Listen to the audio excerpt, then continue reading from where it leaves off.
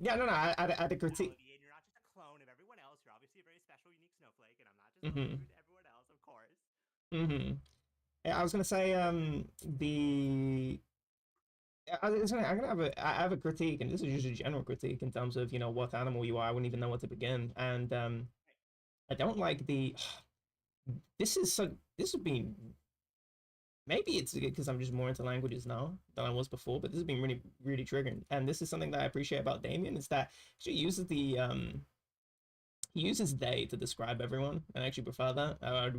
I don't, imagine if you had skin color built into your language, and then you describe people like that. And finding out more languages, in Thai, where you end sentences differently if you're a man or a woman.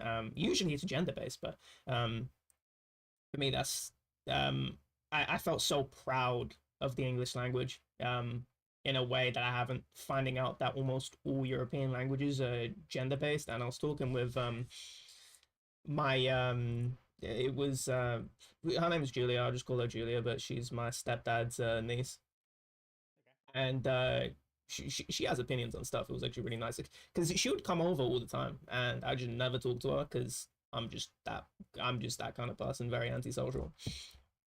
I actually talked with her, and the one time I talked with her, it's funny, we were just talking all night, and she had a flight in the morning.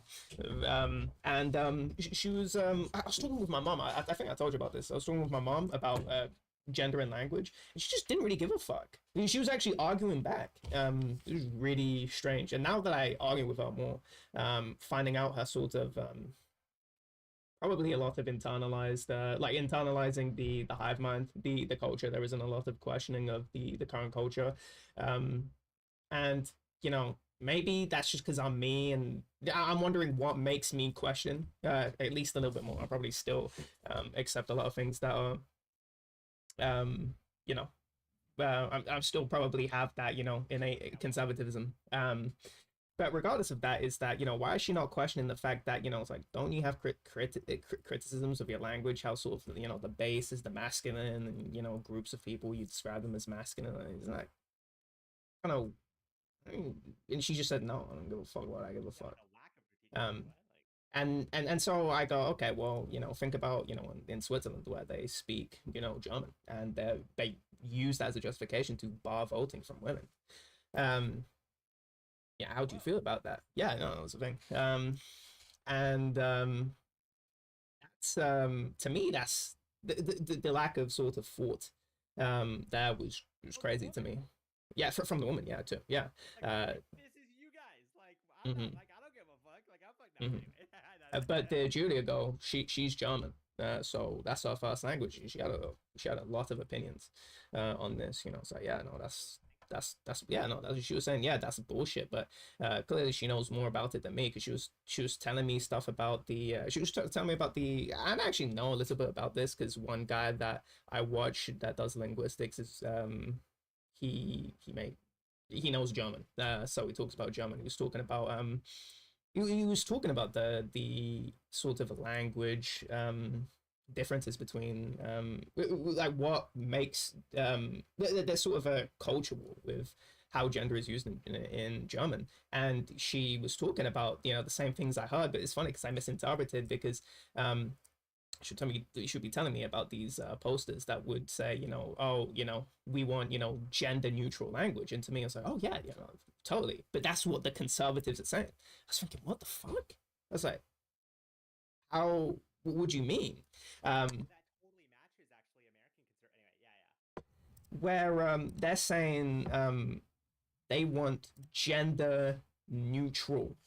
That the gender neutral is basically just default to German, which doesn't sound gender neutral at all. It's being extremely gendered. Whereas the gendered language argument is the what I would call the gender neutral argument, where they want to include both genders. That's strange to me. That doesn't make any sense to me. No, it's a Uh, common thing in America though, because what the claim that a conservatives make, just real quick, is that the acknowledgement of race is itself introducing race into language, but rather the liberal critique is, well, to acknowledge that race is present isn't racist. That's like countering the racist nature of the system. So it's like if you've existed in like a sexist system for so long, it's not neutral to default to the language of the system. It's neutral to acknowledge that existence and think of it and Hmm. consider it, right? Hmm. Like that's what neutral would be, is to take that seriously. But the conservatives are like, Hmm. no, let's not Oh, do it's that. like violence. Everybody is all the same. It's like, It's like let's not. I was gonna say it's like violence where women's abortion rights being restricted in, let's say in the southern states, Bible Right. Belt.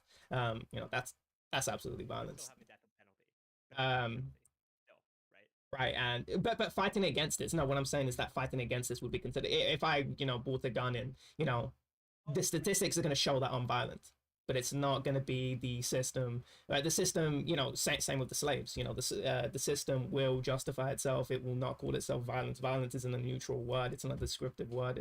It's sort of going against the state. Really, is just violence, or non-sanctioned violence by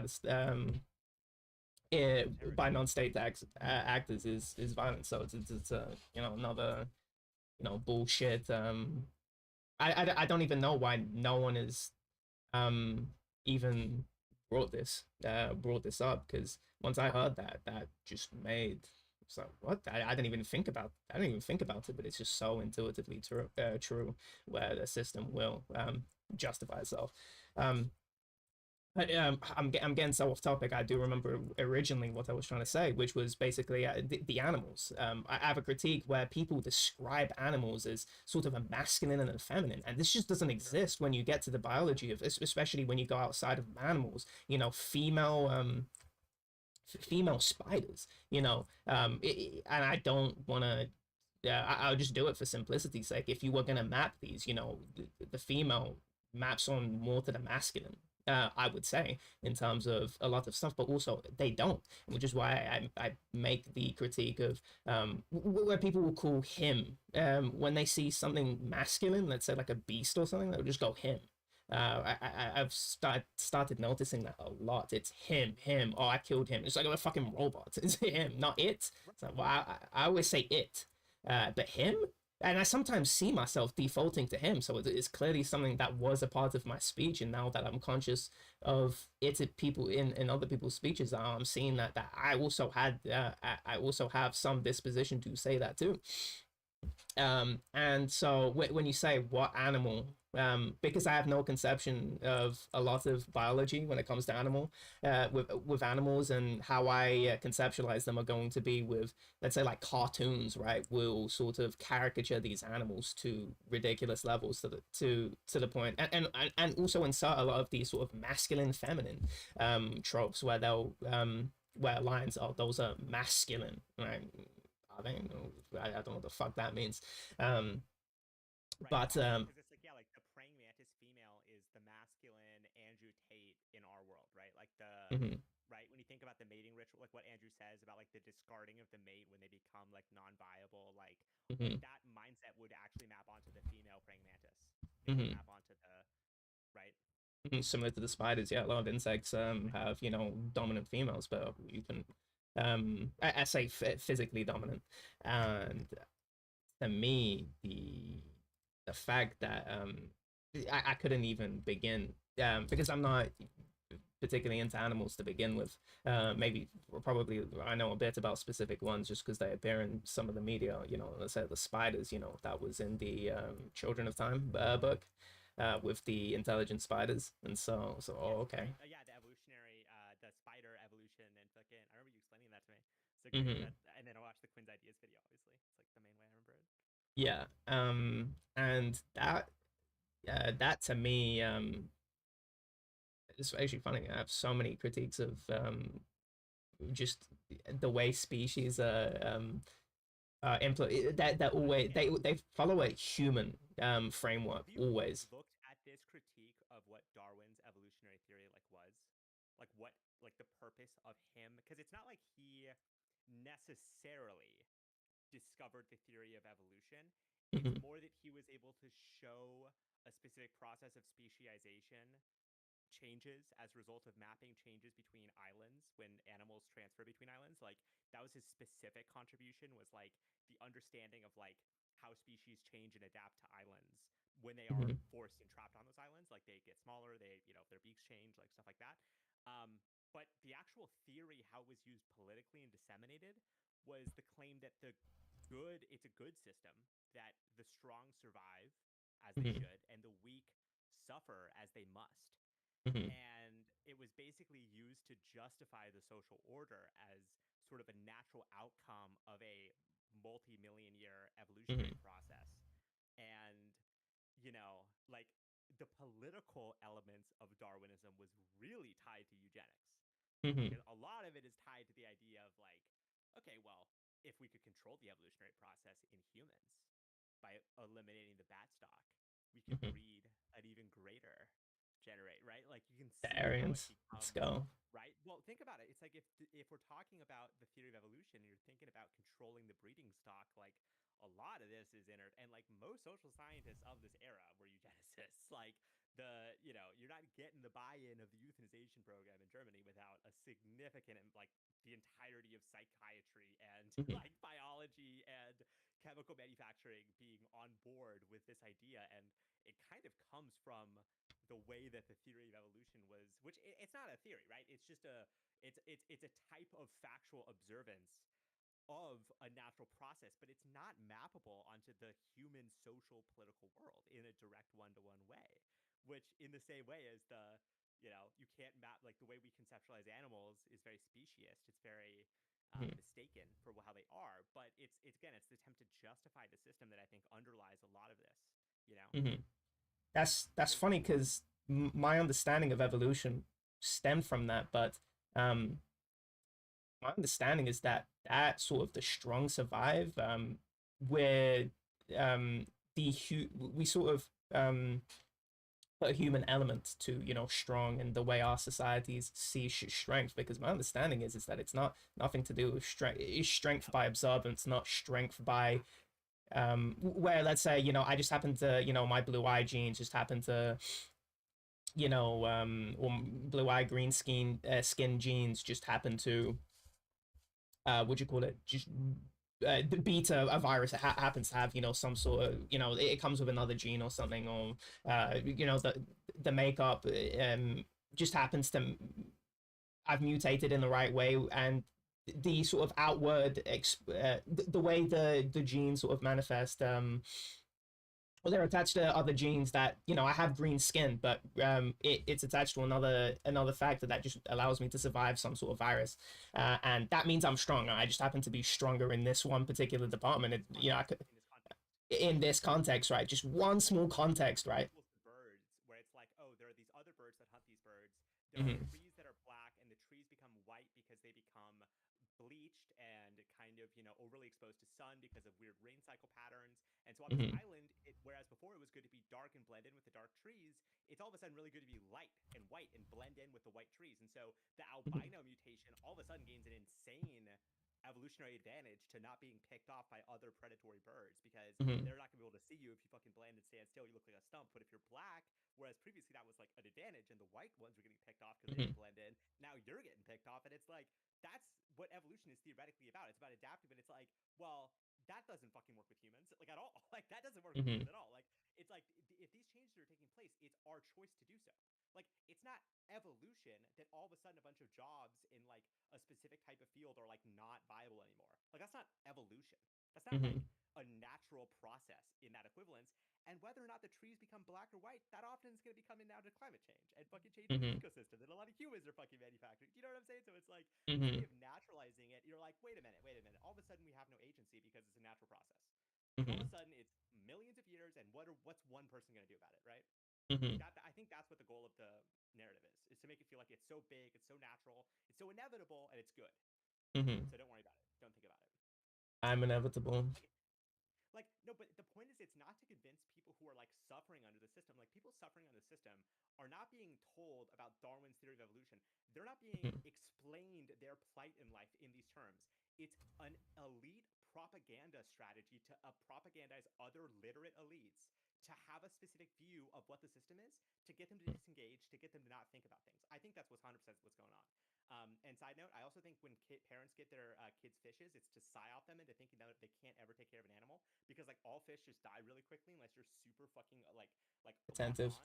And Mm-hmm. yeah, yeah. And I think goldfish exist to as like tools to get parents to tell their kids you can't own a pet because Mhm. just let it die. Oh. I just wasn't allowed to. In our flats, we weren't allowed to own anything. Exactly. So That. yeah.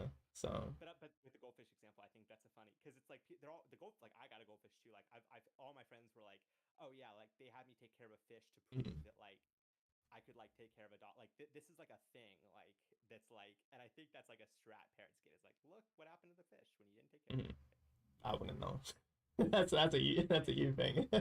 I have Yeah, no it's getting idea. that pretty hard. It's getting that Yeah. pretty hard. I was gonna say something about the Indian thing. I think I have a really I was always really late finding out about swear words, slurs, different things to do with sex. Mm-hmm. Half of that was because of who my mom was, but also um, what I grew up with.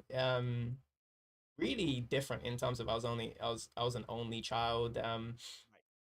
I only had a single parent, and then also um, what I engage with is the internet, but in a way that was sort of fueling my video games. And so I grew up playing video games, and so video games always like to do, if anything, analogs to real things, but they won't really touch on the real things. And so when you talk about anti-Indian hate, to me that was really weird seeing that because it's like, oh yeah, I knew some Indians, that worked at a restaurant where uh my mom's ex had a van business, and so we'd park his van in the back of the Indian restaurant, and I just never had any negative interactions. And so for me, it's just um I'm playing video games, and I don't have the racist family members sort of spouting, something about, oh, these are, who Indians are. I never got that conception from any of my family. And so interacting with, so some of these people I just don't have any conception of because I've just never interacted with them. But then also the ones I've interacted with, to me, it's very normal. It's like, oh, that's just Exactly. a Yeah. There's nothing that person. distinguishes them as. Yeah. Exactly. Mhm. Yeah. Yeah. Same. Same thing with Islam. There's a lot of I guess massive anti-Islam Islam sentiment among, yeah, a large portion of I guess like British citizens, British. and Yeah. then British. um and I noticed that it's like, yeah, I kind of have that too because I have been on the internet. That was sort of later. As a kid, I never had that, but later on, when I start seeing sort of um things to do with Islam, like I am is sort of rubbing off on me. But then anyone that I've met in real life, my mom's cousin, um, she converted to Islam because her husband's from Morocco, I think. Oh, nice. He's from Morocco, and so they are the nicest people, 100% Yeah. the Yeah. nicest people I've ever. The Aziz, I love Aziz, man. He's just so, because I'm quite an introvert. I come in quite Yeah. cold. Yeah. I say I'm not an introvert. I channel introvert in terms of, when I'm meeting people I haven't met in a long time or don't understand. So I don't like calling myself a thing because I'm not that thing. I just channel in particular circumstances, and so warm, so friendly, so he will drag a conversation out of you. He will, stay attentive to you, very excited to talk to meet you and find out about you. So fucking warm. And so in real life, my interactions with people that are Islamic, now this is just one family, super positive, 100% positive. Um, but the internet would have me believe that, these people, are, they're whatever the fuck the stereotypes are. Fuck, I'm not keeping track at this point, to be Yeah. honest. Hyper conservative, repressive Um, towards women, racist in some ways exactly. towards like certain groups. Like just things that Hmm. I personally have also never seen among the people Hmm. I've met who are Islamic. And that makes that uh, there's a anti what you call it, anti-immigration sentiment in Japan, and I think the conversations around it are so interesting because Okay. I've been getting quite a lot of sort of, now I don't trust what people say out of their mouth. I sort of try and read sort of, okay, uh read around the lines in terms of what are you okay with excusing, in terms of, Sure. so there was this one video I was watching, and this was, I was already getting fed up at this point, but initially it started with, okay, maybe there's a problem, what's going on, I don't know.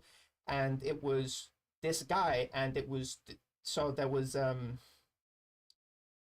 this guy who was allegedly trying to get more migrants in. Of course, it's fucking Japan. No one's fucking. So, um, so it was sort of framed as in, they're gonna be, African cities or whatever. Now I don't know if that was the video creator, but there was this one girl that was crying and she was being interviewed and she was saying, one of the things she said was, Japan's going to turn into a rape nation. And I'm just, my eyebrow just goes like all the way up. I'm thinking, It's okay, not already. yeah, Wait. it's not already. You have women only trains. This is crazy. Spawn camping issues. This is, Spawn camping, like this is crazy. crazy. That's such a funny way to describe pedophilia. Spawn camping. Exactly. Yeah. It's, So true though. It's crazy there. It's so bad there. Like, what are you yes. talking about? Like, And so and I think and then I thought and I just thought, okay, you know what? I would be concerned with rape because no one's trying to rape you in Japan. They're just trying to fiddle you. They're not trying to create a kid. Fuck no, but they're not trying to rape you. So you know what? You have to take the baby home too. Maybe there should be a fucking problem. they're having the surgical gloves on and shit. Like, they ain't trying to fucking get a kid. Like, they're fucking. Yeah. So no. So that was what the video was saying, and then the guy so he was playing the video, and then the guy was saying, yeah, I do think, of course we need, some migration, but then and he's sort of like taking like a very, it sounds like he's taking a moderate stance, but Oh, it's so fake though. it to me it's you can't play that video and then not go, that was one of the most disgusting things I've ever seen. The fact that she's saying that Africans are gonna come here and rape. What the fuck is that? What the fuck? If you're from the continent of Africa and you're seeing that, Going to Japan? you'd be fucking. I think you would be Going to livid. Japan? Who are we talking about that's like African and going to Japan that's like not going through an insane number of vetting processes? And like, Hmm. in all actuality, and I remember explaining this to Stealth like fucking like 5 years ago, and he this really blew his mind, but I think this is like so key. It's like the people coming here are usually on much better behavior because there's such an immediate risk of them getting kicked out. Like, Hmm. right? Like, it's like Oh, a big 100%. Yeah. fucking deal to get kicked out. And like geographically, as you know better than anybody, the idea that that's like an issue for Japan, that they're having this Hmm. like flood of uncontrolled Syrian refugees or some shit. That's not happening. Like, get out of here. Like, But what are you that talking so that's the thing, right? So going back to what I was talking about before, or sort of linking to what I was going before, was that the internet really fucks with you in terms of they'll show you video, and even if you're not trying to pay attention, you're not trying to engage with it. Now I won't say I didn't engage. When I saw when I was here about Islam for the first time, There's different levels. I'm an atheist, and so and that's something that I've always. And it's really weird too. Is that I never found out about new atheism until like, after I left school. I was the debate guy atheist, but then I never knew about Christopher Hitchens. I never knew about Charles, whatever the fuck, Richard uh, Dawkins. Richard Dawkins. That was it. And I was gonna say Charles. Richard Dawkins. Basically, it's just sucking Charles Darwin's dick the whole Hmm. conversation, so it makes total sense. Like, that's his fucking thing. It's like, well, Right. Darwin said, like, Hmm. evolution So and shit. and so really weird finding out about those guys later on, but so for me, I'm learning about Charlie Hebdo. I'm thinking, oh wow, these Islamic people are, fucking, these guys are rocking out, on freedom of speech. I want exactly. So of course, I don't trust these Islamic guys, but as I got older, I sort of disconnect from it. Is that this is all sort of narratives on the internet, and when I see Japan, where your immigration is incredibly low, and they're doing it was really it was past humor at this point. I was not finding it funny. Nihon fast, or like first. Yeah, and they're borrowing the phrase, the word first. They have a fucking, that, you can go dai ichi, or Like American yeah, first. yeah, they're borrowing the phrase, right? Yeah. It's Nihon. Yeah, look it up. In Nihon first, or yeah, Oh, and dude. yeah, yeah. So the what was I gonna say? It was the it was past humor that were borrowing the phrase, because this is you're saying Japan first, but then you're borrowing phrases. One of the guys that's part of the complete and utter grafter grifter, this guy, he's I think he's the head of the anti-NHK party. There are videos on this guy sort of documenting how much of a fucking clown this guy is, and he's wearing an America Great Again hat. And I'm going, okay, you're worried about migration, you're worried about a change in Japan in terms of your culture's gonna change. Well, your culture's always changing. What the fuck are you talking about? You have Chinese characters. What the fuck are you talking about? So, that's basically mostly your language, by the way. You're talking about, you know, a culture change, and then you're sort of just importing a bunch of just English words into, and you're wearing it sort of you're copy and pasting American politics into your country, and you're not going, oh, you know, culture. No, we're just copying what the other guy did. We're not inventing something new. We're sort of just looking back to a glorious past, and then Which is fake and literally made up by the American occupation army as an occupation like propaganda strategy to like fucking make you not understand that they fucking nuked and destroyed your country completely, Mhm, rebuilt it from the ground up, changed your entire sense of self and labor economy, but then mhm, kept your mind trapped in like a false imperial past to like fucking trick you. Like it's one of the most obvious things when you look at journals from the time. Just like I just really like. Sorry, I just want to add this one thing. They describe it as America occupied Japan. They describe mhm, it as American occupied Germany. Like military scholars at the time describe it as like an occupation because it was mhm, because they fucking mhm, ruled these countries. Like it's not an mhm, accident. Like just to say. mhm. Yeah, even the what do you call it? Even their it was a combination of two pre-war parties, the LDP, which was I think in large part, I don't know about this era in history, you probably know more than me, but I'm pretty sure that was a that party was it's obviously not a creation, but it was helped created by American forces, Yeah. and Their military intelligence services were all set up by United States services. Like the mhm, Korean Party, the U.S. was helping organize assassination of socialists under like to shape the political landscape of Korea, of Italy, of Germany, of Spain, of Latvia, of Portugal, of Germany. Like I mean, go through any country post mhm, World War II.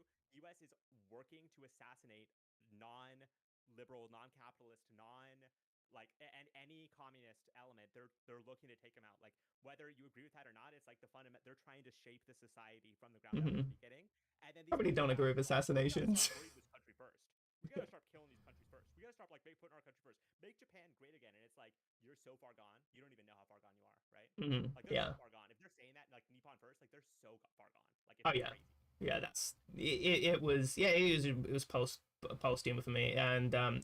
it's even beyond that. It's the fact that immigration is a massive thing. I'll link you this video though. It's on the Japan analysis channel, and this is the only video. So it was sort of about this guy that turned into so just completely unsuccessful. He basically hated in Japan, but he became a politician for Nara, which is where all the deers are, or the deer, I guess I should say, in the park where you can go and feed them. And this guy makes photoshopped videos. This guy proved that he's photoshopping videos of Chinese. They hate the Chinese migrants over there. Yeah. Oh, the Chinese tourists actually. They don't differentiate, which is also really weird. They just say Gai Kokujin or Gaijin. Um, Oh, interesting. yeah, they don't. Yeah, they just have one word for the rest of the world. Really weird. Yeah, Gaijin, which is just the word soto outside, and then Jin is just person. Um, so outside person that or guy cockaging, which is outside country person, so person from a different country, yeah, and Fascinating. that's yeah, that's basically the only word they use. But the the specific Video. yeah, he had a photoshopped thumbnail for a video, and I'm pretty sure he got the guy sued him or launched a lawsuit and removed the video.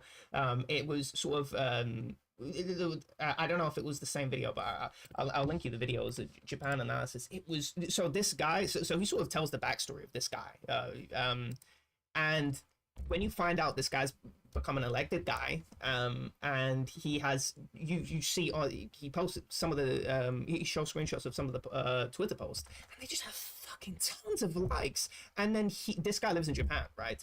He's a migrant, and can tell by the voice, he sounds American. And he's saying that he knows friends that like this guy. Now, what this guy is doing, so this whole guy's whole career is, he is so. I'm sure you've heard of like Joey Somali going to Japan and like fucking shop and career. So you got super fucking career. And just these other. Yeah, and it's funny because the Logan Paul was like back in, was like what, it was like 2017 or something. I don't remember. Yeah, and the Joey Somali guy, there are a bunch of there are more of them, but I don't think people actually know their name. I think people specifically know about Joey Somali, and that these guys are sort of like swinging from trees. And they're I love how that meme comes. That's such a good meme, by the way. I like the Shino Numa World at War. And so the guy, there are people swinging from from train what do you call it, train paraphernalia, sakura trees, and okay, yeah, don't disrespect the culture, but also I don't give a fuck.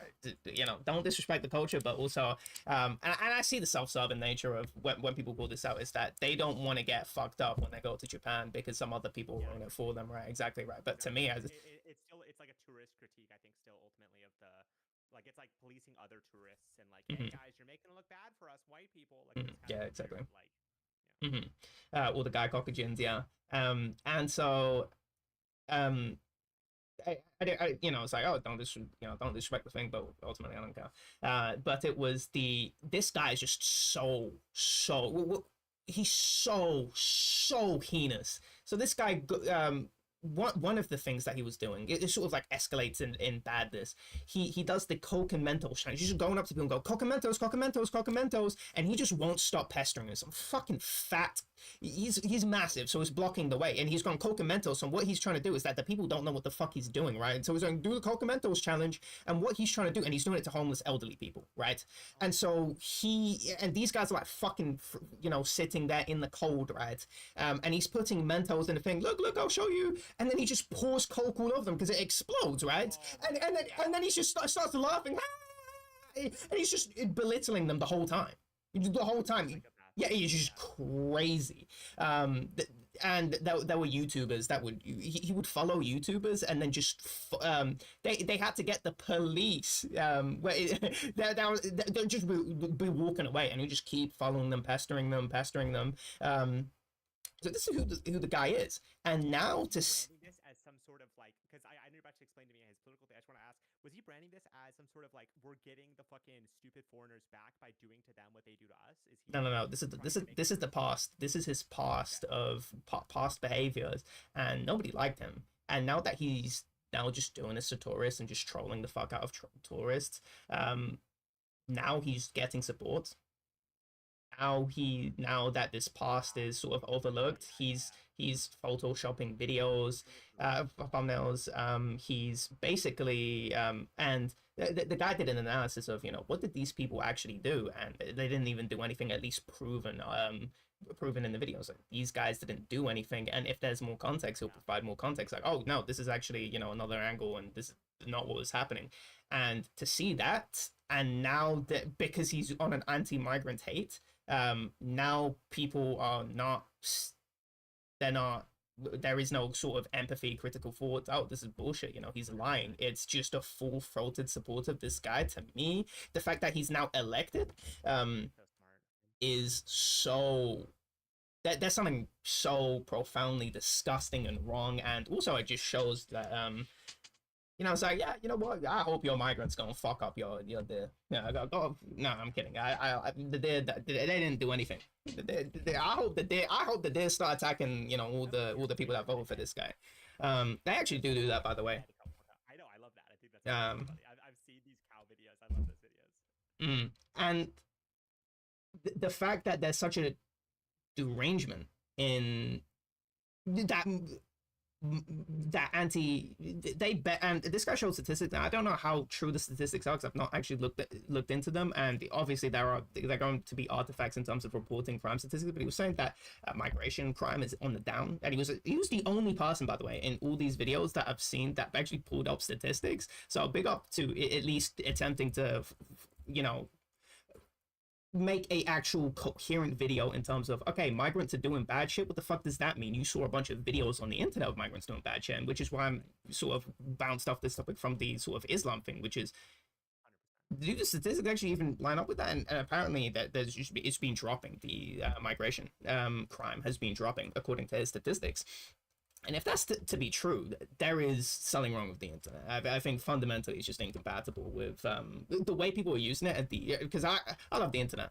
I love what you can do on the internet, and I think the internet should always exist. But the sort of the way superficial way people use them and are taught to use the internet, to me, there's such a fundamental problem in terms of a bad actor can easily and even when you're not even trying to participate in it, you will get bad feelings about particular groups of people, even when you're not even trying to engage in that.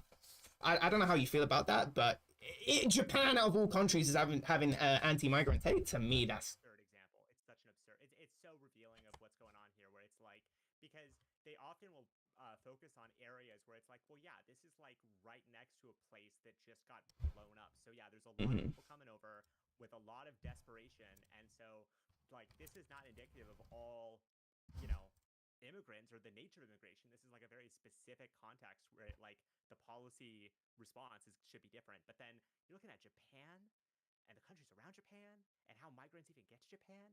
And you're trying to tell me this is like, I mean, American dumb tourists and tourists in general is a problem in a lot of places. And there are good reasons. Like in Spain, they're passing laws which prevent the ability of Airbnb to be used to like rent out places because it is driving up the cost of housing when you're like keeping all these apartments empty waiting for Airbnbs. Like that is a problem in like Barcelona and in like in a lot of these tourist areas in Spain. My sister's informed me about where like they're basically keeping all these houses like unused for tourists, which drives up the apartment cost for locals. And so like okay, that's a fair like there are like that is taking place and that can be addressed, but it's not a thing of like for example like there is a thing that comes from that where they're like if they see a person that they considered a tourist, right? They do have a negative perception of them. And it's so interesting to me because my sister's from Santa Cruz, California. She's looking like this girl, right? She's yeah. well, I mean not like this, not exactly this girl, but very similar to this girl. And so that girl being in Spain, being like, yeah, there's a lot of tourists and a lot of issues with tourists, right? I think it also shows that she speaks Catalan. She speaks the language of this part of Spain Yeah. on top of Spanish. So Big they treat ups, her like a by the way. fucking part local. Like they're street, right? Because like she's and dude, she had to learn it like fucking like 6 months because they told her she had a year and a half to learn it, but they actually only like they didn't really do it. So crazy fucking grind on her part. But that's Yeah. like that. I think that there is a way in which it's like I think to kind of play a little bit of a devil's advocate for like the nativist position, like in that context, I think like if you're gonna go there, you should like respecting the culture doesn't just mean not fucking with the deer. It means like something more profound of like not just being like, well, you speak Spanish too, or dude, we'll practice your English. Like taking to like learn their language and like why it matters to them and stuff, and like the history of the revolution and like this kind of backstory of like the repression of the Catalan language and like how there's like political disputes over it and stuff, and like that like taking that into consideration, like that's part of it. But that all comes from a real experience of being in the world and like being a citizen of a place where all of this stuff really does matter. Like in the real world, whether her friends can get an apartment, this matters. Like whether she can have a conversation where the person can really be themselves, or whether having to speak in like an alien tongue imposed upon them, like this like matters for her as a psychologist talking to children. She's like talking to children and like it matters what you see what I'm saying. So it's like to your point about the like these are things she's considering in the context of being in the world. And I think that's what's so fascinating about these immigrant things. It's all on the internet. Like it's all psyop. It's all like this like perception and way of scapegoating people that just becomes increasingly absurd in like contexts like Japan. And yeah, It's like so one of the sad to first me. words I learned about like anime and stuff like that, like from dating was Baku Gaijin, which I think means like stupid foreigner. And like he was kind of I remember Let me he look that would up go because around. idiot means baka, so you might be Right. getting it confused because baka and then gaijin are two different words, but yeah. Yeah, but like that combination of Bach, like idiot foreigner or something. Like I think like the way he was using it was correct. It's like this is like when I was 14, so I missed. Yeah, Like, yeah. I remember he was. I remember looking up and it matched like what he said. So, Uh huh. but whatever that is, like that's what he said. And like I remember him telling me like he would basically like joke and like call these, people who are like traveling to his, like water park he was working at as a lifeguard at. He would call them that, and like it kind of matched because there were these, fat American tourists who were like basically he had to stop from drowning on these rivers. Like That's he had to look in. awesome. Like they are these kind of stupid foreigners, right? But like Hmm. at the same time, like there's a way in which you can have that opinion and recognize that like yeah, people will come like people come to Santa Cruz and they fucking trash our beaches, and we have to like reckon with this as like Hmm. okay, well that's also like the kind of basis of our economy is these tourists coming in and spending money. Hmm. So it's like, how do we deal with this? Like we organize beach cleanups. We Hmm. have like these beach cleanups Yeah. with these, elementary school kids, and we take pride in our ocean. Like we treat it as like a resource that we're like caring Wait, for and can I taking take a care of. piss? Because I've been Yeah, honest. yeah. I did And not. like the last thing I'll say about this is like it's like I think the way you adapt to it is Hmm. what's important, and like what you're saying should come of the immigration or the problems of migration. I think that's what is revealing, not just like Hmm. whether it's happening or not. Okay, hold on, baby.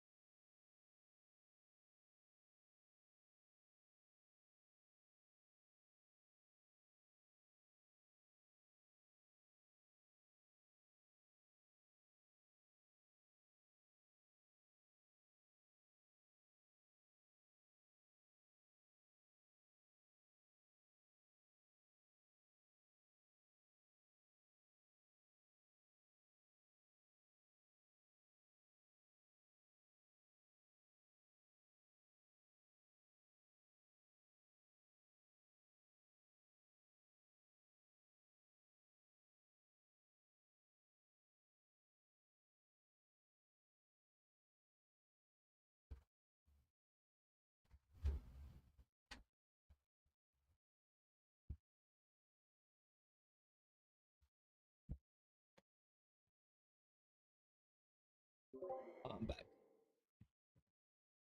Yeah, I think perception is the main issue. It's like Mhm. how, because like I'm not around Muslim people all the time. I'm not like around all these different groups all the time, and like you have to operate on stereotypes to some extent just for quick decision making reasons. Like it's not possible to really understand each person on a like knowing tendencies is like key to existing in life. So it's like it's so tough when things are like literally structured to deceive you on like how dangerous something is, and like the only way you can access it is through like corrupted channels. Hmm. I was gonna two things to say. It was about the your sister learning the I was gonna say local dialect, but no, it was just a completely different language, as different as French is Spanish, yeah. to um to Spanish, yeah, and also It's a lot closer to French than Spanish, just to say, to be um honest. Like, just want to tell you about the I think I don't know how people say it, Octian or Octian. Is a Southern French language, and this was an interesting statistic. Which was I didn't research this, was just in the video about the language where in World War One, you would have a third of the French army speaking this language, and sort of I call the biggest I'm a big critic of sort of nationalism. Funny enough, that just came from just because I've always existed on a different part of the world, which is the internet, and that is quite different from But I would always say things in different ways because of the internet, and so I had a mix of American vocabulary. That's why I say literally instead of literally.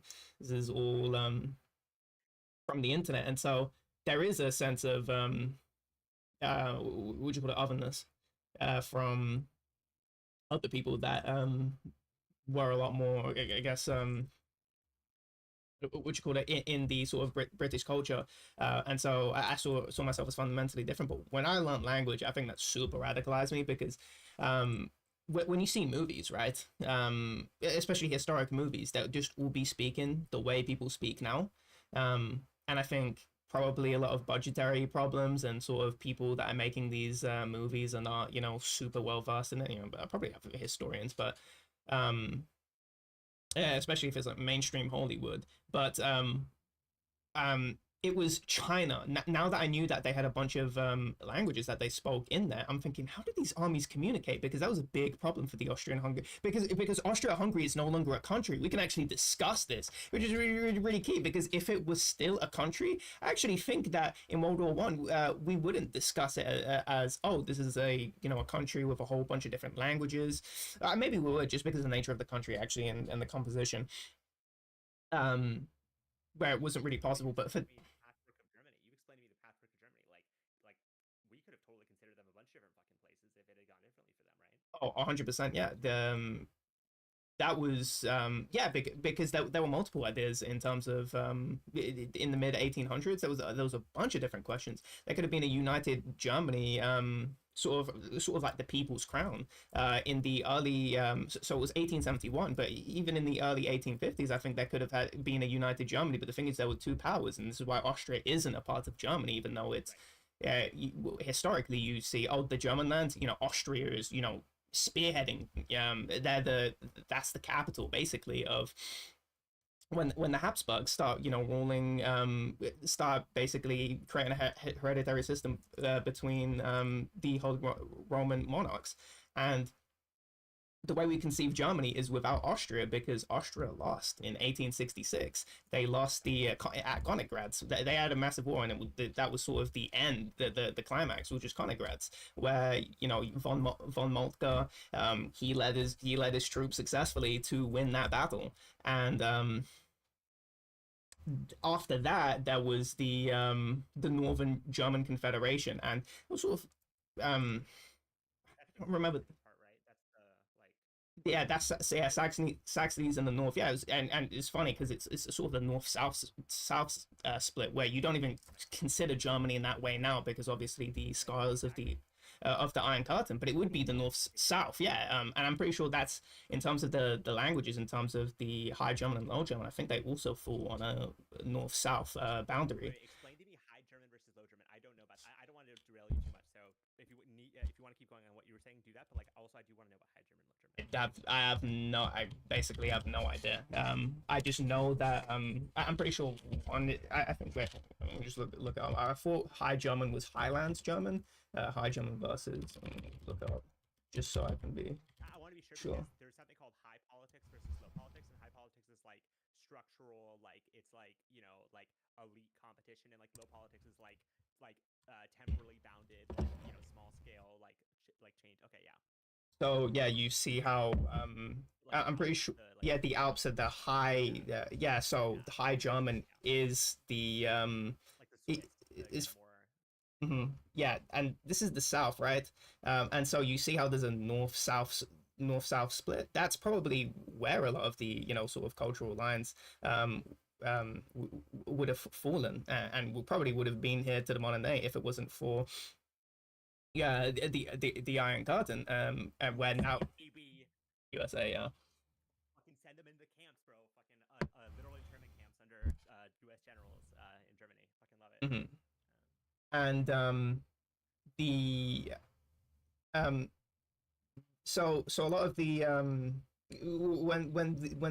when Germany was being created, it was basically Prussia being so militarily successful that they could get so much of so many different countries to be okay. Well, we can't really do anything about that, and it was after the Franco-Prussian War in 1871, or it started in 1870, where they basically had the full and actually just careful politicking in terms of keeping everyone out of the war. It wasn't a a whole world war or anything. It could have been, but the everyone was sort of just really unreluctant from poor diplomacy from the French. I don't want to get to all into the politics, but the the aftermath is that Germany just has such strong power to create to basically be where we have the power, and everyone all the sort of like Bavaria, they're just, which were more of the high German states or the southern states, they're just, they weren't exactly, I don't believe they were exactly fully willing to join the union, but hey, um Prussia is just so militarily strong, and that's their vision.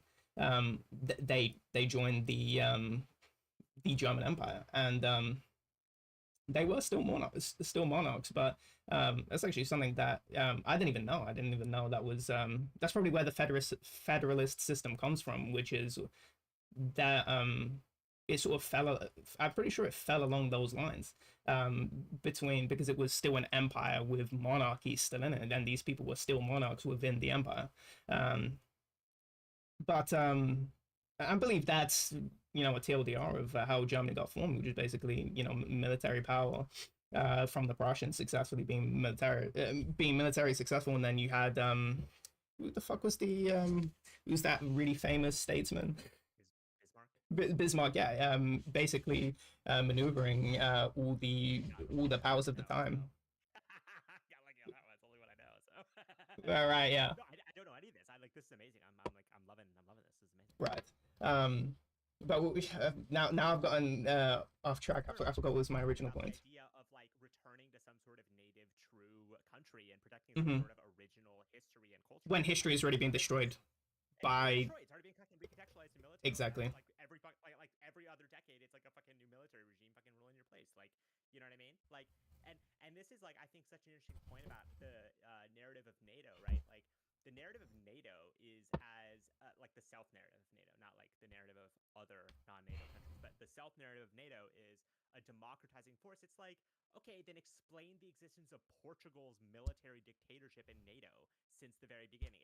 Explain how you could have so many military dictatorships in the country of like the organization of democracies, right? Like it Hmm. couldn't be the case that it's an organization of democracies because you're talking about an organization of literal like oligarchies and military dictatorships working together. Like they're like in this period when NATO's getting I didn't established, they're even know Portugal was a like military dictatorship. That's how bad my history is in the well, 1900s.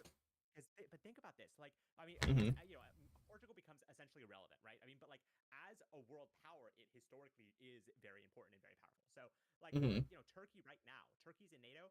Turkey and like even like like mainstream like right wing news outlets are starting to acknowledge this now. But like there was a literal coup in Turkey in 2016 where Erdogan false flagged his country, claimed that there was an internal terrorist threat, and basically consolidated a semi dictatorship. And it's like that's not going to get him kicked out because he's in NATO and NATO is a bunch of democracies, right? Like it, he is necessary for the war in Syria. He's Hmm. necessary as a sort of ally in a bunch of different reasons. And so his lack of democracy in his country, where he seizes power, this is not disqualifying from NATO. Do you see what I'm saying? But it's like the self Hmm. narrative of NATO is arsenal of democracy, the bulwark of democracy against totalitarianism. And it's like just as the state defines terrorism as violence against it, but never defines violence of the state as terrorism, even though state violence is far more dangerous than like individual terrorism, obviously. Like what Obviously, we've yeah. seen isn't fucking right, obviously. So weird definition. Like their definition of totalitarianism is heavily dependent on whether they're talking about a country they agree with or one they disagree with. And I'm not even saying that I necessarily, because I don't, especially especially don't agree with a lot of the. I'm much more of like an anarchist than I'm a communist in a lot of ways, right? Like I'm much more like suspicious of state power in general than I am of like a specific belief in like an orientation of state power. If that makes sense, I'm not like there should be this way of state power. I'm like okay, a lot of it seems to be bad in a lot of ways, right? But that doesn't. But like what I'm noticing is that this like definition fucking changes constantly. Like whether a country is a democracy or not is purely a rhetorical device. There's no connection in reality. Like there's articles in the New York Times being uploaded like a couple days ago saying titles like we asked experts of democracy to rate the US on these 12 indicators, and it's backslid significantly on most. It's like, when did democracy start in the US? When blacks were allowed to vote, when women were allowed to vote, when like blacks were actually allowed to vote, because before they were allowed to vote, but not really allowed to vote. Or did democracy start when like start or stop when like corporations were legally allowed to donate as much money as possible in 2011? Where like democracy start or stop and like all like they never say when it started, right? It's just always been a thing, like kind of. But then it never like, oh, it's backsliding into what? Like at what point does it not be a democracy, right? But they can never say it's not a democracy, because if they do that, they lose like a rhetorical edge where what they're doing is saying, hey, we need to go back to this system of democracy, which is what it should be, truly is. But it's like what they're not realizing is that the nature of the system is not what they're saying it is. You know, so to constantly have this debate of, oh, Trump is really causing a risk of democracy, he's putting U.S. democracy in peril. It's like, okay, well, where does it stand? Is it not a democracy anymore? Right? Like, at what point has he put it in so much peril that it's not a democracy anymore? And the answer is never. The answer is he could literally be going another term, and these people will be talking about how this poses a risk for democracy. You see what I'm saying? Hmm. Because their self-conception is it is a democracy. Like, that's base level. So that they can't Hmm. ever question that. Yeah, there is that is interesting. I remember you said in the previous conversation where it was 2000, it was the 2000 election, Al Gore versus George Bush, Yeah. Yeah. and where the recount, where there was, they didn't fully allow the recount, and that is those are people's votes not being counted, and therefore their voices are not being considered in democracy. And there's Definitionally. definitionally, of course, and Like dictionary. right. I actually like how you stress that point, because that is that's a massive critique of it's actually, it's not, that's not really his George Orwell's critique of the word democracy, more of just how it's used in general, where democracy means good, and maybe that's where a lot of the stuff is coming from, where democracy is sort of just goodness, rather than an actual definitional democracy. But also I think that I sense a lot of I guess there's never it's always backsliding and going into a bad place. Now I don't, I would suspect that there in terms of the individual measures that there probably is a lot of backsliding, but in terms of that, I'm not saying there's just a lack of vision for, what could be, rather than, oh, things are getting worse, and there is that there are what do you call it, um I guess with the whole migration thing, this is also connects with that, where it's just always, there is a past that and it's an elusive past. I don't necessarily believe in this past unless I've lived it myself.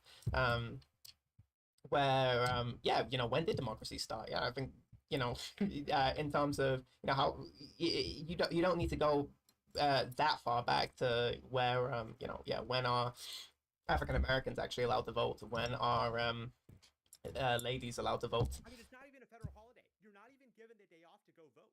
Like, when did it fucking, you know what I mean? And they're already trying to say that mail-in ballots are not legitimate. So That's is it awesome. right? So it's like, okay, you get a day off to vote, but you also are suspect if you're using mail-in ballots. Like, what's going on? Like, when did it even start? Like, I would argue there's never been a democracy. I'd argue that democracy as a concept is extracted from a literal slave society, Greece, that people misremember as a free utopia full of a bunch of guys in togas fucking each other all the time. Like, it was literally a slave society. They literally do democracy was not a concept of the full society. It was amongst the elites to prevent warring factions. It was important that there was consensus. Like, that's really what it means. It means like, okay, among the elites, among the people that matter, that who actually make the decisions, there is a consensus. And then that the only reason that matters is so they are all on the same page and like they're not fighting each other.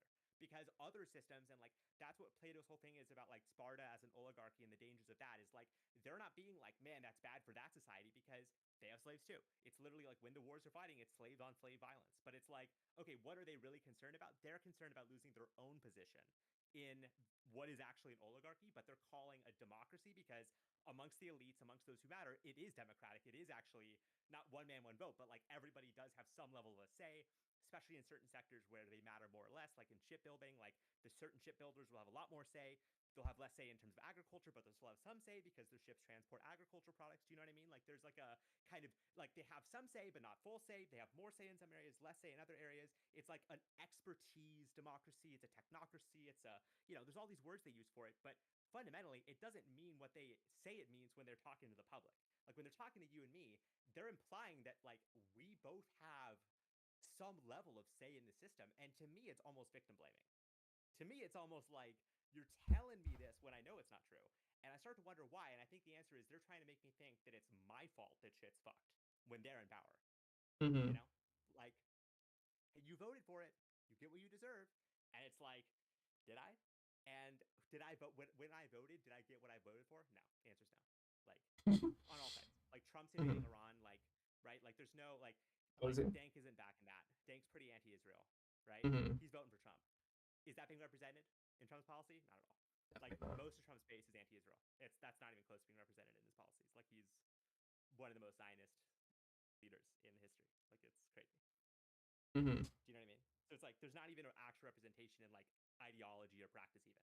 Like even if you're saying the votes are real, and even if you're saying because vote rigging, I mean, it's questionable how common that is. It's not a.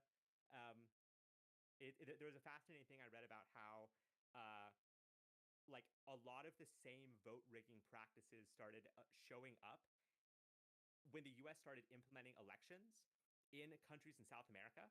The same set of like vote irregularities, like kind of statistics started showing up in all these different elections, which indicate either a consistent failure or a consistent success, where a lot of these failures were correlated with US-backed politicians winning, right? So it's like, oh, there are all these irregularities that just so happen to keep showing up in US-backed elections where the US candidate wins, right? And it's like you could have like, and I don't mean to be mean about this, but like the autistic perspective, which is, well, until you show me the document that says we rigged the vote on purpose, I don't believe it. Or you could be like, man, maybe voting is a tool of legitimation. And if they don't get the votes they need, they'll go dictatorship. And I think that's just what history shows, I think it just shows that if they don't get consent, they use violence. And they're not asking, they're telling. On that point, in terms of backsliding in the US, and then what's crazy to me is that why is Trump not dead yet? I was asked that. In terms of like all that's purported, in terms of this is un-American, which I don't know what the fuck that means. America is just that's whatever America now is America. That's not some fantasy or whatever the fuck, some pixies or flying and fucking. It's just what it is now. And so what I don't understand is that so Trump is doing the 2028. He's showing other dictators 2028 hats. I wonder why he's doing that. He's selling 2028 apparel, and you for everything that America purports to be in terms of oh yeah, this would be fucked up, especially I know conservatives, if Obama was doing that, they'll be super outraged. But the fact that he's not dead, to me, this is he already tried to steal the 2020 election quite obviously, right. At least from my limited perspective. From the most obvious perspective, 100%, unquestionably, and then some random, I think two randoms, at least these are publicized. As far as I know, there are a lot more attempts, or at least more than what's being reported public, like to my ears. Something that at least the media, in terms of the way from my understanding, is that other politicians do get death threats or just die, and then I won't hear about it because I'm not super research. I don't even live in America. But when Trump got his ear shot off, was wearing a tampon, that was so publicized, and it was just such an effective media circus for Trump, and sort of, oh, the left is really violent, and it's not about what's real. It's about sort of, and it's the same thing with the migrant shit, where it's it's what you see, and you're not seeing all the other stuff and all the other sort of violence against politicians. You see this massive media storm for Trump. I think people do sort of um I don't even know why I got onto this point. Yeah, if anyone stands for anything, why only randoms killing him? That's what I was trying to say. As far as I know, it's just fucking randoms. They weren't. Well, and what's fascinating is we still don't even know. Like they, there was a I randomly came across this because I was looking at these articles on Wall Street Journal, but even like a year and a half later, we don't know the motivations for why Thomas Matthew Crooks tried to kill Trump. Like we actually have no sense as to what there's. We've gone through his phones. Mhm. Uh, we've looked at his messages. One of the problems they claim they're running into is that he used Molvad to hide his internet Mobad activity. VPN. And yeah, Uh, Molvad, right? Big Molvad endorsement right there, right? mhm. Feds can't check his shit necessarily, which I don't know if it's even That's, so or not. But mhm. the question of whether he like what his actual goal was and what his ideology was. Again, Mhm. a year later and after forensic investigation, we have no idea. But what we do know is he got a fucking sniper and tried to do it, and he was like younger than both of us.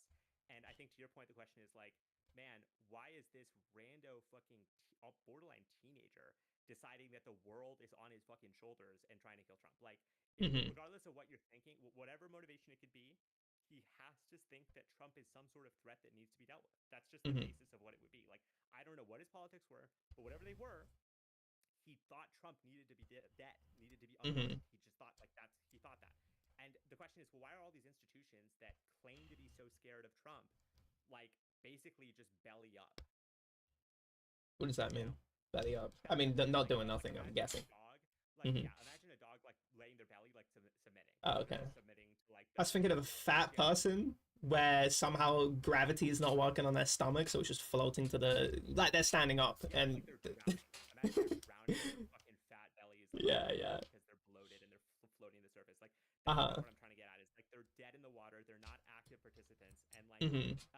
but I think it actually becomes very clear when you look at like the kind of just even like at a basic level the like succession of presidents in America before Trump, like, um, like, uh,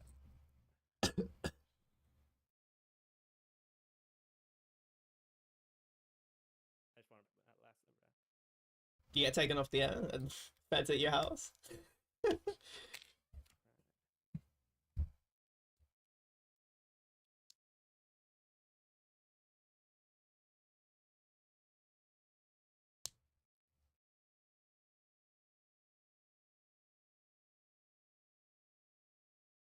Okay, so Ronald Reagan has dementia from the beginning of his presidency.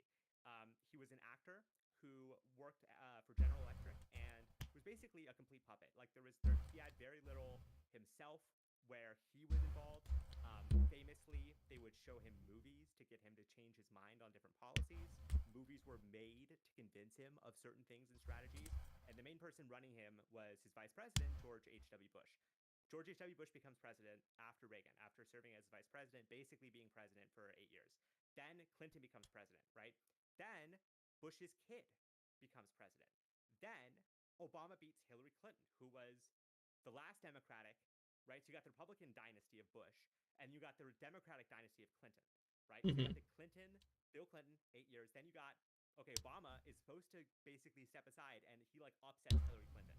And then he Hmm. gives her a ton of power in the State Department. She's like the head diplomat organizing U.S. foreign policy for like 4 years, and then she steps down. And then Obama beats Romney, who was a like aristocratic son of an automotive fortune slash governor of one of the most powerful states historically. And he also represents like a rising religion in Mormons, and he's also a private equity scion through this company called Bain and Company, and Bain It's is like a what you call it? yeah, Hypocritical Bain like name. Batman, like a Batman Yeah. name. Yeah, the private equity company, like their job, like at the time, what they were doing was buying up companies, cutting as many jobs as possible to basically pay off the loan they took to buy the company, and then discarding the company and like profiting off of the destruction. Like they were literally systematically scavenging companies. Like that was their. So Obama beats that guy, and then Trump beats Jeb Bush, in the primary, and then beats Clinton in the general. Right. So if he hadn't beaten Bush, it would have been Bush versus Clinton, which would literally have been replaying the 1994 election in Hmm. which Bill Clinton beat George H.W. Bush. So George H.W. Bush's son was going against Bill Clinton's wife 25-ish years later, That is. or 21-ish years later. So it's like, okay, Trump is obviously acting as a dictator. He's trying to gain a level of institutional control that bypasses democracy. But Uh-huh. it's tough to look at the order of candidates and not come to the conclusion that dynastic politics is like kind of a thing. It's like kind of a Hmm. thing to have like powerful families that are vying for control in ways that kind of make the idea of democracy look like a joke. Like Hmm. obviously there's some level of democracy because they're not straight up rigging the election. Like otherwise Clinton would have won, otherwise Bush would have won. Like Trump clearly upset, Obama clearly upset. It's not like straight up rigged. It's just that it's so common for these aristocrats to win that it's borderline not democratic. And then since How is that everything the is case? diversified, How is that the case that these aristocrats are so successful at becoming in positions to become president?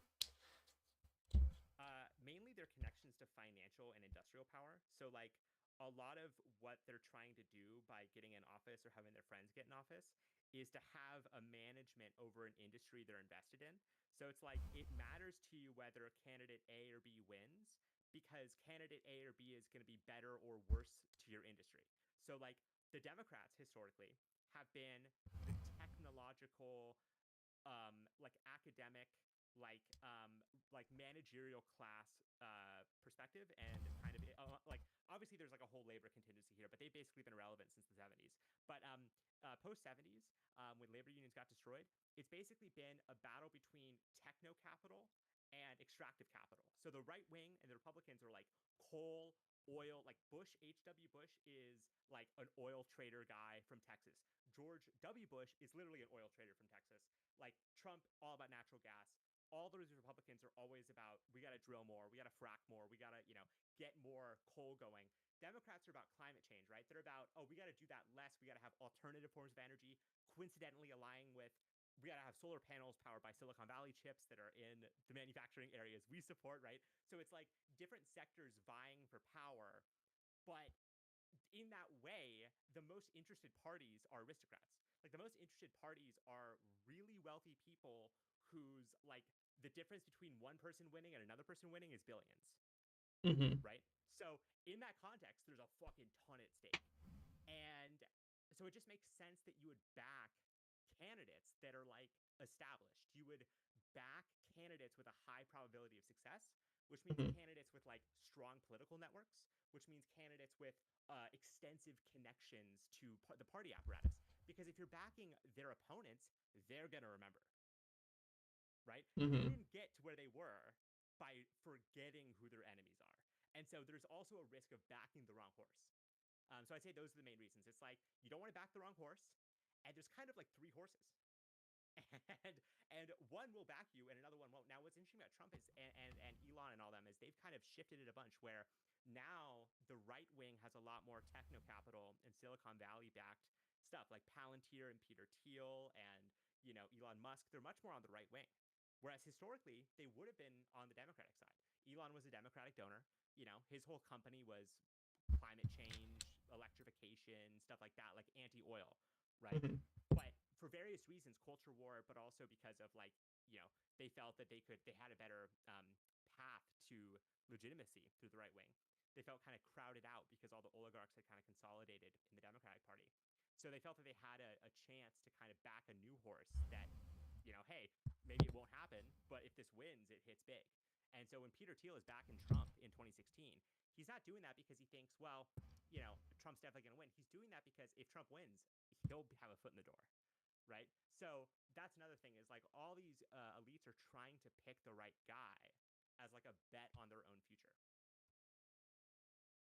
Hmm. It's like you're watching a battle start and you're like, I want to back the biggest, tankiest, most successful probabilistic matchup. Like you're thinking this guy like Clinton won nines in a best of 10, in like most election outcomes. She's like winning like 9 to 1. She's winning 9 to 1 of matchups, right? And Trump Hmm. happened to win the one. But Yeah. it doesn't mean that backing Clinton was the wrong move. It was the correct move, Mhm. historically and traditionally, if you're trying to talk about what the outcome is. Mhm. Do you know what I mean? When was in terms of all of American history? I don't know how much you know, but when were randoms? Were there ever just randoms, or who was the most random people? You know, let's say Abraham Lincoln. You know, from what I know, he married well, um, Mm-hmm. but he was a random in terms of he grew up fairly poor and he was super on self teaching himself. Um, I don't know too much about him. Basically, the most I know about him were those two facts. Is he sort of, you know, is he The last one. the last one? After that was just Yeah, all General no. Grant comes after him. And then it's like all these aristocrats like Coolidge and Ford. Sorry, not Ford. What's his name? Fucking yeah, damn it, the guy right before FDR. Um, but yeah, like there's all the people who kind of come after him Hoover? are banker connected, like Mellon, like Carnegie Mellon connected, Rockefeller connected, kind of industrialist connected. Teddy Roosevelt was very much industrialist connected. A lot of his projects were just about kind of unleashing the market and imperialism. A lot of his kind of more self-sufficient philosophies are essentially justifications for military action, but it's not like it's not true. It's like he saw a lot of the kind of private sector and trust busting stuff as like securing the state, if that makes sense. Like he saw like what he came from an aristocratic family, right? Like the Roosevelts are like they're importing opium into China to build their empire as like an opium trafficking family, and then they're using that to establish political power in the stateside. JFK's dad did the same thing except with bootlegging. JFK's dad was a mafia connected financier who basically got him into power via these connections in Massachusetts, and so like there's this kind of and so Teddy Roosevelt, when he's talking about all the self-sufficiency stuff and he's doing the trust busting, it's more like he sees the trusts and the corporations as threats to state power long term, and so he sees himself as like securing state power, and getting them on side, kind of in the way that like Putin would subjugate the oligarchs, right? It's not like Putin is subjugating the oligarchs because he fundamentally disagrees with the system of oligarchic control. Like he's literally the top oligarch. It's more like he sees a potential rivalry brewing in not having the state control these specific entities.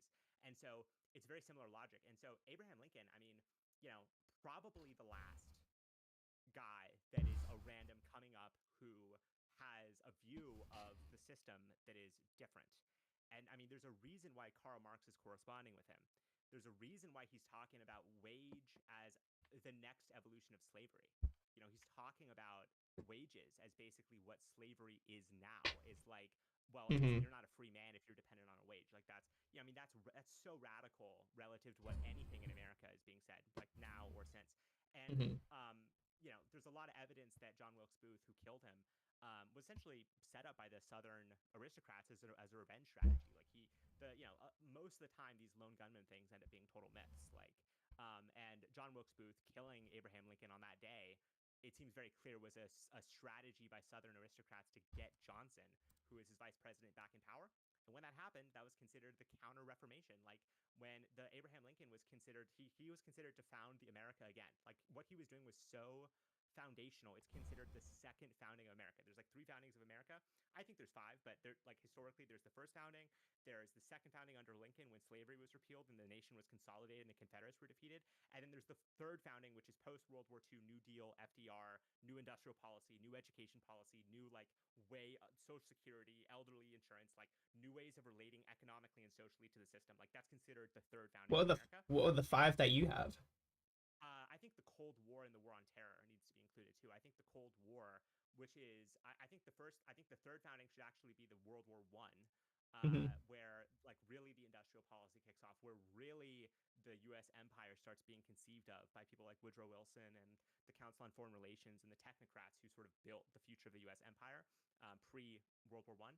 But then I think that World War Two, I think it's really important, but I think what's most important is the Cold War consequences of World War II, where the U.S. decided what the future would be vis-a-vis competition with the Soviet Union, focus on military expansion, focus on anti-colonialism, like anti-colonialism, like securing the British Empire post Suez Crisis, securing the French Empire post collapse in Indochina, post collapse in Africa.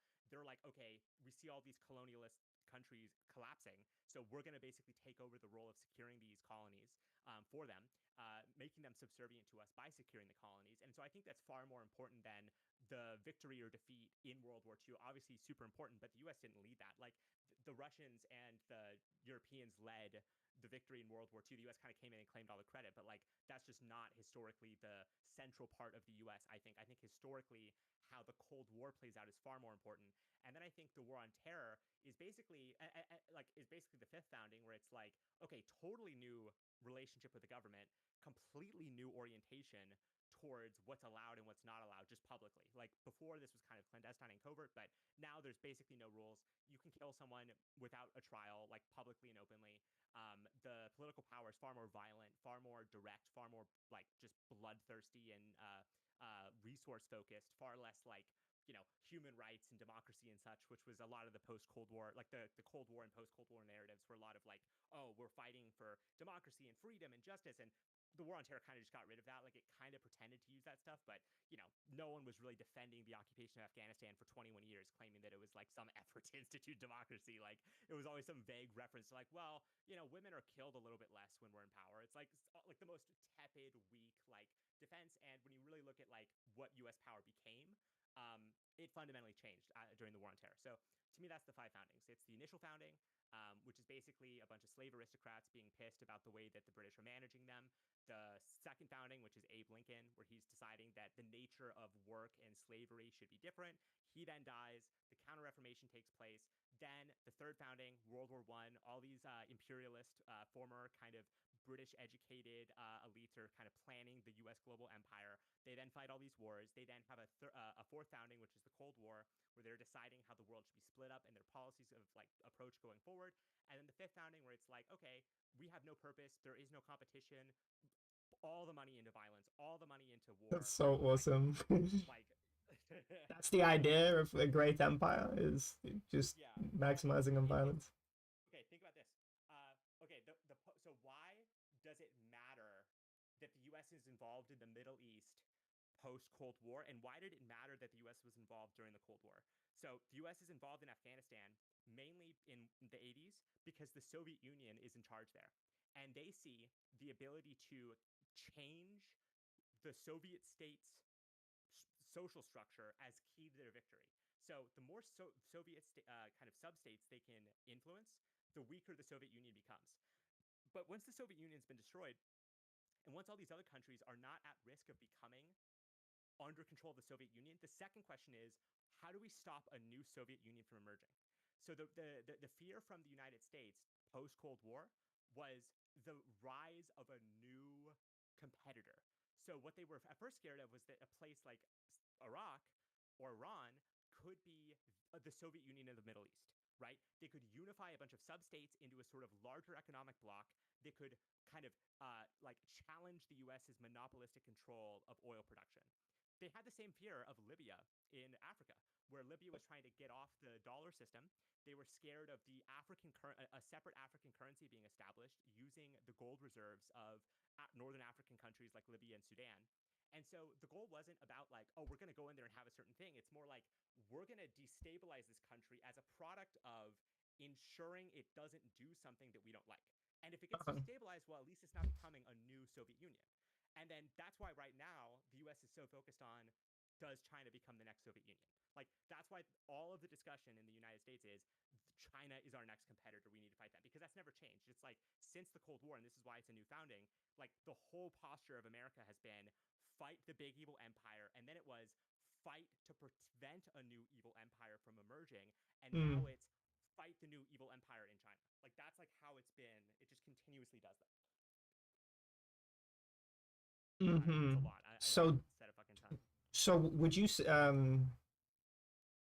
that's interesting. I was going to say something, but I don't think you would see it as a sick founder, because it seemed a lot of your conceptualization seemed really focused on the foreign the foreign aspects of the United States, at least from at least I don't know which one specifically, but possibly the World War One, where it's really outward focus in terms of the way it changes when the outward vision for America changes. So now I was gonna say, oh, maybe there's a sixth one in terms of in terms of okay, is Trump going to Trump and his politics, are they going to be a lasting force in America? But um, from your model, it doesn't even really seem to factor into it. It seems to be very much on the same. Yeah, China is the new USSR, and it's another nail to hammer down. So, okay, to why I think this is the case and a good case study of this is I was reading Jeb Bush's policy platform from 2015, and he Mhm. was saying a few things. He was saying we need to back Israel and make sure that Israel is the number one ally. He was saying that we need to arm Ukraine to make sure that it can fight the next war with Russia that's coming. And he was saying that we need to make sure that we secure Taiwan so that when China invades, it can stop it. And it's like, that's indistinguishable from everything being discussed right now, 10 years later. Like, whether Trump won or Jeb Bush won, it literally didn't matter for US policy facing outward. The second thing I would say is that, okay, well, part of why it matters, the outward facing foreign policy, is because whatever the enemy is, structures the contestation of internal defense. So there's a whole concept of homeland security, internal defense, foreign defense assistance, all these things about securing the state against enemies, foreign and domestic. Every U.S. official takes an oath to fight enemies, foreign and domestic. Mhm. And a big I've part of seen what Tito happens take the is oath. yeah, it's one of That's the where I best remember it from. videos For me, of that's all a time. that's a meme phrase to me. When you said foreign and domestic, in my head that lives in a meme. So I just wanted to laugh. Foreign and domestic, especially when you put a particular inflection on it. I'm like, is he fucking around? No, literally, that's what every oath is given. Okay, yeah, have it like that. Yeah, I gotta go get medicine for my grandpa. Okay. I'll be back in like 10, 15 minutes just to Yeah. say. Yeah, I'm still here. Maybe half an hour. But if you're on, I would love to hear more. I'm. Um, It's only 6 o'clock for me. I'm gonna be on it for a while. oh, fire. Okay, awesome. All Yeah. right, I'll talk to you later. Yeah.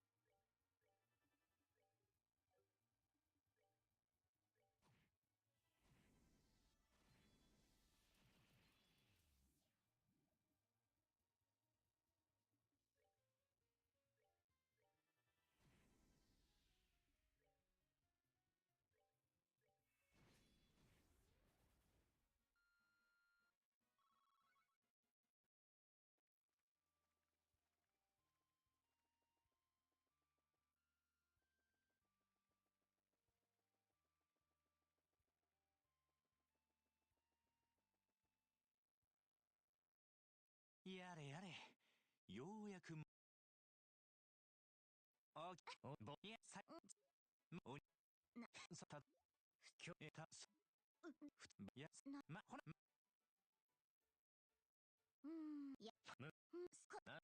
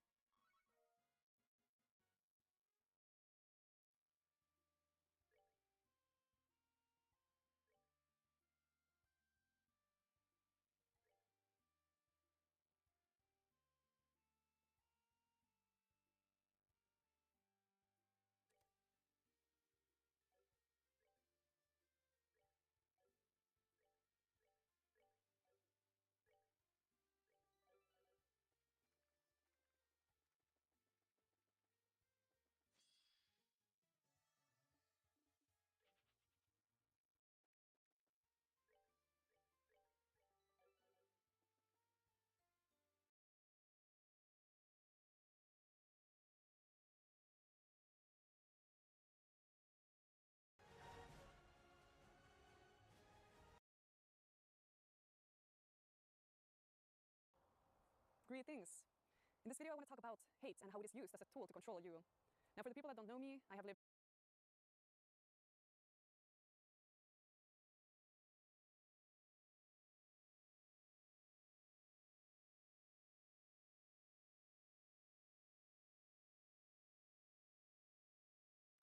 In this video I want to talk about how AI is already causing death and you might not even be noticing it. So if you have watched some old sci-fi movies or new ones, you might have seen where there's these AI robots taking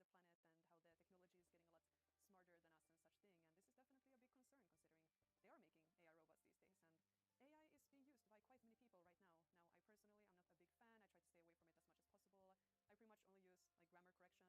planet and how the technology is getting a lot smarter than us and such thing. And this is definitely a big concern considering they are making AI robots these days. And AI is being used by quite many people right now. Now, I personally am not a big fan. I try to stay away from it as much as possible. I pretty much only use like grammar correction. It's been around for a long time. Very grateful for it. This is a good way for me to learn a new language. But I stay away from ChatGPT, all of these things. Now, I guess what I'm going to get into in this video is bots. So for the people that don't know me, I'm from Finland. Currently, I'm a volunteer in Ukraine, and I started to make videos about my time here and about the war a couple of days ago. Yeah, it's been under a week right now, and this channel is doing pretty well. I have been blessed by the algorithm gods, it seems. Now, today, I got a very strange comment by someone, and I clicked on their channel, and I noticed this entire channel is AI-generated content against me. Now, I had a really good time watching these videos. They were very funny and very random, but that made me think about these Russian bots that are doing everything in their power to influence how people think. Now, this is a death and life situation. This is, after all, a war we are talking about, and people are dying. And Russia right now, they're doing everything in their power to justify what they're doing and to get people on their side. So yeah, if you are supporting Russia, then at least in my opinion, you're supporting an unnecessary war where a lot of people die. Russia has no right to Ukraine, historically speaking. So if it's not obvious, these bots are already causing deaths, especially in countries at war. Now, the war in Ukraine is not the only war happening right now. There's also Israel-Palestinian war that is a lot in topic, and they also use bots to spread their propaganda. I'm not going to pick sides in this video because I think this is just going to divide people more. On this channel, I will speak about Ukraine. So this is also used in politics when it comes to influencing how people vote. Now, I guess you could also argue this is about life and death in a sense that it's about humans and how they're treated on a government level in their country. But when it comes to war, it's more serious. So these bots are doing a good job at influencing people. And the reason why is that we humans are group animals. So if you're in a classroom with 100 people and you say something that in your opinion is true, but then everyone laughs at you, then you're more likely to think there's something wrong with your opinion or something wrong with you. And especially teenagers, they do a lot to fit in. So me, especially when I was a teenager, I was not myself at all.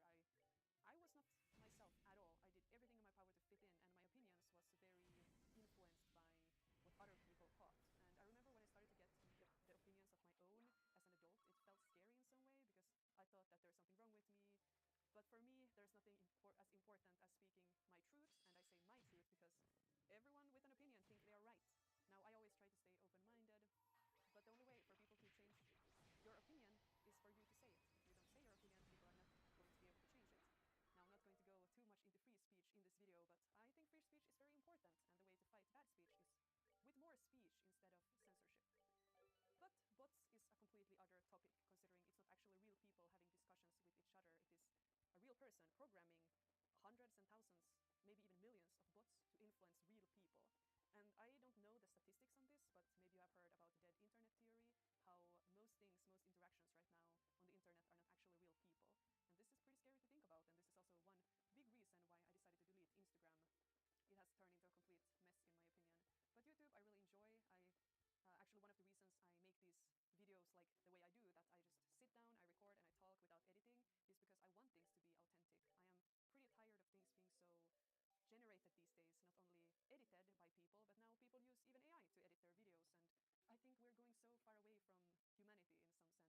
offering to edit my videos, the answer is no. I want my videos to stay authentic. Now, because I don't script my videos, there's going to be some things left out that maybe I want to say, and these videos are going to be far from perfect because they are not scripted or edited, so I can't go into everything in every video. Anyways, that's it for the video. I hope my point came across. I appreciate you watching, and I wish you a nice day wherever you are in the planet, if you are a real person and not an AI. Greetings! In this video, I want to talk about a topic that I am really, really burning for, and I feel like no one else really talks about this, but it is about turning friends into enemies. So, as a good example, if you have ever watched like zombie apocalypse movies, even with such a crazy threat as zombies, then there's always people fighting between each other. And as someone currently living in a country at war, that is Ukraine, I have noticed this quite a lot over here as well. A lot of volunteers, a lot of soldiers fighting between each other, and I think it's human, but it's also very sad considering we are fighting under a common threat. Now, how this topic came to my mind was that yesterday I went to watch some of the people from my unit play football. So there was like soldiers against police, against rescuers and civilians, and it was such a beautiful day. People competing, but still in a friendly manner, supporting each other, no hard feelings. And yeah, I had a really beautiful day, and it made me think about this. How there is always this competition, but it can still be a very beautiful and nice thing. So yeah, as I said, here in my time in Ukraine, I have noticed there's a lot of drama, especially between the foreign volunteers. I don't really know why. I think it's that a lot of people come from different countries. We like to do things differently, both humanitarian aid-wise and army-wise. I have been on both sides of the coin. I started as a humanitarian and then I joined the army. So I think maybe this is one cause, and another one is maybe ego, that people want to feel special and they feel threatened by other people in the same situation. I don't really know why, but I really, if there's something I work for during my time here, it's to unite people. I have a Discord server, if you want to join, it's linked down below, and even there, people will sometimes fight. Even when we are all on the same side of supporting Ukraine, people have different opinions on how to support and all of this. So it is sad to see this. I always do my best to try to unite people once again back to, hey guys, we're on the same side. And this is also a topic very close to my heart. Like I have a pretty big family, and I'm a very, how can I say this, a very passionate person when it comes to politics. And I'm ashamed to say this, I have really, I have not divided my family because of politics, but I have had so many stupid arguments. They are my family, and I love them, and we're not even that different, and still we are yelling at each other and over politics. And I don't know, I want to spread this message out to the world. That's why I'm making this video. Like, please don't talk politics with your loved ones. It's not gonna change anything. Besides, if you have a sister that is soon to be president, then talk politics with her. But in general, if you want to make a difference, get into politics. Or then talk with your friends about it in a nice manner. Usually it is not the things we're saying that is the problem, it is how we say it. I have personally made a rule of thumb that I will always take my opinions up as nicely as possible. If someone gets angry or heated, I'm gonna try to roll it back or end the discussion. It is not worth it. When people get emotional, they also don't really like to listen to reason the same way. So for me, the way to peace in many cases is to try to understand each other, keep things kind. I really never want this channel to turn into this toxic fighting with other people, and I don't want this. I really hope I will never get into any drama, but I'm sure some of my opinions is going to upset people and people are going to talk about it. But as a good example, there was just these two pro-Ukrainian YouTubers, I guess I could say, that they're pretty known ones. I'm not going to say who they are, some of you might know, but they started fighting between each other on their channels, and this made me sad. Both of them, they're not maybe perfect people, I mean, who is perfect, but they are both fighting for the same cause, and then they're nitpicking on each other and trying to put the other one down. Like, if you're going to put someone down, then maybe don't take the one on your side, then nitpick or talk about the enemy. I have seen this quite a lot of people that are so similar and they still get into fights over some really silly things that really don't matter. Like, we're fighting a war right now and people are debating about things like veganism or something, and I just think this is sad. And I want this to stop. Now, I know I cannot stop this all by myself, but at least what I can do is try to connect people over things we have in common. So I hope this video makes sense to you. I hope someone agrees with me. Let's try to look at things we have in common and fight for a common purpose. This can really bring people together. As a good example, I have been doing fundraisers together with some streamer friends over on Twitch, and all of us streamers, we're over 20 different streamers, we're very different people, but we're all working towards the same cause, that is to help people in Ukraine, and this is such a beautiful thing. And I hope we could do more things like this. Play football together and fundraise together, all of these things that unite us. I think that right now we live in a world that is so political, especially because of social media. Back in the days, people read the news and I guess they wake up, they read the newspaper and they will be upset about what is said there. But now you open social media and there's like 100 things in a few minutes that you could be upset about. And there's so much politics. That's why I also deleted Instagram. So the message of this video, I guess, is don't argue politics with family.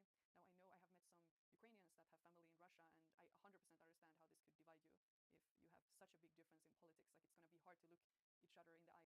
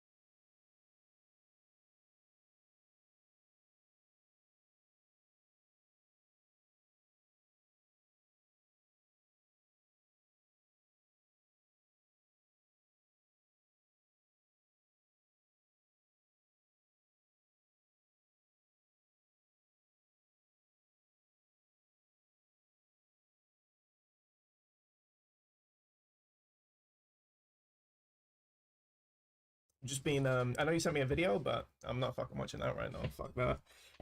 Because so I was playing this game. I started with Yezi, and I was gonna say this is really weird for me, but I was gonna say, wow, this nightmare thing sounds really long.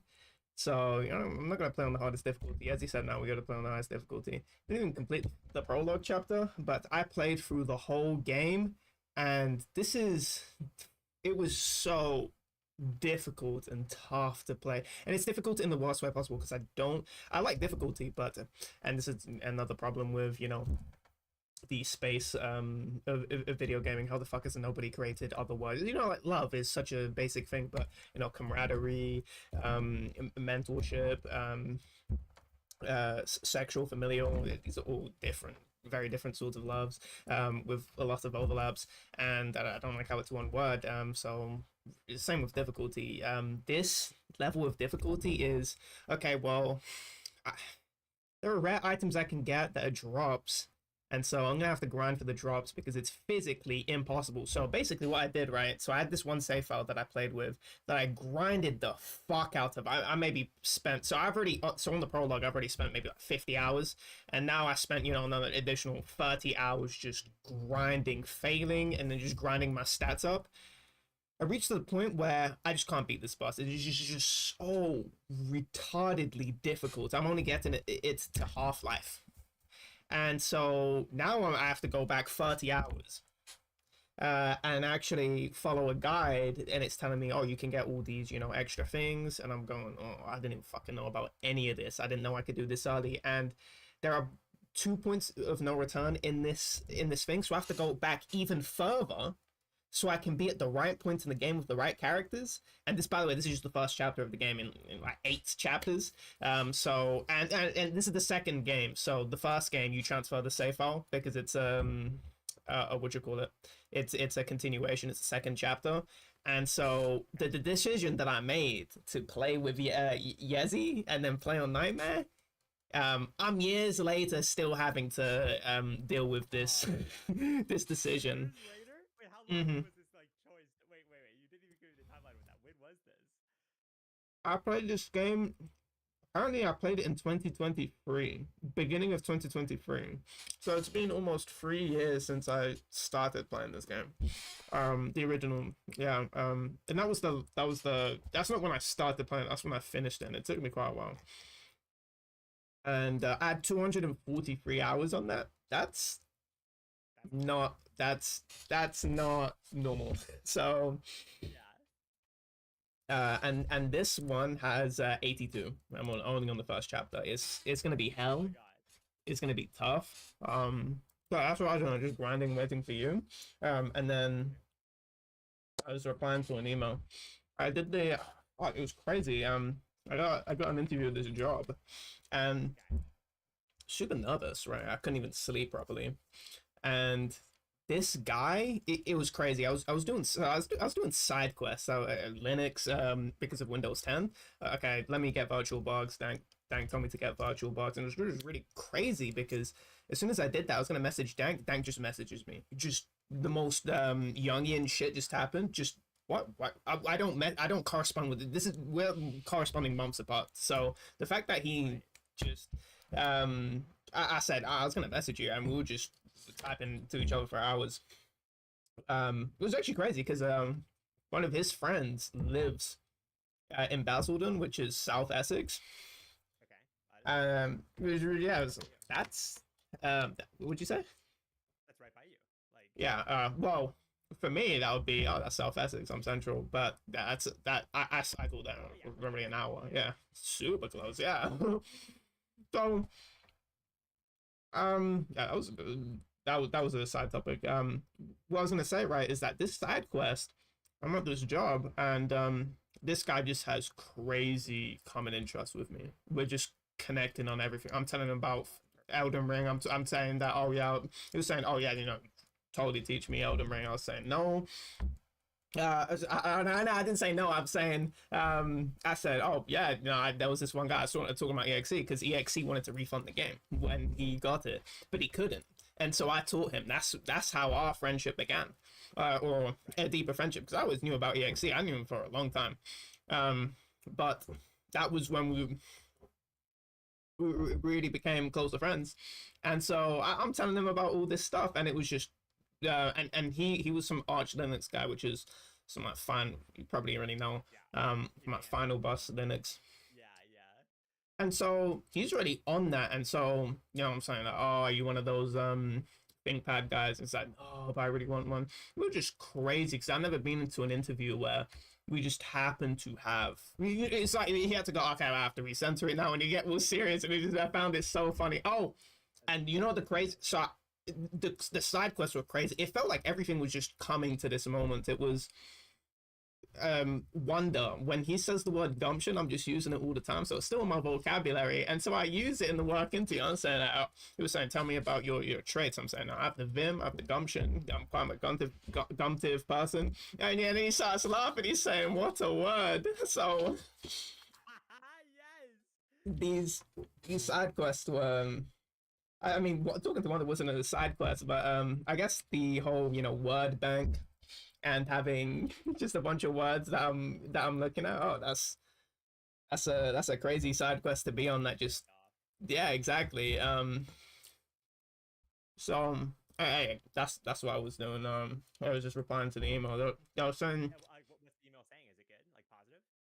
they were saying, oh yeah, we want you back for a second interview. We have like an hour project for you to do. And I'm going, I look at it and I'm going, and what'd you say? Like when they're saying they have an hour project for you to do, like what are we like? What is that? I'm saying, so it's a web dev job, and I'm thinking, am I even qualified for the job? I don't know. And so I didn't even want to call back. I'm going, fuck, man. I hoped you didn't reply. This is fucking, you know, I was pretty apprehensive, but the shit that they sent me was just so Mickey Mouse. It looks ostensively. I didn't look for it. I'm thinking, I'm actually kind of disappointed. I wanted some fucking tryout shit. It's like, well, I built some sort of repertoire to build some things. Right. So I wanna show it up. Obviously, I don't want some Mickey Mouse side quest. Now I have to go. It's not really a side quest. The main quest is Mickey Mouse. I was a bit disappointed, but regardless of that, probably is an opportunity to show. They didn't give me a canvas to paint on, but I can expand from that. I'm not gonna paint something like fucking crazy. To show that I am more combative, that I have more skills, because well, I'd rather be employed. So that's hopefully that goes well. That sounds like it's gonna go very well. I mean, it sounds like you hit it off with the interview. They want you back for a fucking second. Like that's Yeah. nice. Like I love when stuff comes together like that. You're like, dude, the odds of all of that working out, like it's incredible. Yeah, that I don't. I'm not that guy, so I don't see it like that. To me, it's would you call it, preparation meets opportunity.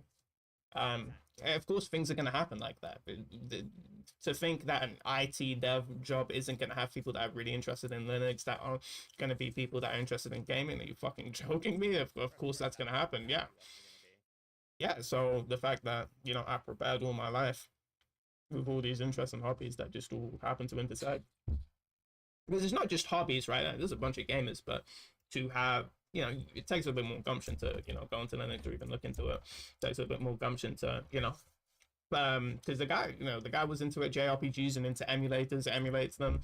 I'm going, oh yeah, no, I totally use emulators. I was talking about emulators, which is sort of hitting it off. He was saying, so he got back to the serious interview stuff. He was saying, so do you know what an ISO is? And I'm thinking file type. So I go, oh, that's the file type. What an ISO is, dude. What, this is third grade shit? What the fuck are we talking right now? But no, that's not what he was talking about. He's not talking about the file type. He's talking about what do you call it?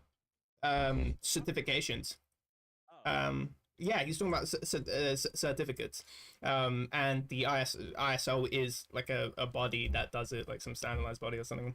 Gotcha. Okay, I didn't know about that. Yeah, so I'm thinking about the file type. I'm thinking, oh, ISOs, and because of it, that's associated with getting emulators running, doing what do you call it, getting operating systems going. And so the guy's laughing because of course that's the first thing I'm thinking about. You're talking about the file types, of course. Yeah, that's what I'm talking about. So yeah, just preparation meets opportunity. Yeah, I need to go on more of these side quests. They actually do seem fairly substantial in terms of the I noticed that I noticed that I guess this is, I don't know if this is a side quest for you, but when you talked with Ender and you were just able to have a way, you just understood more of what he was talking about. I don't know what the fuck he's talking about. I can't ask or inquire questions on these things, but you could, you know more about, you know, American military affairs. And what the fuck he's talking about? He's saying jargon to me. I'm thinking like, what the fuck, like backdash, you know, forward 5. Like, what the fuck are you talking S tier? I don't know what the fuck that is. You tell some, you start talking about S tier. Yeah, exactly. I don't know what the fuck you're talking about, right? That's sort of like the saying operative. That's sort of the nations thing. That's how I feel a lot in terms of talking to people that are not from, you know, not from the online gaming clique nation, where when I talk to people and even the talk style where just more argumentative.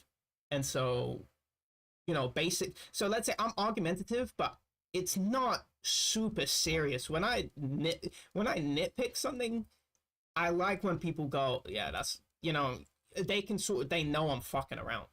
Yeah, they get that humor where, and that's way more of, I don't know, I just found it more online where That's far more gamer. Yeah.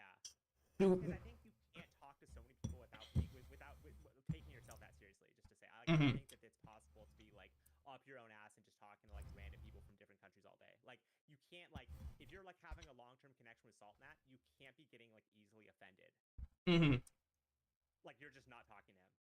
If you're the kind of Mhm. person that's easily offended in the way that some people are when they face confrontation, you Mhm. can't talk to Saltnat ever. Mhm. And so yeah, that's such a, yeah, just love that about the internet, that I can talk to people like Sultanat, that I can talk to, you know, all the Romanians I talk to from MCSG days, and talking to people a lot of real life where I'll just say something and there's clearly a translation, bro. I'm clearly, you know, I'm clearly prodding in a very, but I say it super serious. Just I don't have that mode to go ha, you know, I don't have that mode. I go super, I just super say something and then somebody takes it seriously, and then now they're having, you know, they it's not like they didn't like what I said, but they're having an actual argument. I'm going, no, I'm not, I didn't, Right. this is not, yeah, this is not the level that I wanted to talk at. And you know, they feel a little bit, you know, a little bit way more heated than I am.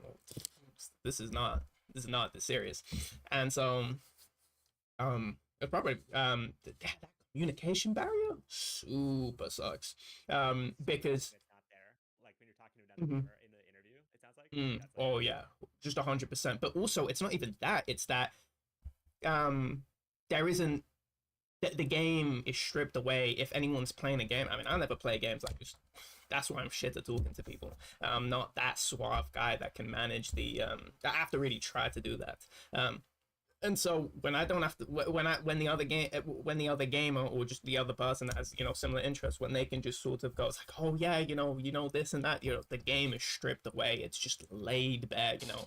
When I'm telling him I did level 1 runs, it's like, oh fuck, you know, it's like you're in an interview and saying fuck, you know, you know what I mean? It's that level of, you know, you know, it's like the mask is slipped. You know, I've completely, you know, taken the mask off. the traditional. Yeah, you bypass the traditional like interview rhythm where he's like, wait a minute, this is a guy like me. He's like, wait a minute, actually, Yeah. this guy like, you know, and Hmm. you're like, I like it too. What you were saying because it sounds like like he's saying like, oh, he's asking you about the ISO. He's not like Hmm. this fucking retard doesn't know what I mean by ISO. Like he's Hmm. acknowledging that like, oh well, from your like given your background and your our like shared background, like of course you would think that that's what right. Like it's like it feels Hmm. like there's like more empathy from his perspective because he like recognizes like you're coming at from the same angle. Hmm. So, I wish more. Man, we all need to be in the nation of nation of Vietnam. Yeah, the jihad, the game of jihad. Nah, game of jihad. But in terms of Yeah, maybe I need to go on more side quests where I just know just a little bit. I don't like knowing about. I don't like knowing about what most people know about. In terms of. Uh, so I got into a really weird. I wanted to pick your brain on this too, where it was a video from this girl, black curly hair, glasses. I think she had Ember's second name. I don't know. I've never seen this person before. And she was talking about why does nobody have hobbies anymore? And I'm just going, I've never met anyone that doesn't have hobbies. At least people that I have usual rapport with. That I know enough. Who the fuck doesn't? Is that? I just even have to ask you flat. Who the fuck doesn't have hobbies? Um, yeah, I don't know. And it was just, and I noticed this, and I noticed this is specifically with Dank. And it was nothing to do with Dank. It was just the video that he was showing you, which was school teachers are quitting. And I always see that. That's always a trend. And that's not even an internet trend. I've always heard that in real life. It's like, oh, we're not even gonna have any teachers anymore. All the teachers are quitting. I always just hear that, so I'm thinking, how the fuck are we still got teachers at this point? Probably because the kids are not coming in. That's probably why. Just no one's fucking anymore, so it's actually evening out. But it was he sent you a video on the call, and it was why teachers are quitting, and it was just and source was the source. It was just a girl from TikTok saying, oh, the kids are being really fucking bad, and that's what the source on the video was. I think she may have used some stats, but it was primarily just women on TikTok going, yeah, it was crazy. And I thought it was really rich because later on in the video she goes, people's hobbies are just turning into scrolling TikTok, and I just don't even really know anyone that. No, by the way, this is a huge selection bias, but I don't know anyone that, yeah, I just want to scroll TikTok. Most people I know have, even the people that I would say are scrollotic, are struggling to pronounce that, or at least that felt like I was. Hilarious, like I always think of it as sclerotic, but like calling it scrollotic is way funnier. I gotta say, like Mhm. so is a mispronunciation, like that's way funnier. Yeah, even the people that that are like sclerotic are like fucking like they're not doing it on purpose. It's not like that's their ideal situation. They're like when I was saying like I'm doing the mental fucking health day and I'm watching YouTube Shorts. I ain't watching Mhm. YouTube Shorts because that's like oh yay. Mhm. It's a temporary release. No, what I was saying, when I said scrollotic, I was specifically talking about even the people that are like that, they don't even scroll TikTok. If I talk, EXE, him trying to get a driver's license is, a fucking journey, because he's distracted by other things, but he's actually progressing on the other thing. He has I talk about continuity, and he has also, which is a continuation of something that he's been doing for years and trying to improve and seeing the skill go up. And this is not somebody that's sitting there, scrolling TikTok and not developing that, hobby or whatever. And so I'm going, no, and you're using TikTok as source. So of course you're gonna find people that scroll TikTok that make TikTok videos, right? And so I thought that was the most for me that was fugazi, but one of the things she was saying was that a hobby is getting too expensive now. I think I have the luxury of just having hobbies where they're digital, and so there is no prize. This is something that can be easily eliminated in most cases, apart from just games getting more demanding, even if you have the best things ever.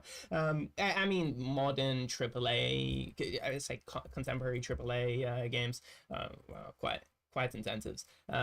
But she was saying, oh yeah, things are getting more expensive, and so I can't really talk about all the other things. But then she started talking about the Switch, and she was saying, "Oh, look, look at the new price for the new Mario Kart game and the Switch too." And I'm going, okay, don't talk about gaming as if it's the Switch 2 and Mario Kart, because for me, I think gaming right now is super accessible.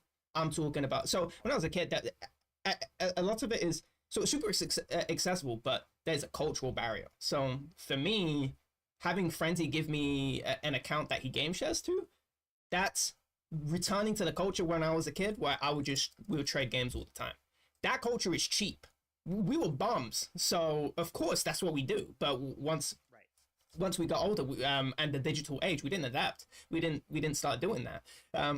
But now that game share thing in Frenzy's Discord, that's been a thing for a while now. I heard about the game share thing for a while, where they were game sharing games with each other. That's a culture that was a thing from my childhood and probably from many gamers' childhood when you had physical cards and discs.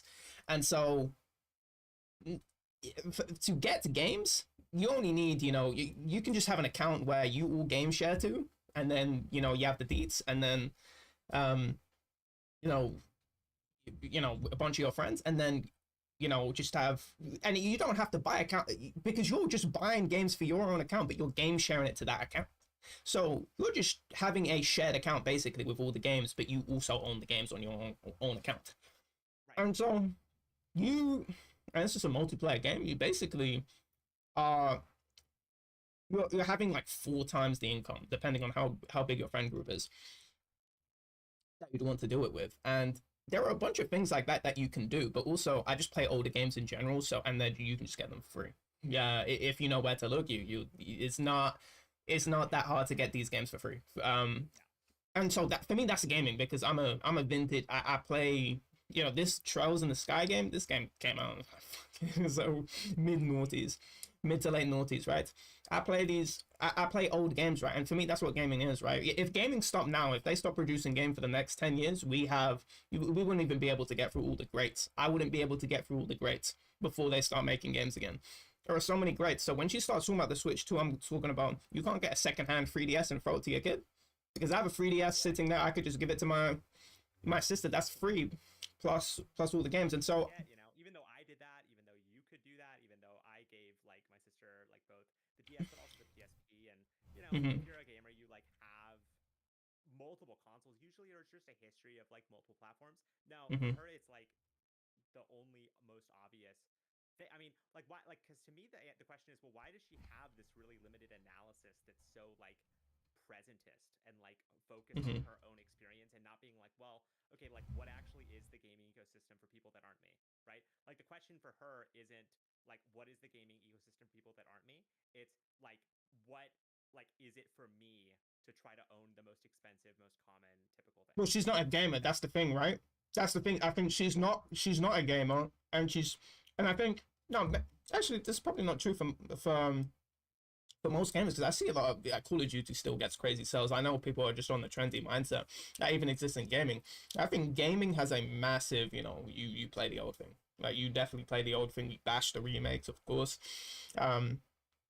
At least in the YouTube sphere, the media around it is that people are super picking apart these things. Kojima said that he's not even playing the MGS3 remake. That shit was a fucking insult. That's how insulting it was for him for that game to be remade.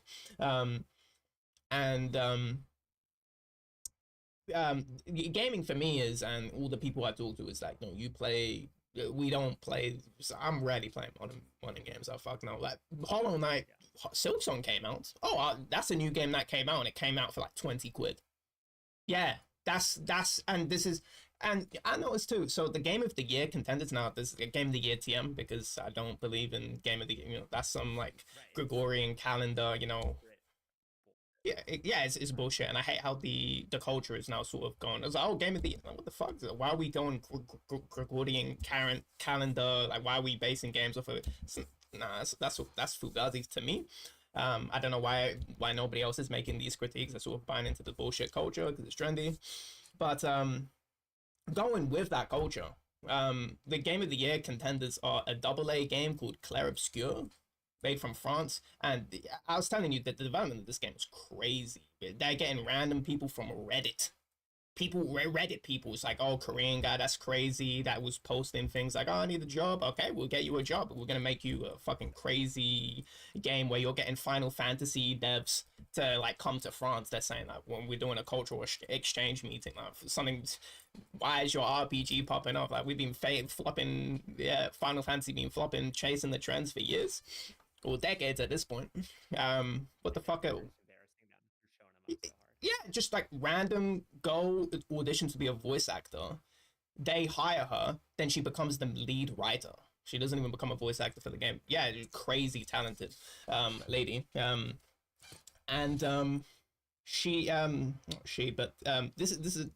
is like a ex Ubisoft, this is basically like ex Ubisoft, you know, Frenchies, you know, probably like maybe Phoenix worked on the game, who the fuck knows.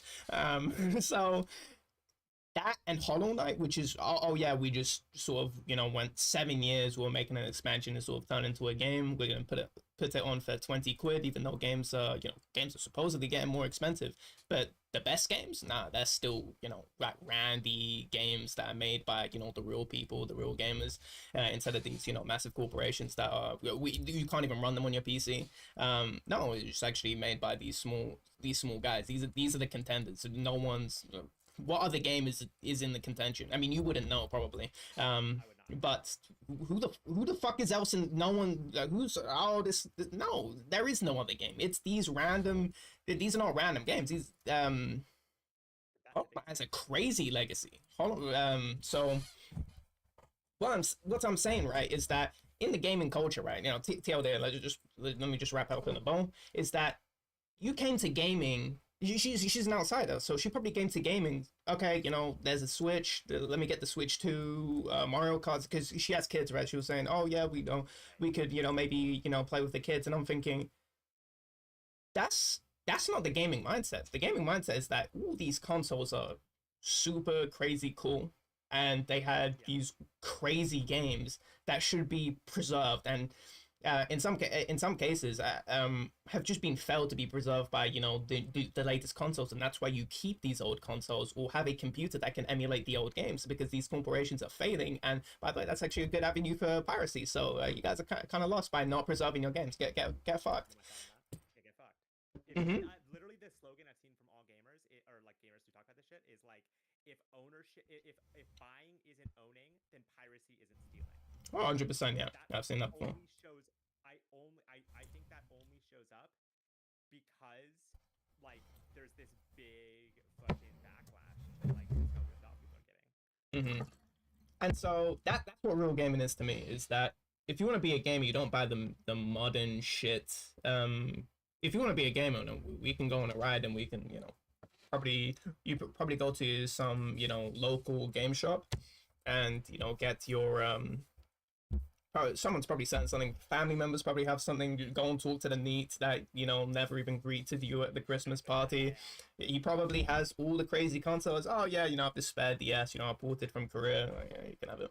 100% that exists, right? And that's the crazy thing about family collection. And she was talking about photography too. And for me, my uncle does photography, and he has all this like crazy paraphernalia to do with photography. And she was saying, you know, just an entry level camera is 500.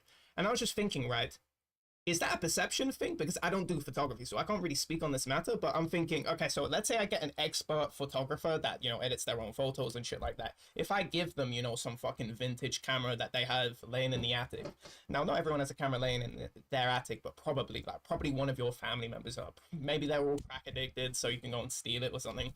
Or they're, you know, from a different country, so it makes it hard, right? But for a lot of people, that's probably accessible to them. I'm thinking, so this, and maybe this is a wrong way of thinking, but in my conception, so this is how I think about this, right? In terms of when I'm getting mad at a game, this is my gaming philosophy. When I'm getting mad at a game, I'm saying, or when I'm like considering, oh, you know, should I play this character because it's a little bit weak? I go, okay, well, if the best player in the game played this character, they'll fucking rape me, you know, left, right, center, they'll rape me. So why the fuck am I worrying about how good this character is? Because I'm not at the level where the level matters. When skill is still gonna take me further than, you know, the character differences. Same thing with, you know, let's say like zombies, right? You see somebody do something, you're struggling with something, right? But then there is if I put the best player in the game, could they somehow find a way to get out of the situation? Could they shave off the minutes? Could they shave off the 20 seconds to get, you know, sub hour? If they could do that, then for me, I can never complain. For me, exactly right. Yeah, because it's possible. They've shown me it's possible, and it's not that unrealistic possible in terms of, because there is a critique of that. Obviously, it's the, oh, you know, some like Abraham Lincoln became president, so anyone can do it now. Okay, that's a sort of a critique of that sort of philosophy. But in terms of, obviously the same things don't apply. It's not the same atmosphere. It's still, you have a camera. You can probably overcome the negatives or that you think are associated with this to make a good picture through good editing techniques, camera angles, lighting. And I think people with gumption do it. I think because for me, I'm a gamer, and also because we're a gamer, we have no borders. And so I talk to Romanians that are playing without mouse mats, and they're fucking up, the people that have mouse mats. I'm thinking, okay, the mouse mat doesn't matter then. That's a preference. That becomes a preference at this point. When Broly Legs has no fucking arms, and so he plays eating a controller, and he's raping LTG while LTG can only insult his physical appearance because he doesn't have arms, and so he has to laugh at him eating, a controller to play the game, but he's still getting fucked up. I'm going, LTG's played the game for like two fighting games for over 2 decades, and the guy can't do anything to this guy eating a controller. Broly like took him up. The documentary, he's dead now, and of course LTG talked shit on him after he died. It's just crazy work. That's how salty he is. Yeah, yeah, yeah, yeah, 100%. So what I'm saying, right, is that these things can be overcome. There is a path for these things to overcome. So I don't like the because I have to critique it's sort of like a consumerist thing for you to. It's like if it's not being given to me on the like consumerist level, then it doesn't like I can't get it, and it's like that's crazy. Like what you're saying is crazy when you say it to me, you know. Mm. Let me. I'll have to find maybe her name was Ashley Embers. Her name's Ashley Embers Hobbies. What the fuck? They're listening to me. They're actually listening to me. That was the first thing that came up. When I. Oh wait, let me check. Like the game, I'm loving it now, and Juggy's playing it, and like Oh, he's playing it because. You play games? Yeah, barely. But Big this ups. is the one game I played in a long time. Oh, by the way, I watch a lot of these type of women because I hate women on some level. Don't tell people about that, but obviously not. But mainly because like I think their type of analysis is very common. Like I have a theory of these people where they're basically what I call the well-read friend. So what Mhm. people like to do with these people is have the well-read friend give them an explanation of something that they vaguely sense to be true. But Mhm. how these people work is they don't do an analysis, right? They're not looking at gaming from the perspective of larger culture, looking at the practices of gamers, right? Just to say that's what anthropology is. Anthropology is saying there's a community that exists. We don't fully understand it because we're not insiders. We need to understand it from the inside, talking to them, understanding their actual practices on a day-to-day basis, on a month-to-month basis, on a year-to-year basis, what makes a Mhm. gamer, what makes a person stop being a gamer, all these things. That's what you would ask, right? They don't do that. They say, and this is going, and this is going, and this is going on, and this is going on, and it's bad. Now, games are getting more expensive, and you can't afford the Nintendo Switch, and if you want to give your kid a game, it's got to be the Nintendo Switch, and so you can't give your kids games, right? Mhm. And That's it's like, implicitly it's what they're so saying. Yeah. fucking great. Like, it's so fucking bad. So I like that's how I see these. But I don't know if you can see my screen right now. Yes, I can see this. Yeah, this looks like fake So this RuneScape. is, yeah. So okay, what the fuck? Holy book! It's actually a really sick game. I need to basically beat Juggy is what's going on here. Oh, okay. I like it. I like the rivalry. So yeah, I don't know if you can tell. You probably can tell this. Are you getting raped by the bees? Wow, the side quest. I know, dude. You can see though that like there's a zombies element here. There's movement. Uh-huh. Yeah, Right? I can see that. Word-based thing here. Hmm. Third person though. Yeah, indeed. So what are the upgrades? I see level 1, so I'm guessing you can So take them to I'll the next level. explain, but basically, so you have can you see my screen my Yes. cursor? Oh no, I can't. Okay, but you see how when I hover over I'm something? hovering. Yeah, I see the tooltip. Yeah, yeah. Okay. So this is the base of the character. So the character each character has a damage thing they're doing. So there's a character that has a damage that's like katana, but you can get Frostwalker on that character, right? So there's a base Mm-hmm. like weapon that character has that makes them that character. But then there's Mm-hmm. a passive where you gain something passively. So if there's a fox character, and the developer of this game is a furry, but there's a fox character that is like it gains 2% extra luck for every level that you gain. And Mm-hmm. what you're basically trying to do is you're trying to outscale your enemies. So you're trying to increase the difficulty of the enemies to Mm-hmm. get more XP, but you're also having to do it in a time wave. So at 7 minutes, there's a boss that that comes in you have to kill. If you can scale fast enough and you can press enough of these shrines, you're going to face 3 bosses, but then you're going to get 3 times the amount of chests. You're going to get 3 extra chests. You're Mm-hmm. trying to open chests, but a chest cost goes up. But you can get things called keys, which give you a chance at free chests. And further, what you want to do is you want to get something called a credit card, which increases the luck, the number of chests you open. So you want to Mhm. you want to basically stack items in a specific way, so there's a lot of restart to it. But then you also want to be very aggressive with how you're killing the enemy, and you also are basically speedrunning. So it's kind of all those things together. So it's a game that I told Juggy to play, that Orbic told me about, that he's Mhm. fucking goated at, but that Juggy told me to play. No, so that I told Juggy to play, and Juggy was like, yeah, sure, whatever. And then Juggy like hit me up being like, bro, you gotta check out this game I found, Megabonk. I'm like, I fucking told you to play this like 2 weeks ago. But I'm telling you, like Dark Viper AU is playing it. Like a lot of people are playing this game. I think this is one of the better games I've played, and it's so addicting. It's so like zombies in what makes zombies good. It was made by one dev who basically advertised this via YouTube Shorts. And how he would do is he'd be like, my fans told me to put this in the game, so I did. Right? It's $10, so it's super accessible. And he basically ripped off a lot of meme culture stuff. So there's a character called Mega Chad who has an ability called Aura, where he stands there and flexes and does damage to any enemy that gets close to him. Right? So like that's a meme, obviously, but it's just a basic mechanic of an area attack. Right? It doesn't take itself too seriously. Right? And so it's like there's all these characters that exist in a very funny meme way. There's also a lot of things that like different metas evolve. So for example, there's a character called Robinette that the more gold they had, the more damage they did. So what people did is they combined an item called Kevin, which does damage to you. So it does 1 damage to you every second. It can't kill you, so it can only go down to one out of the amount of health.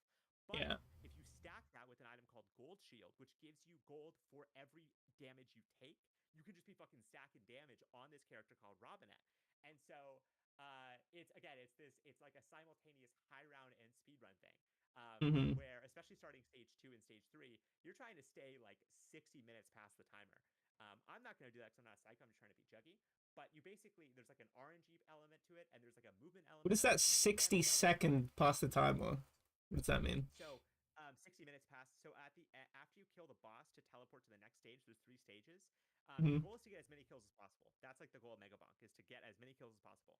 And so there are these waves that happen afterwards. And at first there's white demons, and then there's black demons, and then there's what's the black ones? and the red demons are the most dangerous. They can almost instantly kill you. But what you want to basically do is like use movement to fly around the map basically, and keep killing them until you almost can't kill them anymore, and then teleport.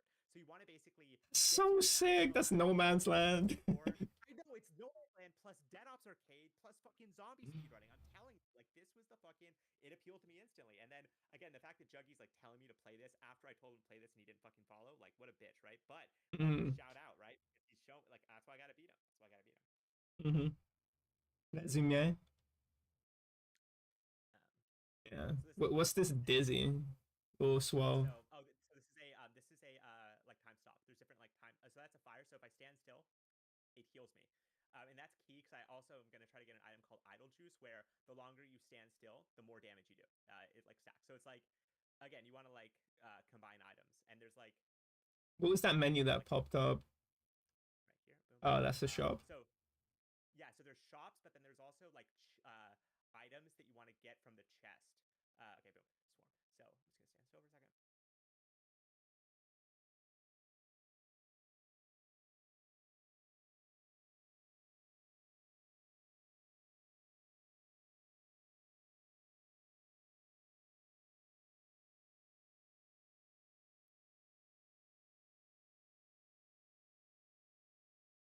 Even in this world, you use dollars, huh? I know, right?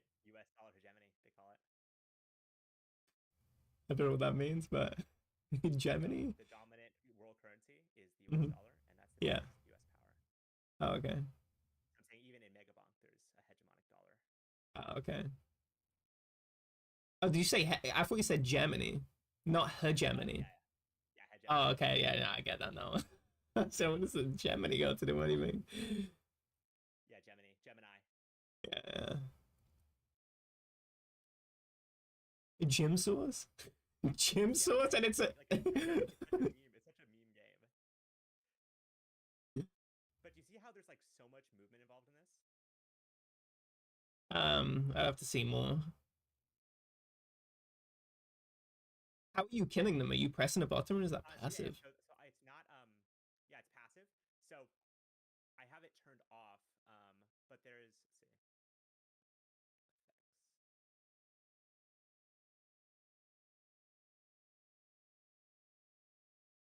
like what's going on. Okay. Oh, you probably want to turn that off after a while. No, it's actually fine, but it's just it's Really? It looks really annoying. distracting. It's actually not that distracting. It's more like the like when you're killing like 200 enemies like every couple of seconds. It's just like annoying on the GPU kind of thing. Oh, poor GPU. Dude, I know. I feel so bad for my GPU. Yeah. uh, but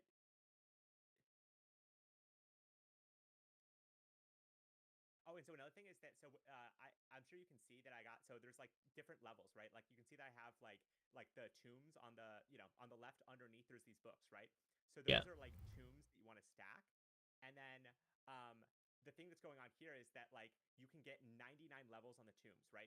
So you want to strategically pick which tombs you're doing because you can only get forget the number. You can only get 40 levels on your weapons, but you can get 99 things on your tombs. So you want to take the thing that basically is the maximum value at the time, like if that makes sense. Like you don't like you want to take like the maximum value given what you can get. So like this is a curse tomb. I'm gonna Why'd take you say tomb? yeah, tomb, like tome. Tome, yeah. Tome.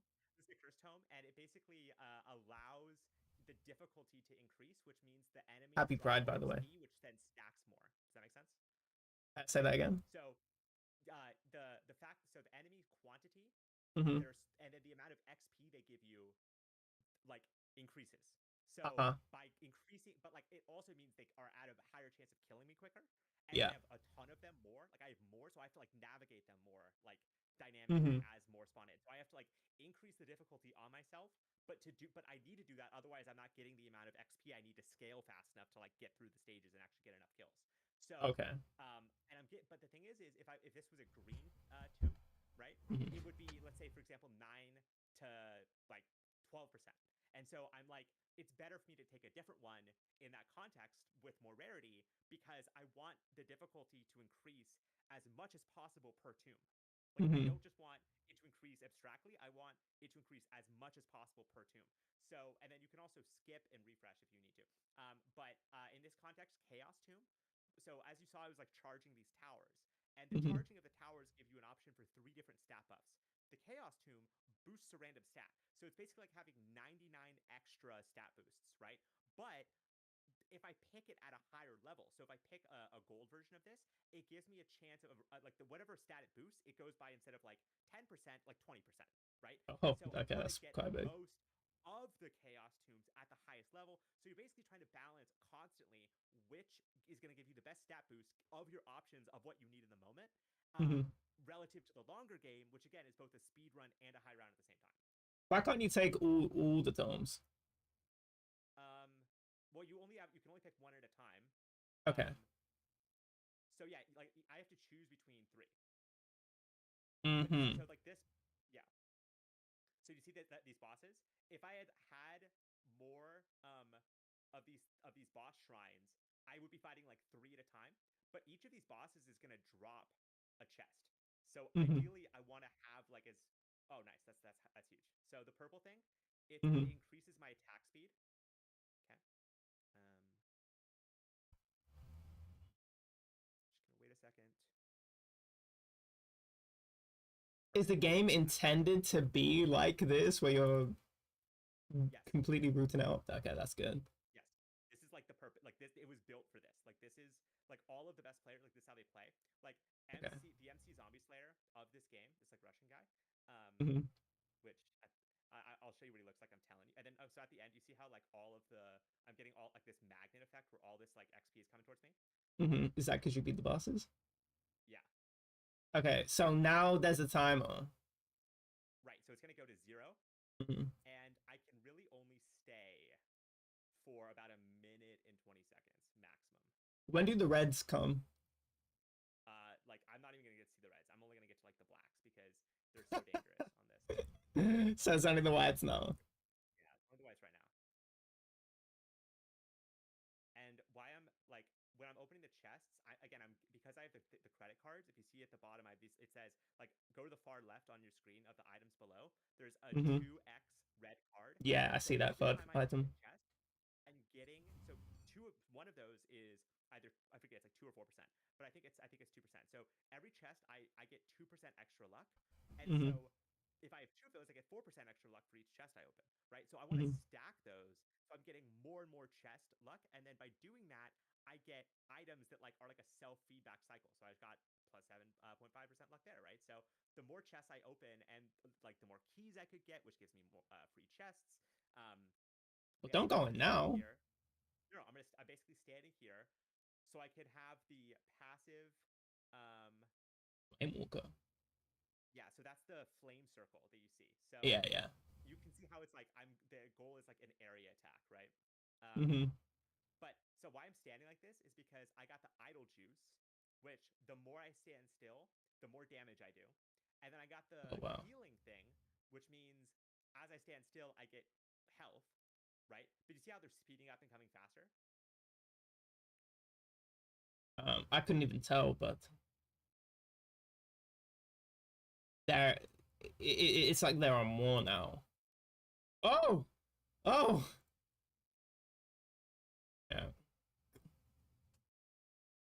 Oh, you throw a monkey? Oh. So I had to go. Like Mhm. that. So now I'm on stage two. Stage two, I have to stay here How for like how did you?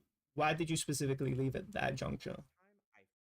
last time I did this, I stayed like way too long and I fucking died and I want to beat Juggy, okay? So it's that simple. But Mhm. because this is I don't want to have to keep losing to Juggy on the leaderboard, and he beat me. I was shit talking about the LA Dodgers, and they won. So Mhm. damn. American club names are fucking hilarious. LA Dodgers. Hmm. Literally just means nothing. But you see how I have like this like these double jumps and this like a movement ability? Like Hmm. yeah, so I'm constantly trying to like charge these shrines. So Do you take full damage? yeah, you do. So but check this out. Um if you like are against, so if you're like going down like here, Hmm. you don't take any fall damage because you slide, On a right? slope? Oh And wow. yeah, and if you fall on the wall and you hug the wall just right, you also Hmm. don't take fall damage. Isn't that sick? Hmm. So it rewards movement and tech. Hmm. Exact, like perfect.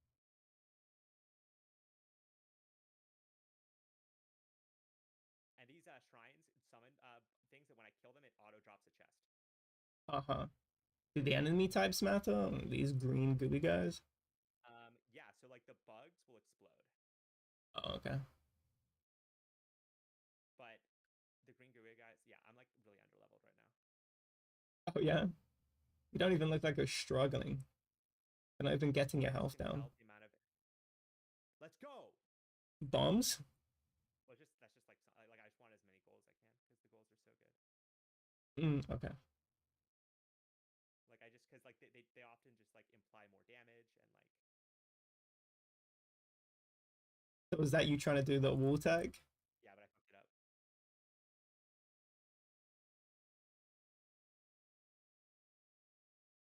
So you see how like by combining these I can like so the flame it's like below me, right? So it's doing Hmm. damage as I like drop down like beneath me, and then but like when I land, the like items are doing freezing. It's like freezing them. Hmm. The names. Chunkam the Terrible. Right. It's like see it's like all memey and shit. I like pigs. Why do pigs have to be so terrible? You see how I'm like training them around though to like maximize Yeah. the time they're spending in my damage circle? We call that rape train where I'm from. Yeah, How so about you? there's a lot of raping in zombies. I'm not like on board with that. I We'll see. wouldn't know about that. Yeah. I Well, I find mean, that immoral. you said you did, so I don't know. Of course they would Nah, that's deny just where I'm the rape. from. No, it's fine. It's fine. Of course they would deny the rape. You know. Let's go. Another meatball. We'll take it. Dude, Juggy is gonna kill himself. I'm telling you. Hmm. This is your best run. I'm trying to get my friend to kill himself. Is what I'm saying. Ooh. Is this a wait, so how many stages are there? This is the third one, the second one? This is second. Hmm. This looks like the first one, but winter. It's all the like I've been adapting to the winter. Boom. It's like you're adapting to this horde that you're jumping over. Just the whole horde, you just jump over it. You don't even give a fuck. You seem invincible. Oh, that's a lot. Wait, so you seem invincible, but you said you're under level. What does that mean? In terms of you not getting enough XP to I don't know. I'm like almost dying several times. really.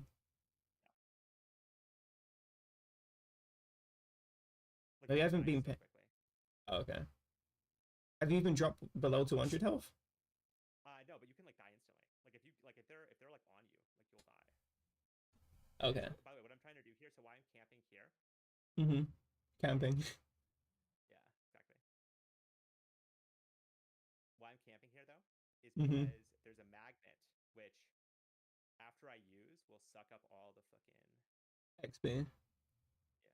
with diamonds, gems. It's so funny because in high rounds, camping is quite different from what camping is when you're a casual. Oh yeah. So it's funny because I was in my head I was just thinking the casual version of camping, which is just standing in one spot, Yeah, yeah, yeah. No, which right. is It's crazy. more like area. Yeah, just staying in one area. That's what camping is in high rounds. It's just, oh, you stay in one spawn zone. That's it. Okay, so right now, I don't know if you can see the keys. I have 5 keys, right? Each key is a 10% chance of a free chest. So that means I have a 50% chance of a free chest every time I try to get a chest. You see what I'm saying? So you're trying Hmm. to stack, and then each chest I get. Oh, see that bug? Um, see that bug blew me off? Like these bugs beneath me. Hmm. Oh, these are bugs? Yeah, these fucking annoying ass bugs.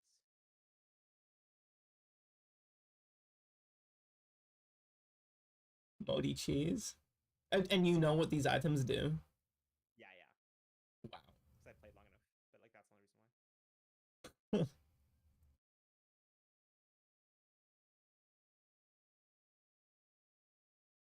Nuke. Kaboom. So how far off are you from Orbig's level? Oh, dude, Orbic is like fucking. He's literally this level at level 1. Like he's like where I am right now at level 1. Like, and he's like Hmm. he's fucking crazy. He's like he got fuck yeah. He got he got like rank 11 global. And Like this is like a really competitive mhm. like game. Like this is not like a Oh, World of War. yeah, it's not World of War. World of War. It's so mean. Sorry, Damien, but That's so mean to say that. No, but I mean, it's literally being played by tens of thousands of people. I mean, it's not like a, you know what I mean? It's like, literally, I mhm. mean, this is another thing that's crazy. People were making this point. Like, it, this game was like being played by, well, I need the mirror. The mirror's so Russian hard. MC. Russian MC, yeah. This guy named Silver Kitty. But,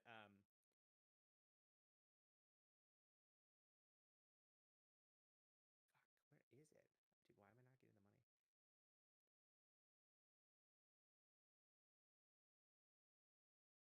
Moldy cheese.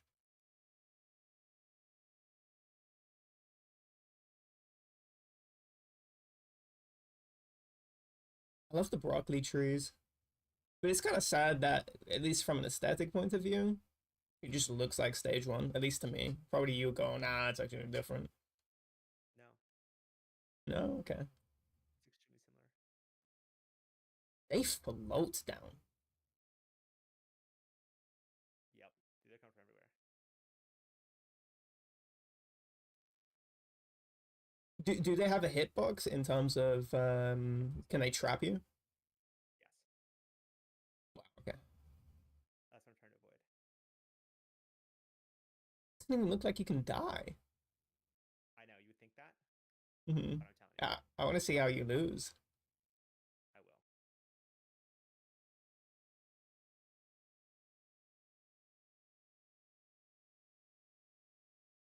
Elite spawn increase. Is that a mob type or something? Okay, so I'm staying. So why am I here? Because there's gonna be this boss that Hmm. spawns, and I want to use the time Oh, you know where they spawn? I know when they spawn. So you see Oh. this?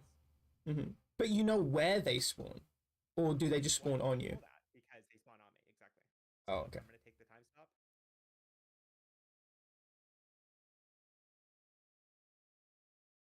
And then I take the attack speed. Oh wow. Full health. Credit card. You see how they still are trying to attack me after I fucking. But you see how I'm also I'm getting I'm getting like better luck every time I fucking do this. Do you see what I'm saying? So like Mm-hmm. every time I do this, I'm getting better. Oh. I don't want to do.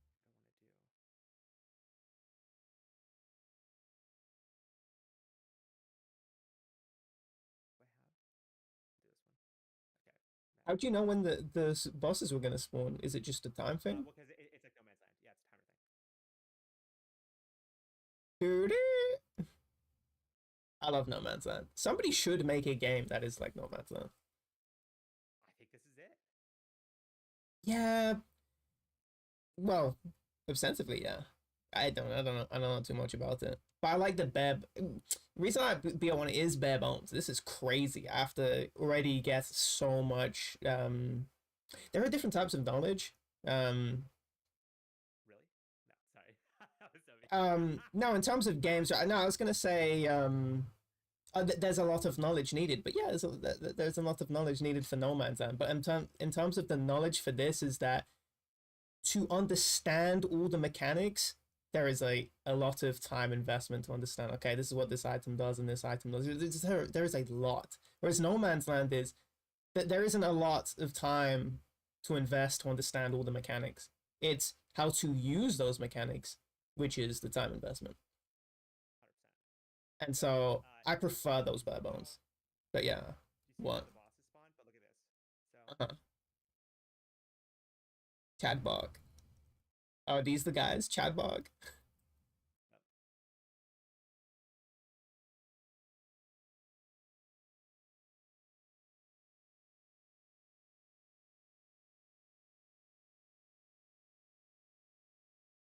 Is this really a boss? It's hardly a boss. It seems like it's Destroying not, them. but literally they can fucking kill me so quickly.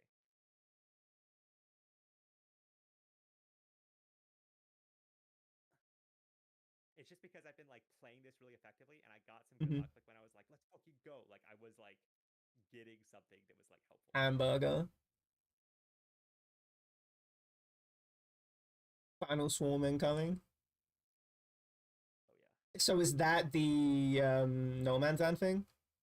Where Yeah. the portal spawns and then oh yeah, I see the whites now. Chadbog is still here. Yep. Executioner looks sick. The execution. Dude, it is. It's so helpful. I heard it can area you though. Yeah. Dude, yeah, Theo too. Yeah. Theo too. Dude, never beaten fucking 99, dude. That guy's so right. Boom.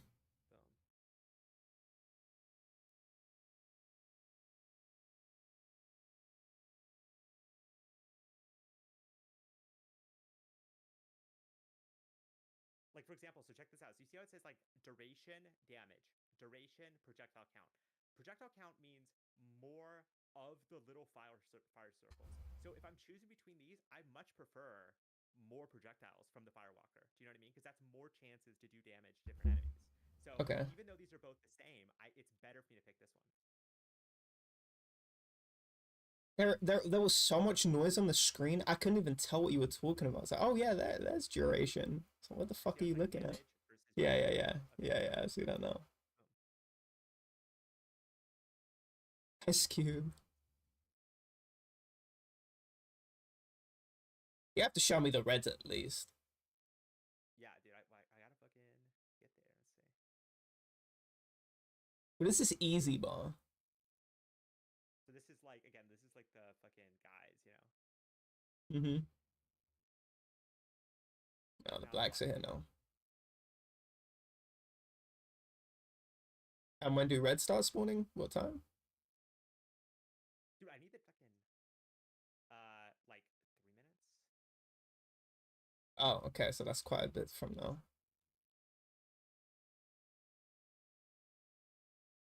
And they jump up after you. That's nasty work. I thought they only just jumped off the cliffs. No, they're fucking coming at you hard, dude.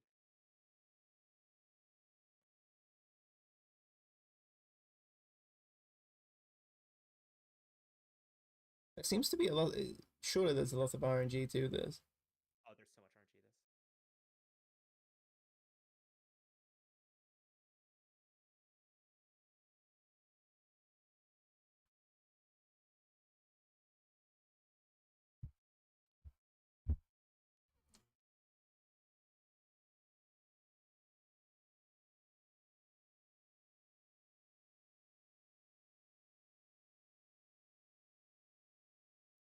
Sped up. They're coming at you so quickly. When the reds come, do they come at you that fast? So way quicker. What? Quicker than this? Way quicker. That's what I'm saying. These are the It's fucking tough, dude. This is what I was saying when I was underleveled. I see these reds.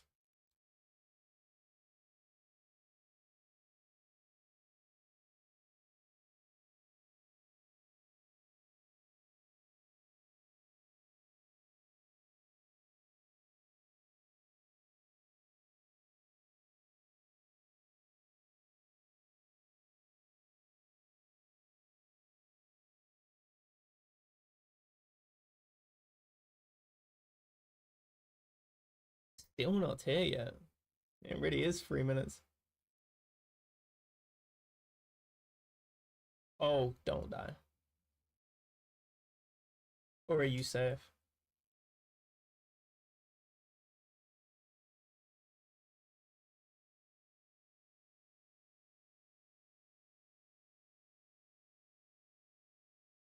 Where's the portal?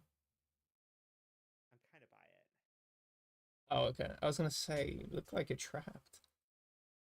Kind of them.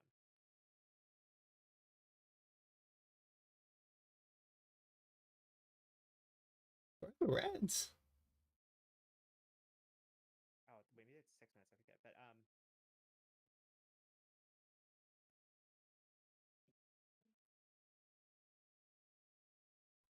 But Does movement matter even at this point when they're this quick? does, dude. Yeah, yeah. Because like, if I was playing this like for real, I first off, I wouldn't have fucking gone this far because I would have restarted at the fact I didn't get this thing called Soul something. But uh, what was I gonna say?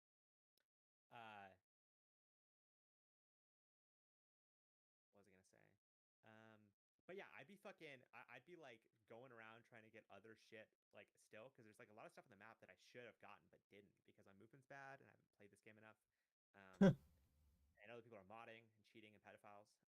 No, but no, but yeah, it's kind of brutal because again, like you have to be scaling like crazy, like constantly.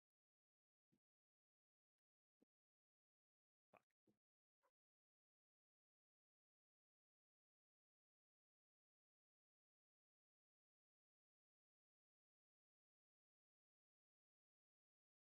Your blue bar just really stopped going up. What determines that? The blue bar going up. Oh yeah, so that's shield. Really? I thought that was XP. Wait, which blue bar? The top one, very top of the screen. Oh yeah, yeah, that is XP.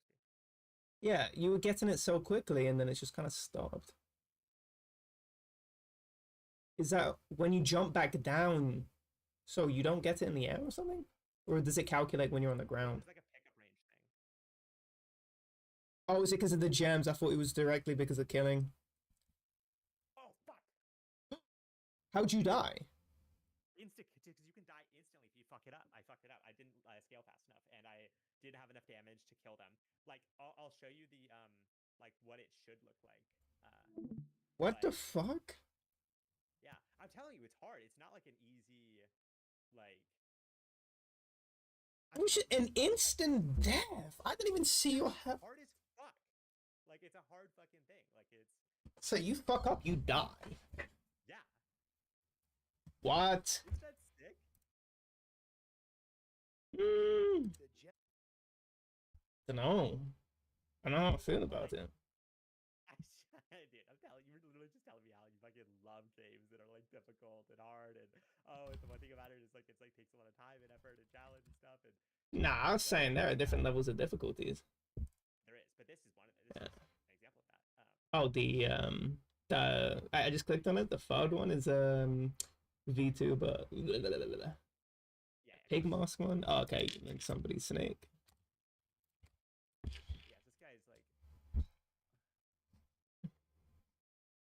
It's Russian MC. let me find that Russian MC. Leaderboard reset. Am I still flying? This guy. I just started, so this is from the This beginning. is Russian MC. Okay, silver name.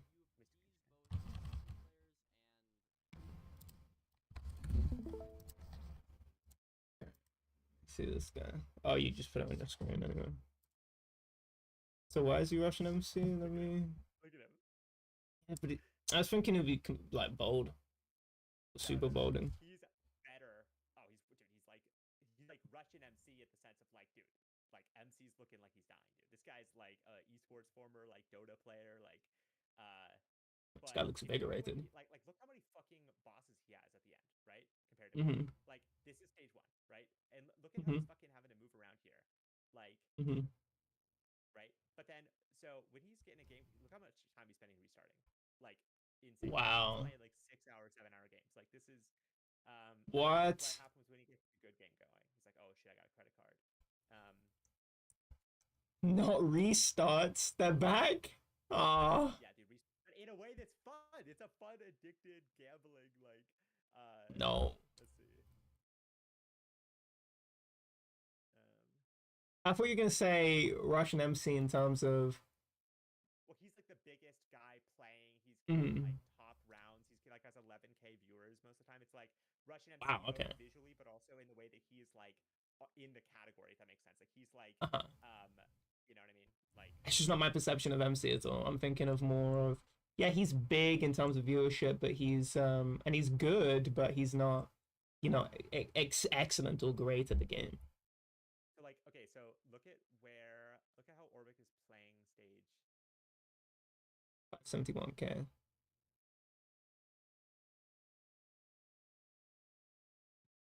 Fork. Giant fork. I want to see the red guys. Show me the red guys. Also, do you create your own character? Because I saw you had a different No. character. No, so it's this is the same character. It's just that he has a different skin on it. Yeah, that's what I meant. Skin, whatever the fuck. Yeah. So do you see how the way he's scaled? Like, look at what he's able to do. Oh, purples? What? They're not even getting close to him. What the fuck? Do you see how they're not even getting close to him? Yeah, I see this. What the fuck? Scale is so different. Like, and this And is his that health. game is, yeah, it's crazy. And it's like, look at his items. Like, it's stacked. Like, this was the item that I didn't have. This sight thing here. Mhm. It's very important to have that item, and I needed it. I didn't have Kevin's. I didn't have the sucky magnet. Like, part of the problem by not having the sucky magnet, which is like a passive ability that pulsates the like magnet effect Mhm. that I was trying to get. By not, I was like losing out on so much XP, and so I was losing out on like my scaling basically the whole time. Wow. This So, guy, the thing about this guy was way higher level. He at 700. yeah, He's just grinding. he's Zorbic. He's better. He's just good at the game. He's good at games. But, They're getting way closer now. He's really cutting it close. Yeah, yeah. And When does he know to have this thing leave? called a Zawardo. And what a Zawardo is, Zato? when you get hit, yeah, Zato. It's basically Zato backup, but it basically gives you a time stop ability when you get hit. It's like a quick revive. And Mhm. when that happens, when like I would have died if not for the Zawardo thing, then you basically use that as a reason to like leave. So Mhm. yeah. Cooked. Oh wow. Okay, this is a bit close. He's taking damage now. Yeah, he needs to. So he would have died there. I was gonna say, yeah, he needs to start dipping. Yeah, he is. And then he's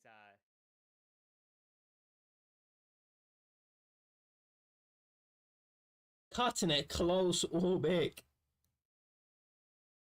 Actually, he's raping them now. yeah, he's zombie. He's a raper. Oh wow, this place looks way different. So this is the and then this is the record. So you see it's the same setup I had, but it's like what these guys are doing at this level is like way fucking crazier. So for example, this is Oh, Ulrich's not even at this stage. level. No, no, this is like what it's looking like at the higher level. He's at a level 1,000. He's fucking rape training him around for 30 minutes. He's 30 minutes into level 2. The level I died at Yeah, yeah, yeah, 1,000 yeah, minutes. yeah. I know. He's Yeah. 30 minutes in. Do you see how he's able to just fly What? around? That's because Yeah. my movement speed was under leveled. That's because I didn't have enough jumps to do this. Like I was trying to do this, I just didn't have the jump or the movement speed. The thing why you need the movement speed is because Mhm. the movement speed applies both to the moving forward but also moving down. So he's able to move this way, right? But also he needs to be able to like go downwards at a faster rate too. Otherwise they're gonna catch up to him and fuck him up. So Mhm. like look how long he's spending on level 2. He's level 2 for like 40 minutes, something like that. What? Let's see. So you can't do this forever, this rape training thing? I know eventually you'll stop killing them because you're not like they're scaling up too. It's like with zombies. It's like they're constantly gaining health Yeah. and like damage to you, and also like the need to kill them is like getting harder and harder. So uh But when you're rape training them like this, it's sort of like No Man's Land where you can live forever if yeah, you he's just ready. train So them. he's 86 minutes in. Do you see this? 91 minutes in. Yeah. So What? you know, so like he's a level 1192. Like, again, like it's like No Man's Land in that way where it's like, oh, like I could never imagine a person getting to like 450, right? But Scotty did, right? Because he like is able to fucking time everything right, do the fucking scaling properly, like hit the right shots at the right time. And again, like at this point the game is to like, okay, you want to be able to basically get the chests on the ground and keep getting the chests that are dropping Mhm. without fucking getting stuck. So that's where the game becomes the game, right? You're trying to still keep scaling and stay by Mhm. getting the chests that spawn without getting trapped. So you need the movement speed to be on point because otherwise, like he could get like, do you see how he just fucking bounced off there instead of like getting the chest? You know, you Mhm. can get close to the chest, but you can't be like kind of near it. You have to like be on it. So he's like has to approach it properly. Bounced again. Do you see that? He missed it. Mhm. So this is the thing. Is like you're constantly battling to keep getting chests to stay longer to keep scaling, and that's how you die. You know, by the wrong deceleration, by Lead. the wrong movement. Yeah. 92 minutes. So on level one, how long does he stay? This is like you can't stay that long level 1 no matter Okay, what. let me It's see. like I that. want to see how. I want to see the slick players.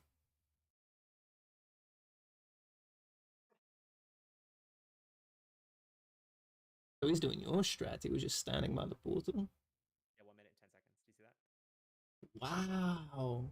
Because you can die instantly. It's so dangerous. So like that's why I left around what I did. I left around 1 minute and 20 seconds. So Like contrarian in me is just okay. I don't know if I trust that. I want to see how long you can I stay. know. I tried, dude. That's the thing. I stayed fucking 2 minutes and 10 seconds on stage 1 because I'm like, oh, I'm watching all these people play stage 2, like, and I like threw away a game where I definitely could have fucking got beat not record obviously, but just like beaten Juggy, which is the goal. He has like Uh, 140k. I don't want to fucking smoke him. I want to get like like double his what do you XP. have? So I have 55k. That's my Wow. You're a bot. I know I'm literally a bot. Come Well, on. so here's what actually happened. I fucking so you have to unlock a bunch of shit, and Mhm. I bought the Oh. G2A game, and Mhm. that meant that I used the Steam account. Like they sent like the way that they were doing. I'm like, why? I don't know why I even did this. It's not even cheaper on G2A. I just was like, oh, probably cheaper on G2A. I'll buy it like a bot. And so I bought it on G2A, and they gave me a Steam Mhm. account to play on that had the game. But then that Steam Mhm. account got banned, probably because there was like credit card fraud associated with it. So like it Yeah. lost all my progress and like unlocks and stuff. So I had to re-unlock everything. And you literally have to unlock tombs. You have to unlock the ability to have more than like 2 tombs, more than 2 weapons. You have to What? like do Oh, I all hate you have to that. re-unlock everything to Uh huh. get back to the place where I can even play. And that was only like 2 days ago. So that's like why I'm at where I'm at. But yeah, really fun game.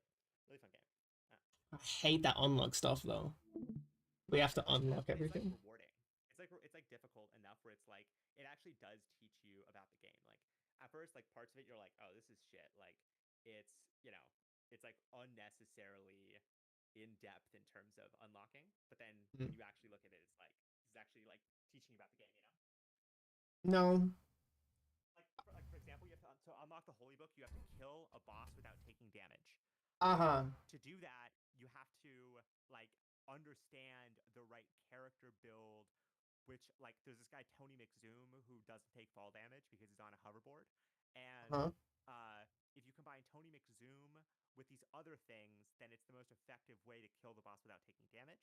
So you have to Mm-hmm. like learn or like there's so you have to learn and understand movement and strategy to unlock the things which allow you to play the game fully. So it Uh-huh. actually to me it like I usually hate the unlocking thing, like for example Advanced Warfare, Infinite Warfare shit, where it's like you have to like get a fucking ton of XP and play the game in a shit way to unlock things which like you need as a basic level, but that doesn't actually teach you how to play the game. That's just like busy work. Like this actually is teaching you how to play the game when you're like unlocking shit, I think. So Uh-huh. um, and I'm not like you have to also remember I mean like name me the last game I've ever said is like a good game that you should play. Have you even recommended me a game ever? No, because Wow. I don't play anything but zombies, right? So like I'm saying, Okay. like when I like this, I'm like, dude, I'm telling you, there's DOA, No Man's Land, fucking like there's zombies here. I can like feel it in my bones, dude. And like Mm-hmm. Orbix liking it, Juggy's liking it. It's speaking to zombie players. I'm telling you, it's Mm-hmm. whispering to us. It calls us. Um, I mean, it is very zombies like. Is it this is a zombies like?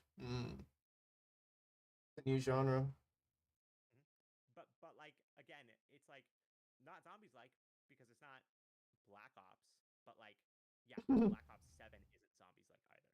Like Black Ops 5 isn't zombies either. You know what I mean? So like this is far more like zombies than anything Treyarch has released since fucking BO4 or BO3, like minimum. Like it's ridiculous.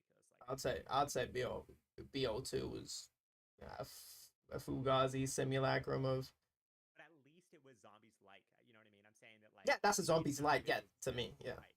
Yeah.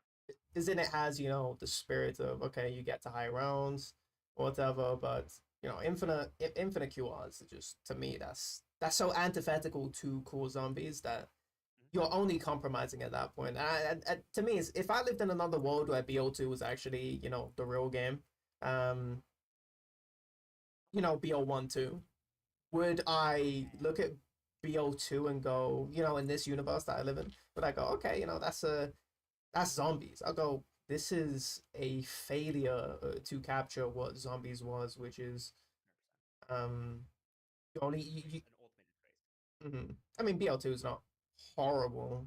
I think there are, Mob is cool. I like Lost OnlyFans. potential is always the biggest crime, I think. So Exactly, yeah. like, yeah. I think we agree on that. Where it's like, it's not about. It's like, well, the problem isn't like abstractly. It's like no, literally that you sacrifice major potential that could have existed, like hmm major potential.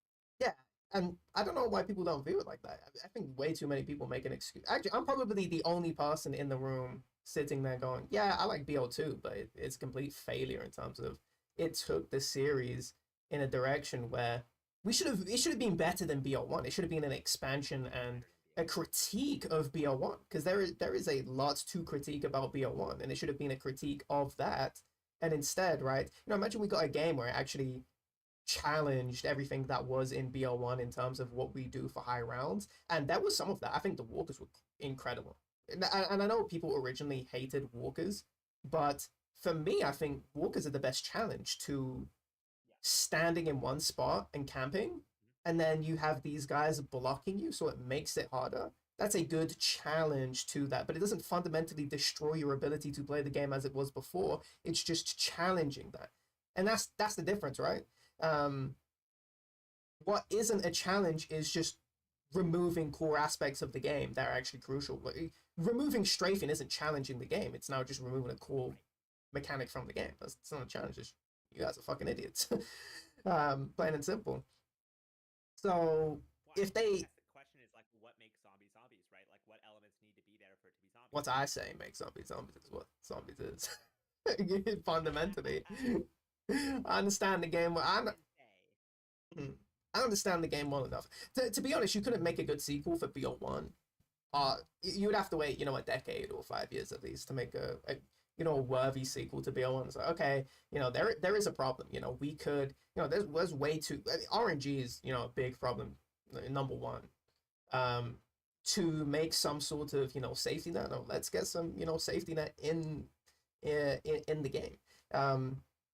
Let's get a in terms of my critique of BL1 is that a lot of the maps are fundamentally the same, but with massive elements stripped out.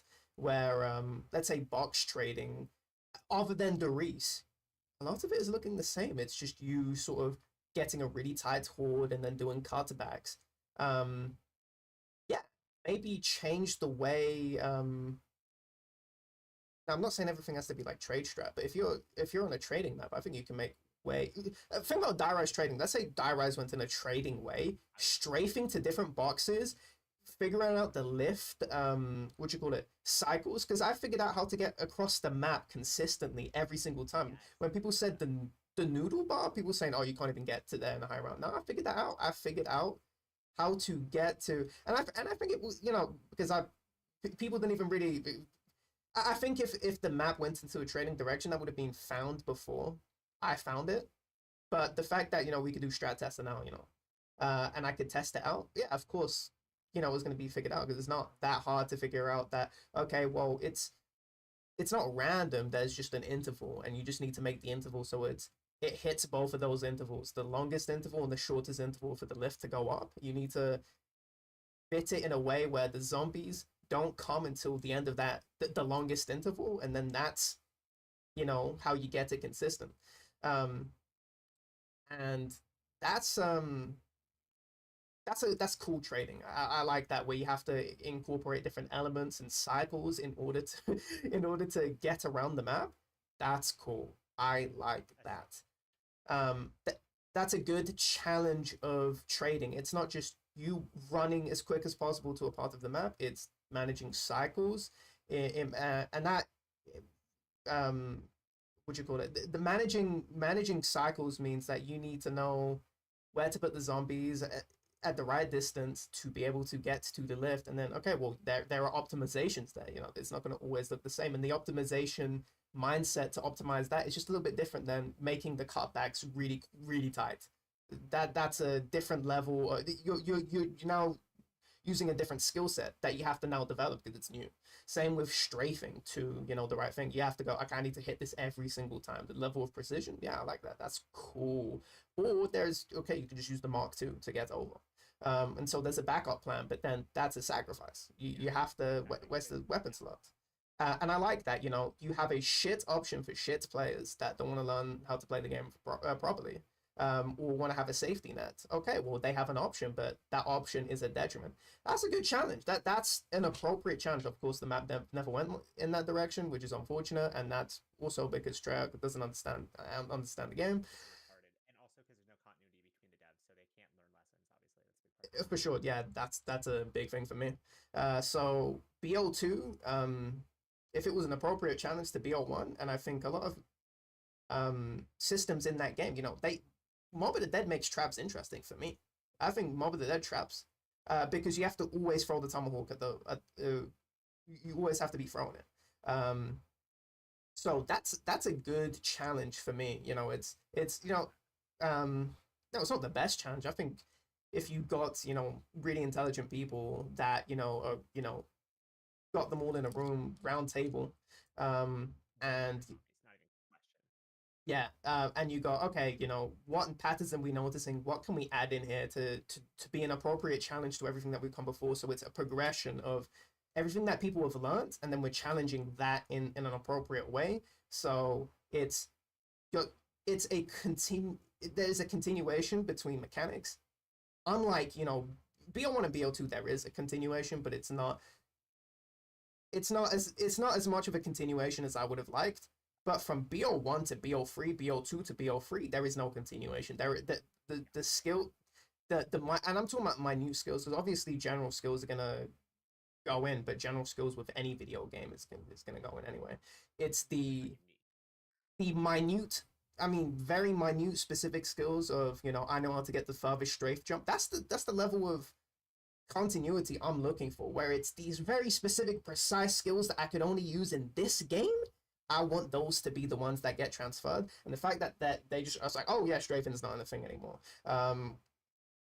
trading isn't a thing anymore because RK5. Why is the ray gun even in the box? They should have just deleted the ray gun from the game, because the fact that you can't even get an AAT on a ray gun, but you can get an RK5 and you start using it like a Wonder Walk, that's crazy. To me, you've lost your fucking mind if you just made the ray gun completely worthless like that. You seriously have to. I actually, did these devs even like understand what they were? Then they must have never played zombies, or you know how iconic the ray gun was, because the ray gun stops being iconic post BO3 because of that. 100%. So And then they try to bring it back like retards, right? Not even understanding what bringing it back would mean by like literally fucking just like bastardizing the ray gun in BO5, right? They make it like the thing you have to restart for like crazy, and it's like every other thing is dog shit. Like on Die Machine, for the speedrun, you have to restart for the ray gun, and it's so fucking crazy. that's like BO1. It's not an evolution. It's just BO1 again. You just have to restart for the T gun first box. Otherwise you get fire cells. And So sad, dude. yeah, it's not learning the failure of BO1, where Doris is the cool setup. That's the map you want to play, because you don't get these massive detriments for moving the fast box, and chasing the box in that on that map is cool. Actually, it's a lot of the maps chasing the box. It's fun, but on Doris, it's I don't have fire cells.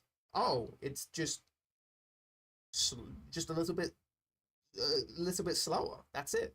That's really it for the high round. There's no okay, different door setups now, fire cells. You know, Doris was the best, and the fact that they never realized that Oh, adding a such bunch an of indictment of them. It's such an indictment of them to 100%. realize that. 11 drops too. So the drop cycle is built around 4 drops, and you have 11 drops. You can only get 4 drops a round. It's so clearly built only around 4 drops. And I think carpenters, you know, they're really stupid, but the fact that I can just eliminate them from my game, that's cool. That's cool, because at least I can play around these carpenters. And you know, Calvin was sending me, you know, okay, you know, for instas, you know, I've got this, you know, like 1 minute, 2 minute loop around the map where I just rebuild all the windows so I can avoid getting carpenters. So I can get the max ammo, so I can play around this. It's an extra 5th drop that I can eliminate, so I can just get all my 4 drops guaranteed. That's cool. That's called challenging the original conception of the game, where it's like, okay, there are additional things that I need to do, and it teaches you how to play the game, because you want to you know, camp in the high round senses, and you want to stay in one spot of the map, because that's the fastest way. You want to you don't want to keep moving for spawn zone. So really, it's like carpenters are actually a good challenge, unironically, but yeah, no, they. I mean, in a sense, I just think that I think that the thing they try to do is just add extra things. So like, I think the problem with carpenters is like they're trying to make the question of like, okay, do you board up all the fucking barriers, or do you like play with carpenters? And I don't know. I guess like if that's a problem you can solve, so it's not that bad. Mm. But I hate when they just do this thing where it's like, oh, we're just gonna add extra like steps for you to do rather than like new game mechanics. Like I would have Uh-huh. preferred if like there was a new way to think of like disabling spawns rather than just Mhm. having like boarding windows. If there was like a way to like disable like not just one windows, but like actually like do you know what I mean? Like actually Yeah. disabling the spawns itself in some way that like, Yeah. oh, if you lose this drop, it like becomes like a problem. I don't know. I just like there's so many things they could have done that are just True, like, yeah. Carpenters aren't the best challenge, but and that's obviously they didn't intend that to be the case. But exactly. um, once an actual challenge is in, you need to overcome it. It's not that fun to overcome it, and there are some benefits of carpenters being in the game in terms of fixing your drop cycle on maps. But having an 11, yeah, that's what we did. That's nothing to do with them. But 11 drops in a game, you fundamentally misunderstood that this game is designed around. You just copied and pasted the code from the old game, added onto it, and then forgot. Oh yeah, they probably don't even understand. Wait, there are only 4 drops around. Really, you can't get what?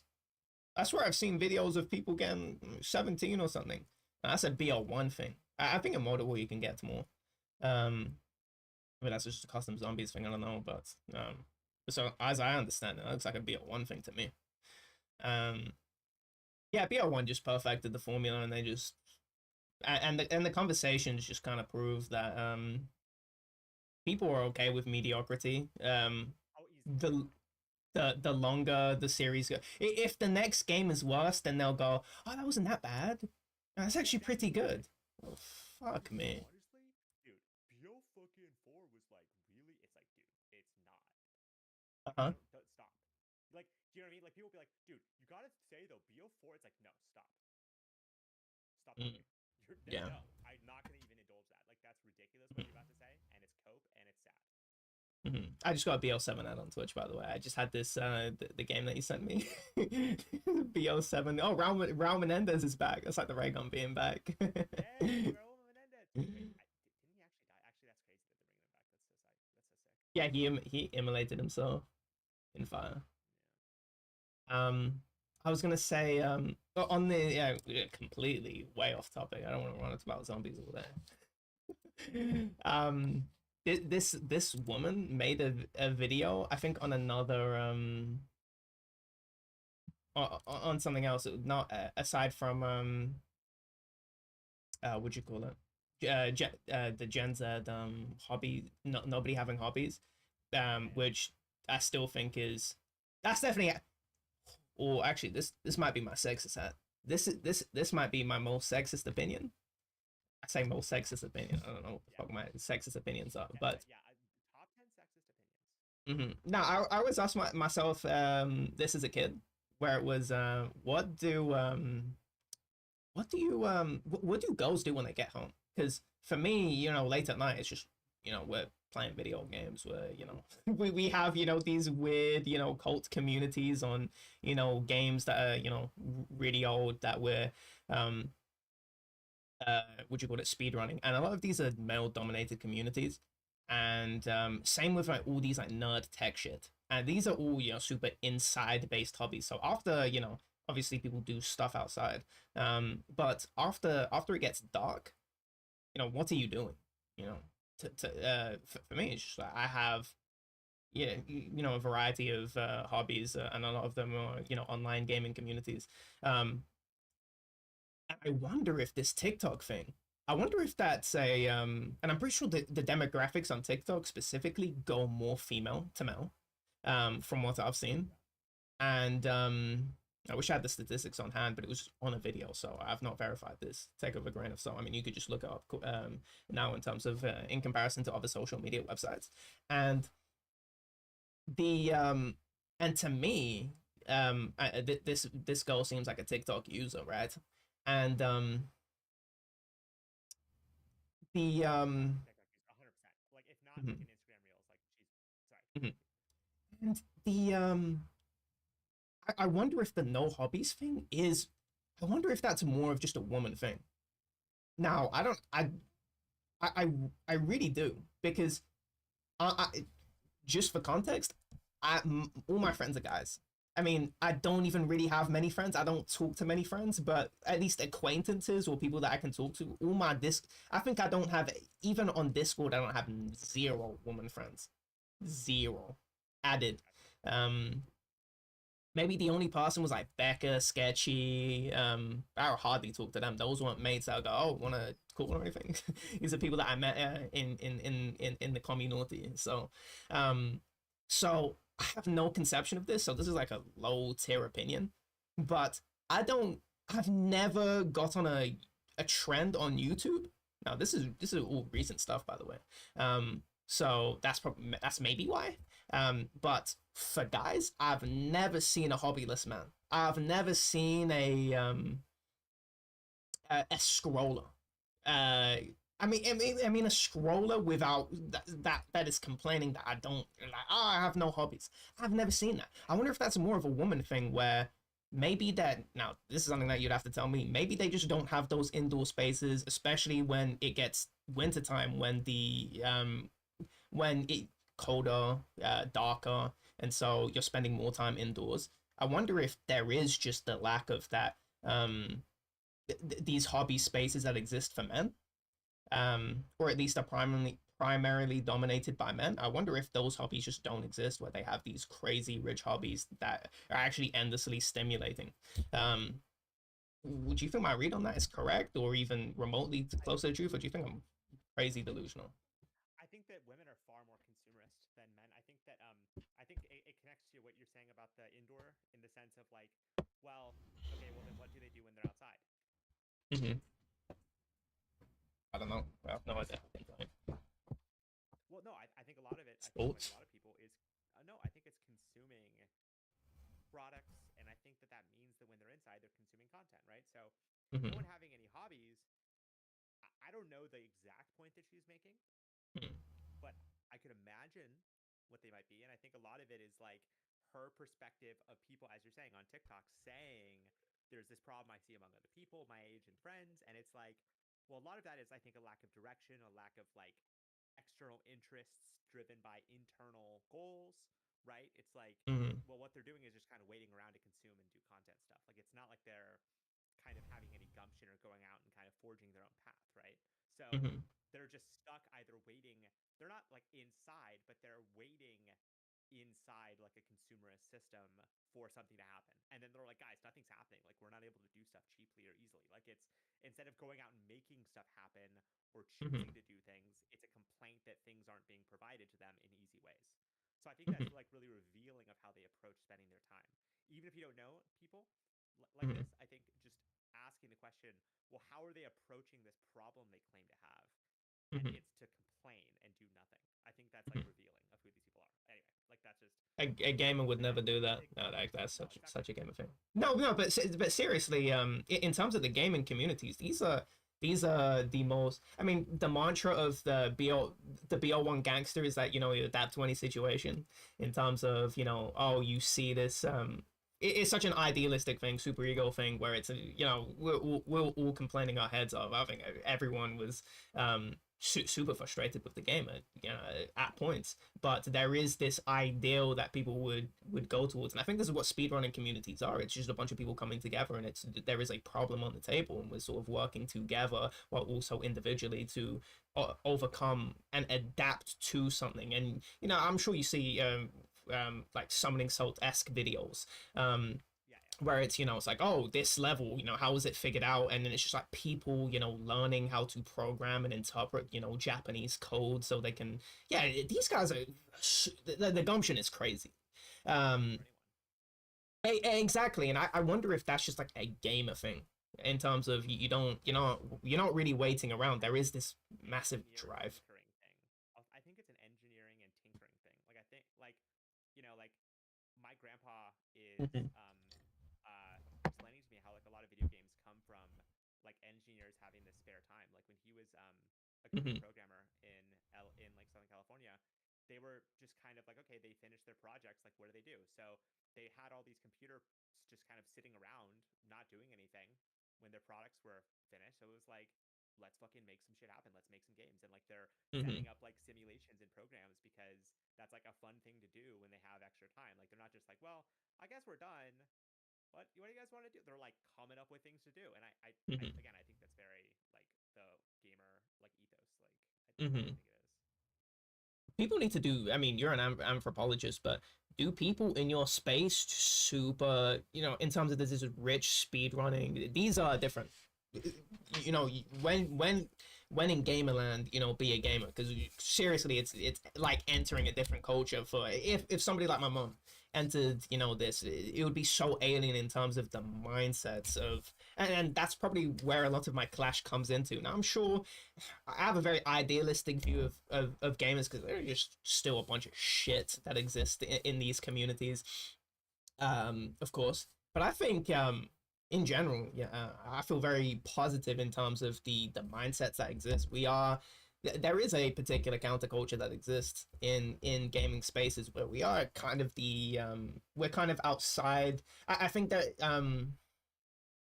in terms of being the outs because it's very insular. At least a lot of gamers can get really insular, and so there are particular critiques you can make where you go into the real world and you go, what the fuck? I say the real world, which is just another Yeah, nation, yeah, yeah, yeah, yeah.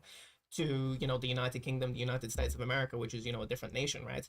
And that's a that's a different nation with different, cultural norms, and so of course I'm going to be super critical about them. I didn't even realize, because that's kind of not critical, but also, you go, oh wow, why couldn't it be like this in, in the gamer land? People are way more amicable and sociable rather than, super antagonistic towards each other. There are, bad things and good things that you see about other cultures, and I'd never realized that I was approaching it like another culture, as if I was in a different country, until I went to, Slovakia, and I started noticing, I am otherizing this culture as if, I was just outside like normal. It's the same thing.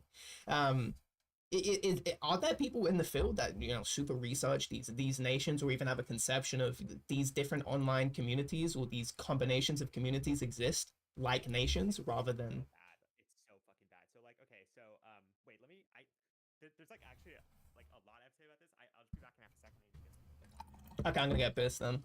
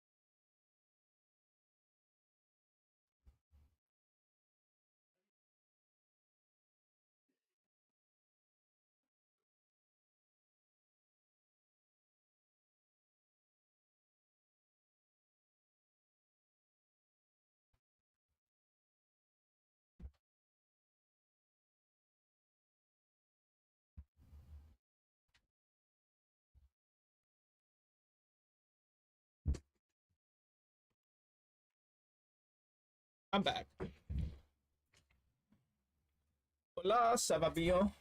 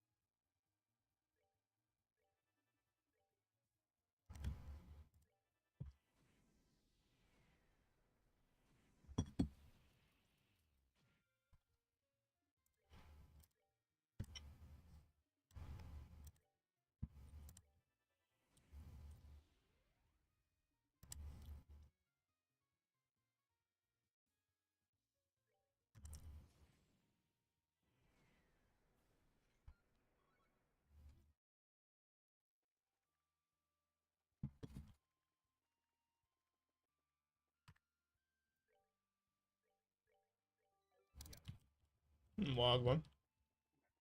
So pretty good. No, but yes, but yeah, like so there was a so the first thing I'll say is that the problem is it's not that no one is looking at this. Okay, like there are people who look at this. The problem is that they, and this is unfortunate, think of the kind of person who feels qualified only to study gamers. Okay? If your academic career is dedicated to, for example, trying to explain why there aren't more female esport players, Mm-hmm. you're gonna be probably, and this is the case, a kind of mediocre academic, right? You are not taking on really important issues because you don't feel you can. And so a lot of things that actually I think are important and should be looked at kind of only get looked at by people who are like not good at like producing academic work. So for example, there was a book released in 2024, probably the worst book I've ever read in my entire life. I read it with Orbic. It's about Twitch culture. It's a study of Twitch. So released in 2024. Okay. All of the data comes from 2018. Comes from 3 different academics. All of which whose methodology involved streaming on Twitch for like 5 hours a day for a couple weeks.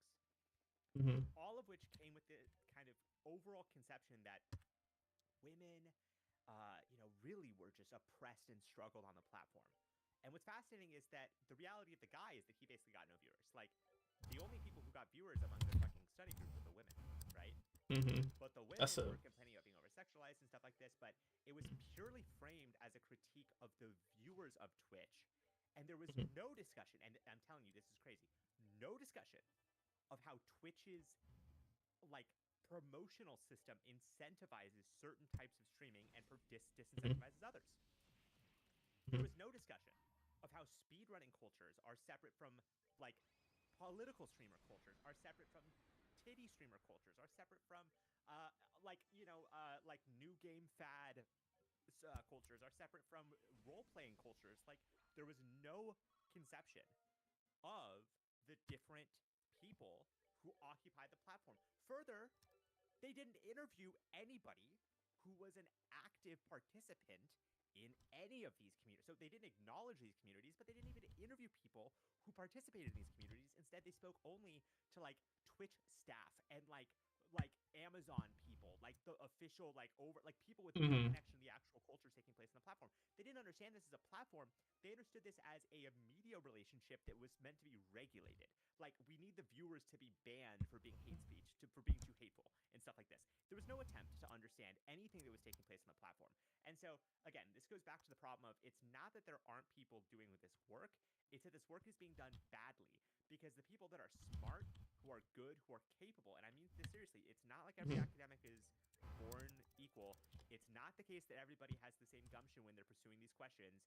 There's a lot of academics who will ask this question. This is a common question, and it blows my mind. What are some good PhD topics for a thesis on blank, right? They're asking other people for interesting research topics, right? Blows my fucking mind. My problem, I have too many fucking things I want to look at, right? I want to know about the Twitch culture. I want to understand and research, for example, and I think it's a fascinating question. Why are there so few female esport players? There have been decades of programs meant to cultivate female esports talents. The idea that it's a problem of toxicity is the common argument. Male toxicity drives out the females. The reality is that the institutional support for female gamers is far greater than the institutional support for the average male gamer. So actually, it's and places like South Korea, in places like Japan, where of course gender roles do play a role, but there's like massive availability of video game systems across internet cafes. There's a massive infrastructure and promotion and effort to get females to be esport players, and they just don't exist.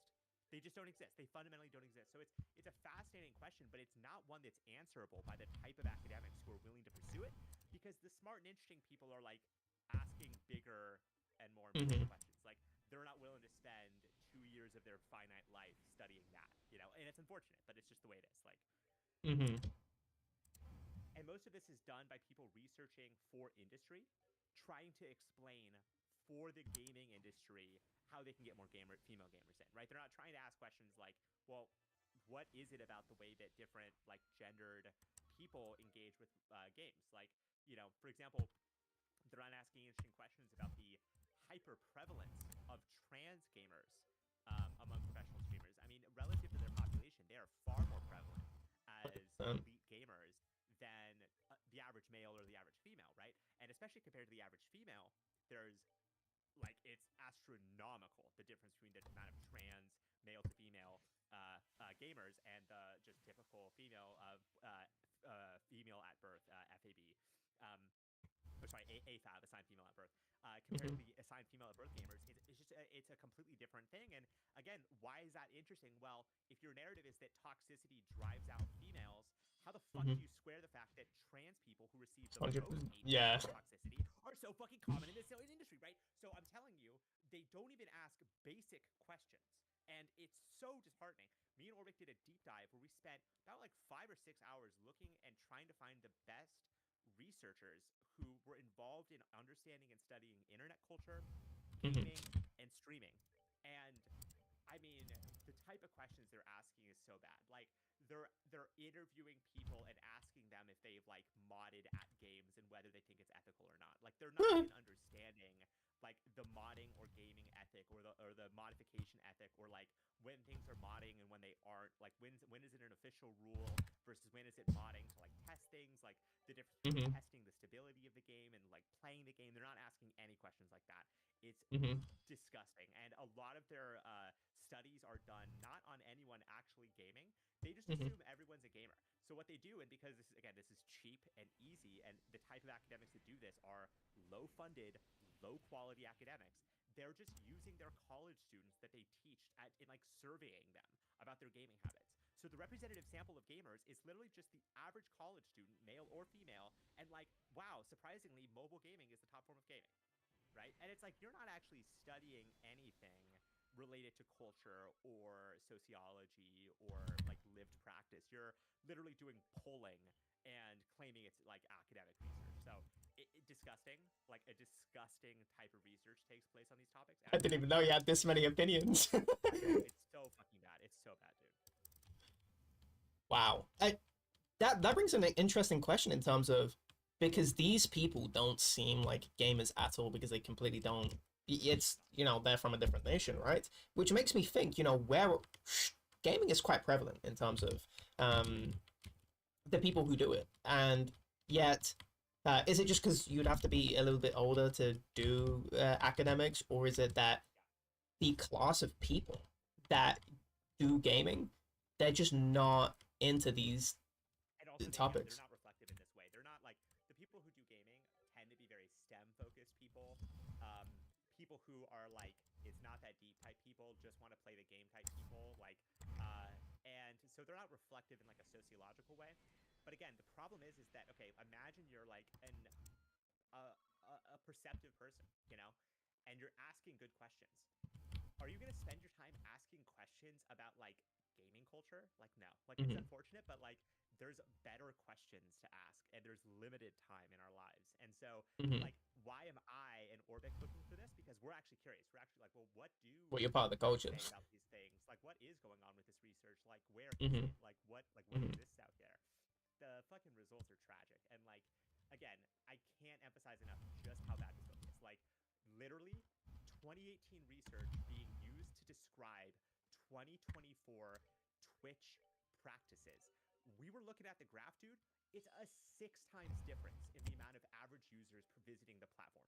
We're talking about a completely different scale of platform, and you're describing it as if it's like a like if you look at the like Twitch homepage, it's changed like 80 times in this period, and they're acting as if that like doesn't even matter. Like, it's all fine. Like, what mattered is that they did this research, and it's like they clearly cobbled together research that like basically wasn't going to amount to anything, and like smushed it into a book to publish it. There wasn't any promotion of this book. They weren't doing interviews talking about this book, because it's not even like they just recently did this research. They fucking did it so long ago. None of the citations, a book published in 2024 by MIT Press, none of the citations extended beyond 2022. So they're not even citing things in the current era, even when they're citing things beyond their research. Like, another thing is they're just slandering the gamers in the book. Like, there was one part where they talked about this guy, like the sexist, racist practices, and they have a citation where it says like this person was like in a controversy because they said some racist, sexist stuff. They cite a study which doesn't even back up the fact that this guy said this. Simply, it's a study of the fact that these type of trends and attitudes do exist online, And then they're saying that this guy's controversy represents this, but it's like not the case that his controversy is that cut and dry. In fact, it's like when you actually look at what this guy said, it was, and I'm a very critical person in the way, like I'm not like trying to excuse racist or sexist behavior, but like he was like not being racist or sexist. He was mocking the idea that a person making a game chat calling someone retard was the same as like attacking a person with a disability, right? He was saying that that's ridiculous. The idea that like calling someone retard is the same as attacking someone with a disability, and he was saying that shouldn't end an esport player's career, right? And they're saying that this guy is like a racist, and it's like there's not even anything racist when he said. Objectively, there's nothing racist when he said. The controversy is whether he was ableist, right? So they're not even getting the context of what he's saying, right? And then they're further slandering him because it's not even truly what he was saying. He wasn't being ableist. Like, so it's bad on so many levels. Games are oppressed. And fuck, I can't speak. We're oppressed. Right? We're oppressed. But it's just they're not attempted to be understood. Because here's another thing, right? Who is out here reading? Like, it's not like gamers are reading MIT Press Review like books about themselves. You know what I mean? It's like not like so. It's not like people are there or care to like interject or like change this, right? It's just a situation in which gamers are being portrayed in ways to an audience of almost no one. No one's reading these books.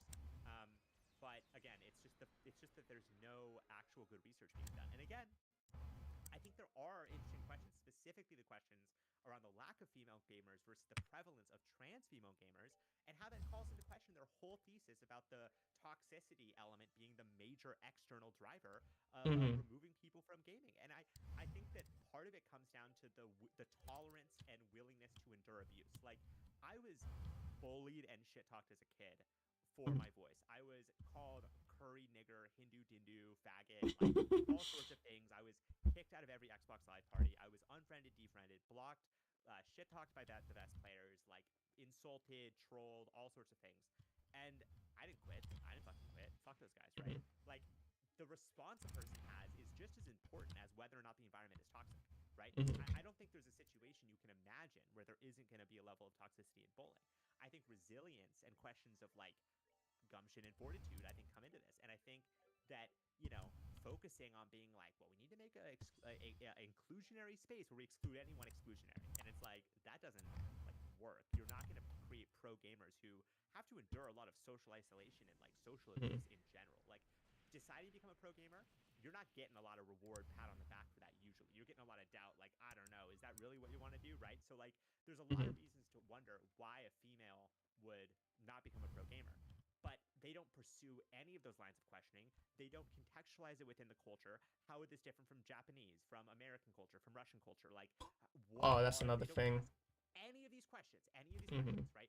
Questions that would be obvious to anybody who spent any amount of time thinking about it. Why is this? It's because they're dumb people. And I can't emphasize this enough. When it's a question that is like important, but not like socially important, you find a lot of academics who just need something to write about. Like, they don't even really care about what they're talking about. They just have a field of study and they just need something to write about. And they like didn't go into other fields because math was too hard or whatever. Like seriously, like this is a serious problem where the kind of there's been an overproduction of academics. There's tens of thousands of PhDs handed out every year, and they need somewhere to go. And they go to the fucking lowest denominator, which is such a tragedy because, again, these are good questions and these are important cultures. And gamers are the largest potential market that exists. So even from a capitalist perspective, you think there'd be more of an interest in like who these people are and stuff. And I'm sure the internal studies of Twitch, the internal studies of YouTube gaming, I'm sure they have really interesting and more complicated results. This is not really known, but you know, for example, the largest spend on research and development by a U.S. university is at Johns Hopkins, about $3 billion a year.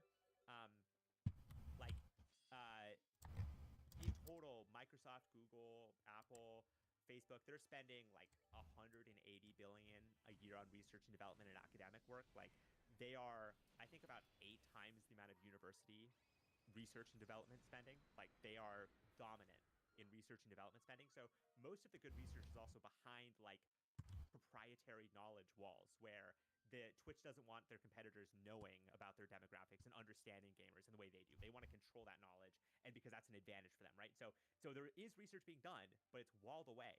And then so the public shit we get is the like diarrhea of like a fucking failed upward academic who needs something to talk about being funded Mm-hmm. by NGO grants who will fund anything that claims that something sexist is taking place. Mm-hmm. Wow, that's so critical of the university system fell upwards. People, you have to tell. Give me a vignette about that in terms of people that weren't good enough to do STEM, and so they're doing Yeah, it's not even this. it's not just not good enough to do STEM. It's that even among social scientists, like, okay, you gonna pick. So there. Okay, so the first thing to do is to have a framework of what science is.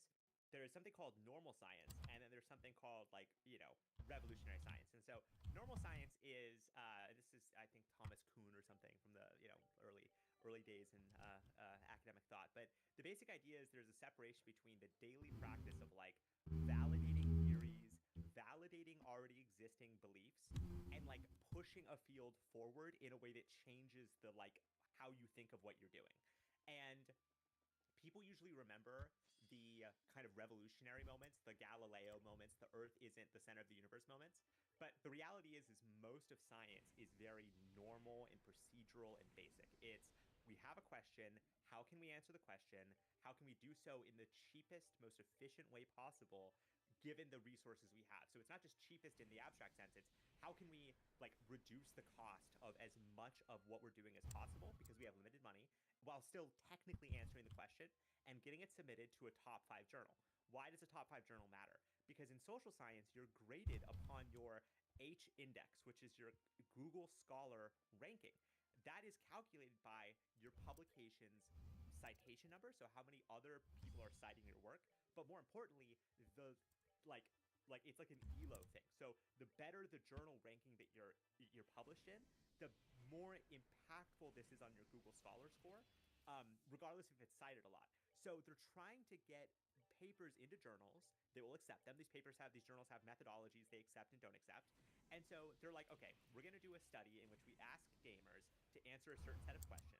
And then we're going to do a study in which we ask another set of people that are non-gamers the same set of questions, and we'll compare the gamers versus non-gamers, and that'll tell us something about the gamers as a whole. And it's like, okay, well, how did you do this? They use something called mTurk, which is a polling platform via Amazon where you pay pennies on the dollar for people to answer questions. There are hilarious videos of Indian guys using Google Translate to explain how you can make money by answering American-only questionnaires. So there's like an Indian guy I found where he's showing, he's like, and he's like showing, he's like that abortion That was right. good Pradesh. He's like, No, I'm kidding. right conservative. He's like, so he's showing like how you need to like he's like showing which ones to answer. He's like if he's basically saying if you're a conservative, you have to answer this on abortion rights. If you're like because he's like they have like gating questions to make sure you're like you're like knowing what you're answering. So he's like walking you through how to like answer and essentially forge polling results. But it's like no, they control for this. They like make sure they design it properly. It's like they are actually not. Like this person was showing how to commit fraud on like answering a PhD thesis, and this is a much bigger problem. They are like most mTurk questions are answered in Madagascar. They're answered in questions in places with like very little relationship to the United States, and yet it's claimed to be representative of the sample. The most dominant groups on mTurk are two groups: immigrant people from other countries with no relationship who don't speak English, and 40-year-old moms who are trying to get Amazon gift card credit, okay? So when you're using mTurk as a platform to poll, you're getting a sample size of non-English speaking foreigners trying to scam you, and then like wine moms, right? And then, okay, we're using this platform to understand gaming, like understand. So like, well, why are they using this platform? Again, because it's the cheapest way to conduct a survey, the cheapest way to conduct a poll. So they're now running into the problem of because they're trying to optimize for cost, they're not even answering their question. They're not even fucking asking. But then what was the question they're even asking? They're asking a question of gamers versus non-gamers in like some abstract sense. That's a terrible way to approach the question. A much better way is to like interview people who are actually involved in these communities like over the course of months, asking open-ended questions, observing them, hanging out in their fucking wherever it is, Discord, TeamSpeak, Skype, right? Being there and observing them, knowing people involved in these communities so you don't get fucking tricked. Like a lot of Mm-hmm. communities love fucking with people trying to observe them, right? So you like, okay, like how can I control for that, right? Like actual anthropological work would involve time, research, but that's just not not willing to be funded. They want a polling style statistical breakdown across 500 people that are gamers and 500 people that are not gamers. And they're going to use a platform called MTurk because it technically does that thing. It claims to do that. But then when you actually look under the hood, it doesn't do that because it's all Indian people and fucking wine moms. And then they're not even fucking answering the right, they're not even asking the right questions. And then when they finally get published, they're only doing so to up their H index so they can get professorship. This is a big fucking deal because if you're an assistant professor and you don't get like an actual professorship, you're out of luck. You're out of a job. Like you're not like given like you have like 2-3 years on your contract, and if you're not re-upped, you're out of a contract. You need to find a new university, which often means moving to the other side of the country, right? So they're trying to fucking maximize the ability to justify their presence by maximizing the ability to publish papers, which means minimizing the quality of their research. That's really that incentive structure seems so fucked. So fucked. Is there anything being done to address this? It's crazy. In like what way? Like in a good way? No. Yeah, in a good way. In terms of elite, the fact that polling is completely a scam. But MTurk, Yeah. So MTurk, and yeah, MTurk is a dominant way that academics do polls. It's not the only way they do polls, but it's a dominant way. It's theoretically a crowdsourcing platform that theoretically gives you an army of people. Again, even if these are like the actual people you think they are, one of the problems is that these are people who fucking take polls all day, right? So their incentive structure is to get to the end, because if you don't get to the end of the poll, here's the thing, you don't get the payout. So if they weed you out of the polling and they identify that you're not an American, that you're Indian, then you don't get paid for taking that poll. So these are people who, even if they are who they say they are, they're trying to answer the question in a way that you want them to, so that they can actually get the payout for answering all of the questions. Whereas if they fuck up one of the questions and like answer honestly, and that weeds them out, well then they don't get the fucking gift card money. So these are professional poll takers who are often lying about who they even are. Like, do you see how bad that is? Like that's like, even if it's like who they say they are, they're a group of people that are like attempting to like take polls professionally to make money. I didn't even know you can make money off of polls. Yeah. This is crazy shit. But also Check this out. that so in terms, is this just only low quality research, or does this make its way into high quality research? I mean, like, it's tough to distinguish sometimes, but like, yes, this Indian guy's explaining how to take political surveys in America. It's like you can see them. It's like the questions are like about like abortion rights and shit. Like, so this is you should use YouTube link because it's kind of like low quality otherwise. But I saved it because I was worried about this shit getting taken down. Oh, okay. But it's literally an Indian guy explaining like how to accept and like do $1 surveys. So this is at the University of Texas, and the question is like, how do you view abortion rights in America? Okay.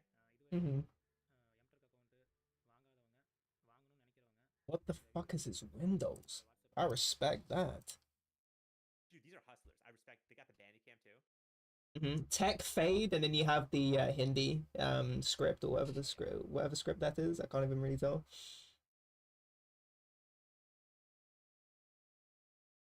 So, Amazon Enter.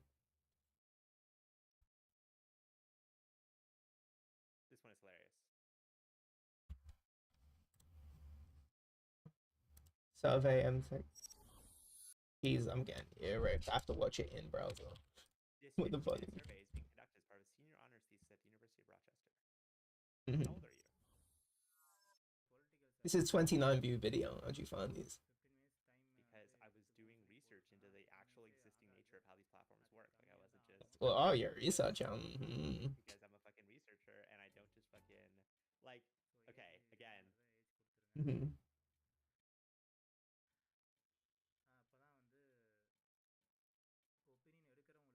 this guy is answering questions about gun control in America. How'd you get paid out from this?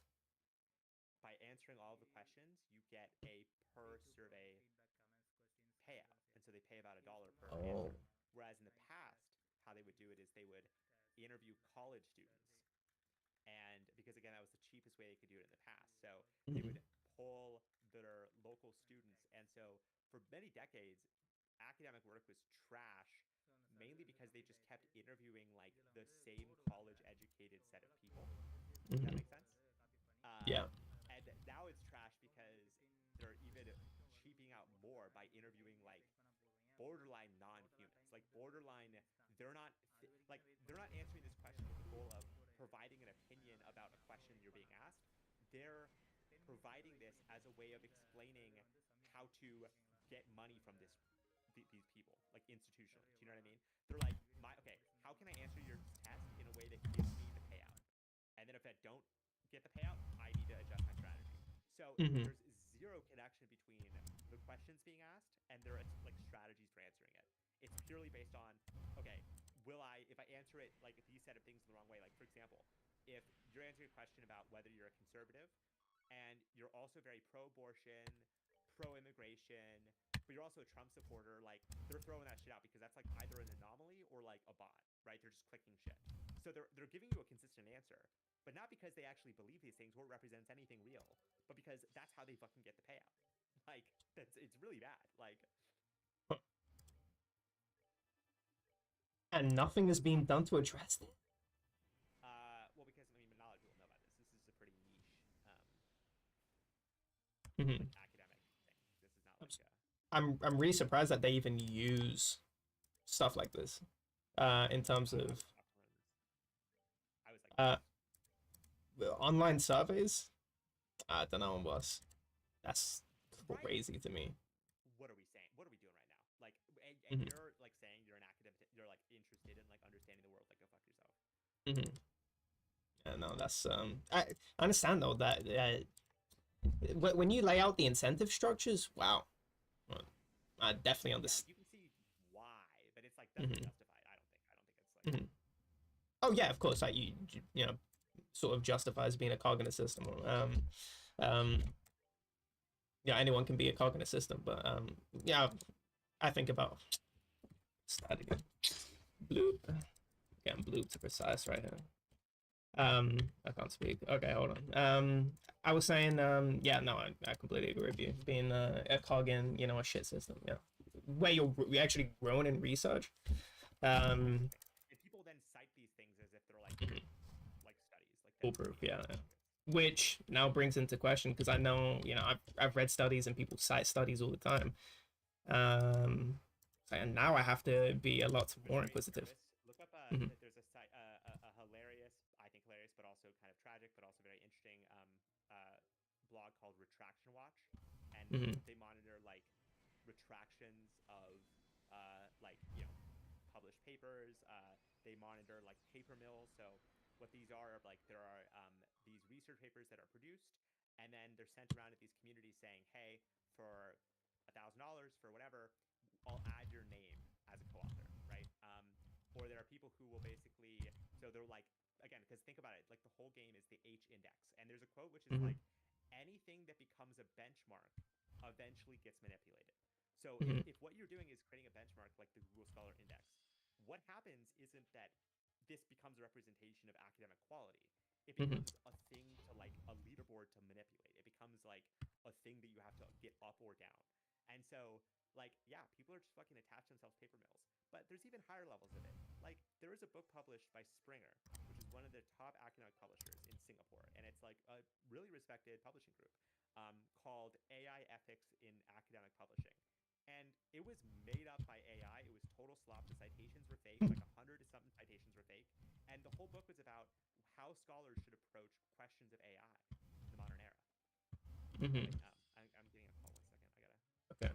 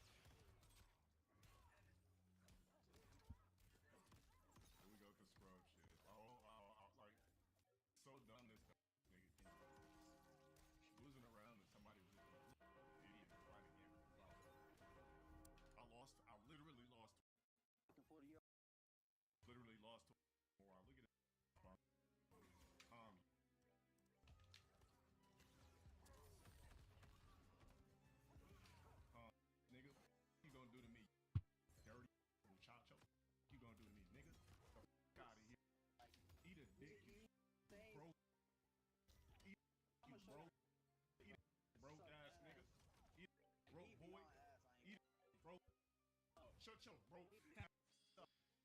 You overweight over bone slot. That's what I thought.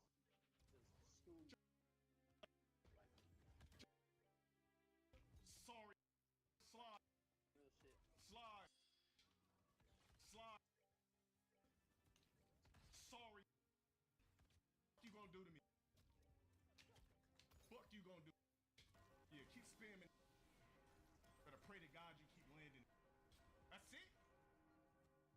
That's it, nigga? Out of here. What the? Shut your.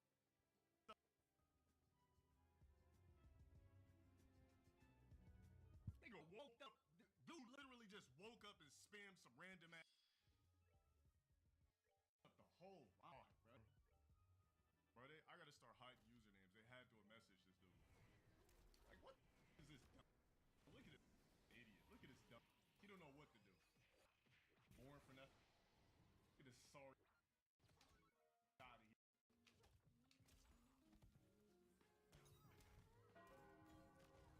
Sorry. Remedial. Look at this idiot. Fucking calm. Born for nothing. Brick wall in your room. Muchacho. Pussy asshole niggas. Pussy asshole niggas.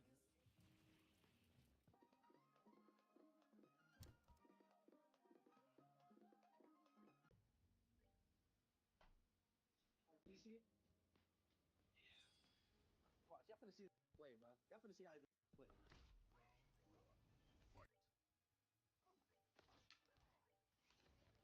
Alright, he got grabbed, bro.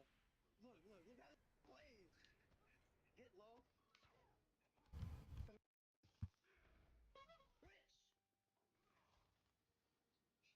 Look, you see this?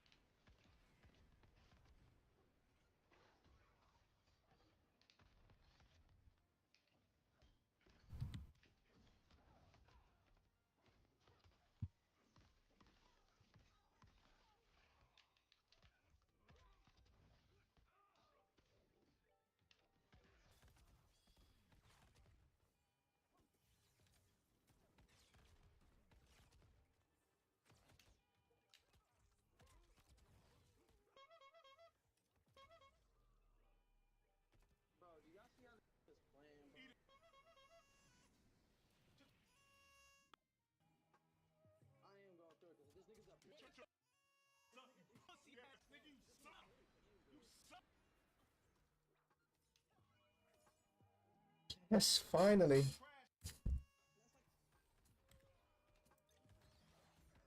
Yeah, keep spamming. They're not gonna help you. They're not gonna help you. They're not gonna help you. You can't reframe data. Yeah, keep calling out them sit. Out of here, boy. Trash. Trash. Garbage. You suck. You don't know what to do. Sorry. What you gonna do? Ice slide pits? You gonna do ice slide? Look at you. You don't even know what to do. Look at this. Sorry. Sorry. Damn, you suck, bro. Suck. Do they find enjoyment Suck. running? Suck. Bro? Garbage. Like, this shit is so Trash. fun. Get Rhino. This nigga, You did y'all bum watch ass. this nigga? Eat. Holy shit. That's what happens when you sit back and talk. You dirty. He's so You fucking born good. for nothing. NPC ass. Bum. Kick back and get that whoop like you supposed to. Well, no lame figuring me out. Bum. Online players. Oh, every time I hop on a game, I'm gonna start hiding names too. I'm gonna start hiding names. I'm about to start hiding names. Hiding names for sure. We hiding names, bro. We're not gonna get these. We're not gonna let these spam people and playing in MK. Let people get the organic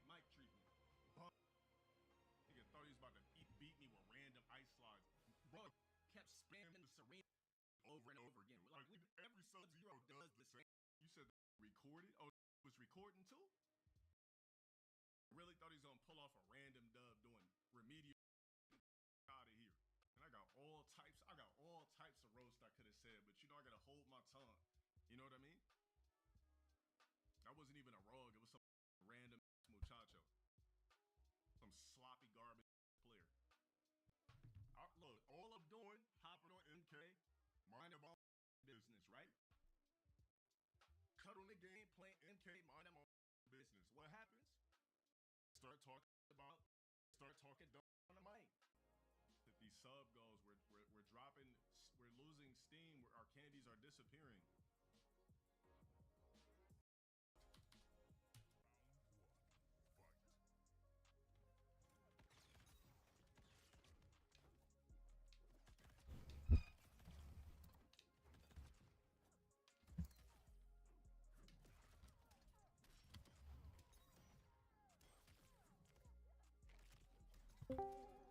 Oh, hi. Hello. Wow, I was getting super frustrated. But yeah, but I finally got the some grinding RNG loot. I got I need 4 of these things and I got my third one finally. That was a drought. Good. So, you know, you came back at the right time. Clear head. Clear It's gonna- head, clear mind. Yeah, I was gonna what was I gonna say? It was definitely off topic. It was I've had so much because we haven't talked in a while now. 2 or 3 weeks or something. Yeah, no, I had a lot of things I was thinking of in terms of, you know, building my concept of building out my concept of the inner world in terms of hypothesis. I prefer using the word hypothesis over theory because theory is way more what you call it? Let's say fundamental. That's not it, but it implies more of a veracity behind something. It's being sullied by the frequent use of theories. You know, it's just a theory. Well, I mean, Exactly. Like, general relativity. Like, it's not. No, but that's the thing. People aren't even applying the concept of theory correctly. A theory Mhm. involves like causal mechanisms and like a fleshed out idea of how things relate to each other, how one thing connects to another, and how that thing causes another thing. They're being like, I have a theory, which is like it's basically just an opinion. It's just an opinion about something. It's not Mhm. like a something that involves like a testable hypothesis or something that involves a sort of like a falsifiable approach. There's Mhm. nothing falsifiable what they're doing. They're literally just saying, I have like an idea of what's taking place. Like it's so Yeah, but mine's more than an idea. I need to use some qualifying language. It's a hypothesis in terms of so obviously when the times have changed. It's officially winter, time changes. It's getting super dark by already 3:30, and that's a before prior to this it would be something that would impact me, just the idea of it, because it's something it hasn't existed all my life. It's definitely more that I now gain more outdoor activities, but also have way more of a plan of the things I want to do throughout the day, and the idea of getting those done. I don't use when somebody says what the weather is, they use temperature. I actually have never done it off of the number. I always go off of my feel. So I feel that it's warm today. So I always go, okay, this feels cold. So I know what clothes to wear. It's always by feel for me. And it's the same thing with time, where I don't have time doesn't feel a particular way. The actual numbers, it's definitely the position of the sun and everything. So the day is, you know, when you get your stuff done, and the night is sort of relax in the summer, right? Especially in the UK, it's about 10 o'clock sometimes where it's dusk is finally settled, and now it's fully nighttime. And so that gives me a large room of, okay, these are all the things I can get done and potential things. So, you know, I like cycling, and that's, you know, a 2-hour affair. And so now that I started cycling, is that my day is no longer customizable in terms of the chunks I want to do it. Whereas, you know, maybe 2 hours and a half for, you know, all the cycling activities, you know, getting prepared for it, and then, you know, going out and actually doing the affair and stuff. I can't now slot that at the end of the day. Especially when I was working before. That's not something I can slot in at the end of the day. It's you finish work, it's already night, and I like to go in the countryside. So that disables my ability to do something I like doing. Day is less customizable, but also yeah, I just do like the way the sun looks in the summer. The position of the position of the sun in the sky is different in the winter. I don't like the look of it as much as I do in the summer. Many preferences working there, and for me, I had this idea, and I've for a really long time, and I've sort of been testing people in terms of people that I know a lot about, you know, and what are their so actually I'll just pause it what I'm thinking, where it's I think and especially in language learning, this has absolutely come up. And I think identity is a big thing in terms of the way we conceive ourselves. Um, so as a kid, you don't really have a strong concept of yourself. I mean, you're constantly even forgetting the narrative of your life as a kid.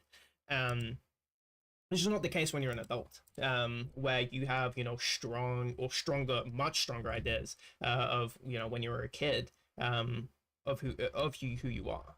And I think those ideas of yourself. So let's say even the way we wield the language.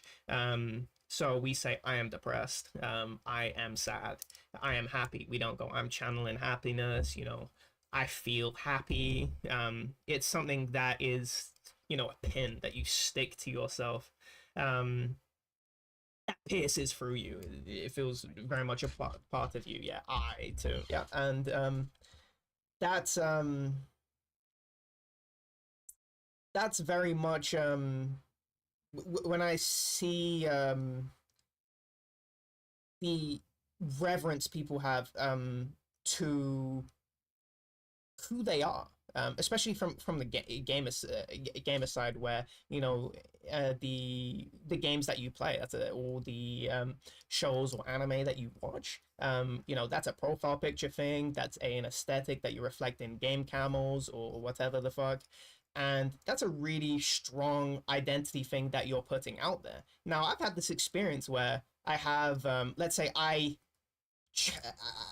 reflect a particular preference out in the world, but preferences aren't static and they change all the time. And it's maybe a mood thing where it will oscillate between two different things. But the way or the way our culture conceptualizes favorites is that, oh, you just have, you know, a sole favorite. You know, there is this is the one, and it's kind of never changes, or it changes, you know, in parts of your life, but it's not something that's constantly changing. Which for me, you know, my preferences are constantly changing between each other, not necessarily two different things and progressing to different things, but just a web of things that I've been interested as a kid that just change. And so when I say, oh, you know, as a kid, you know, you go, what's your favorite Pokemon? It'd be like, oh, I just have an answer for that. But when it stops being my favorite Pokemon, I'm still attached to the idea of that, where it's like that was my favorite Pokemon. That's who I was. That's my identity, and I don't want to.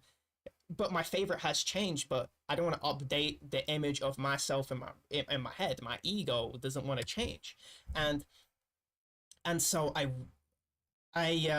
was thinking, I wonder if this is happening here, where I like the summer. That's a part of that's now something that I've put out in the world, and I've sort of made I've put oh, I get I'm not as happy in the winter, especially towards the end of the day when it's been darker for a longer period of time. I've sort of made that as a attribute that I have that is attached to me, rather than this is a video game problem and why are zombies spawning out of this window? How can we fix this? I didn't ever. Um, I mean, I did kind of towards the end, but I really wasn't putting that in those terms. And I also see other people when they come up with when they're facing challenges, they don't. It's not like a hurdle to overcome, where it's more of like an affliction, like a cancer, um, a terminal cancer, I should say. And um, now that my mind for me it was just adapt. Yeah, I was thinking, okay, I need to adapt. Why am I not thinking about it like this? I felt very pathetic when I realized that why am I not thinking of adapting? Why am I not thinking about changing my perception? Because I've done this so many times, and I started doing a long callback of, okay, has this happened before? Is, am I right about this? And when I looked at my language learning journey, it was very much, okay, I have an understanding of grammar, English grammar. And so when I'm learning Japanese, it would be, okay, well, this is a difference in grammar. And that means when they put they position their sentences completely differently. So you're getting information that you would get at the end of the sentence at the beginning. So it sounds really weird. And it makes you want to stop reading and go, this, what the fuck? This doesn't sound right. I should have this bit of information. This doesn't make any sense. And I'm fighting it. I'm fighting is no, this doesn't make any sense. This is weird. But and this is why I do the thing, I'll get frustrated one day, but I always just, okay, I'm just gonna go to sleep. And when I wake up, I'm just way more in a serene mood where my mind can just be, it's a reset for me. Sleeping for me is a reset. I sleep like a baby. So when I wake up, I'm very much malleable to the change. Now that I know the change exists, that I need to overcome this difference, and so I can incorporate it a lot easier. It's like, oh, that was definitely not as hard. Or sometimes, so when I came back from Slovakia, I had these grammar tabs open. I had like 50 of them open. I actually finally cleared them. It took me a month and a half to just clear all these tabs. I was doing them almost every single day. And I finally cleared them after a month and a half. It was really, I was getting headaches from doing it. It was really, I had to consistently change my conception of the language. And I put this off for so long. And I finally got them all cleared out. And I noticed that now recalling that process is that these were tabs I had open for probably some of them almost a year, and I put them off, and I go, okay, I'm not my mind is not in the right place to overcome this. But when I was able to overcome this, it's that I was still having the same problems. Is that I just let it go. I just go, it doesn't make any sense, because why would it make sense? I'm thinking about it from an English perspective. Let me just let go and let's just go with it. Let's just go with this nonsense that it just looks so weird. It feels so weird. I'm just gonna go with it. And that's when it stops for me. That's when it stops being a like a mountain that's in my way, and it starts becoming like a river where I'm flowing with the river and understanding. And that's how I feel now, where the winter really just hasn't been affecting me at all in terms of the time changes. It's getting dark really early. It's just, I'm just flowing. It just exists. And I'm updating my conception. It's not, oh, this looks inferior, where it's, wait, why is it it's like the single axis tier list that I'm complaining about. Why is it only one axis? There are multiple axes, and there are different things I can appreciate in this. Why am I making my conception of the world just one axis? In this particular thing, obviously. And yeah, no, it doesn't look that bad. It's different, and different is okay. It's not. It's inferior in all the ways that I like summer, but it's different and superior in other ways, and I can learn to appreciate that. And after I just let that go, it's been so, yes, I can just deal with this. And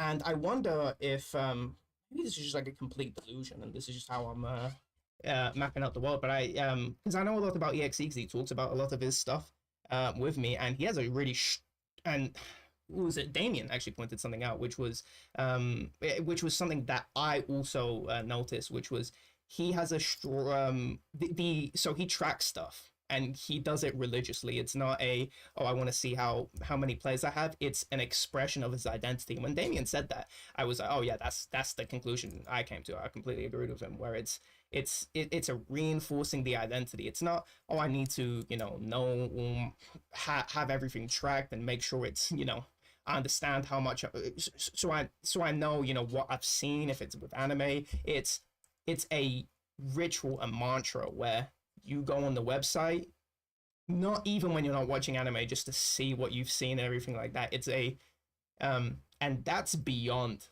you know, you just tracking something so you can sort of express, you know, what you've seen to other people, but also make sure you know what you've seen. It's beyond that. It's gone beyond that because it is a part of your identity, and making this um sort of because these are public, by the way. Yeah, he's very public in terms of what you've seen. Yeah, it's a performance. Not in a completely disingenuous way, by the way. It isn't. Not a performance. Everything's like most things are performing. Right. If it's towards others, right? And so, you know, he changes profile pictures after he watches a particular anime.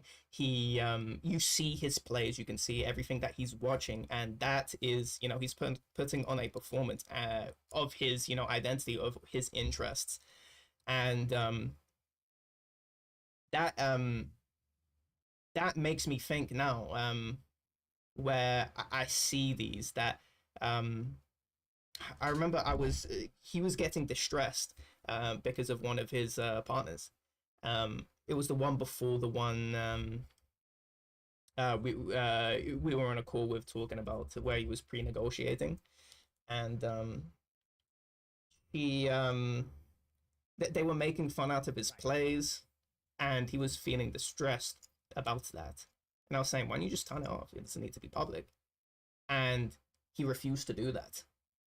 He refused to do that, and I'm going, okay, this is beyond the I want to, you know, this is just an, you know, a tracking thing. This is, you know, a performance, and it is distressing you to, you know, put off this performance, to put off this, you know, way you're performing your identity, and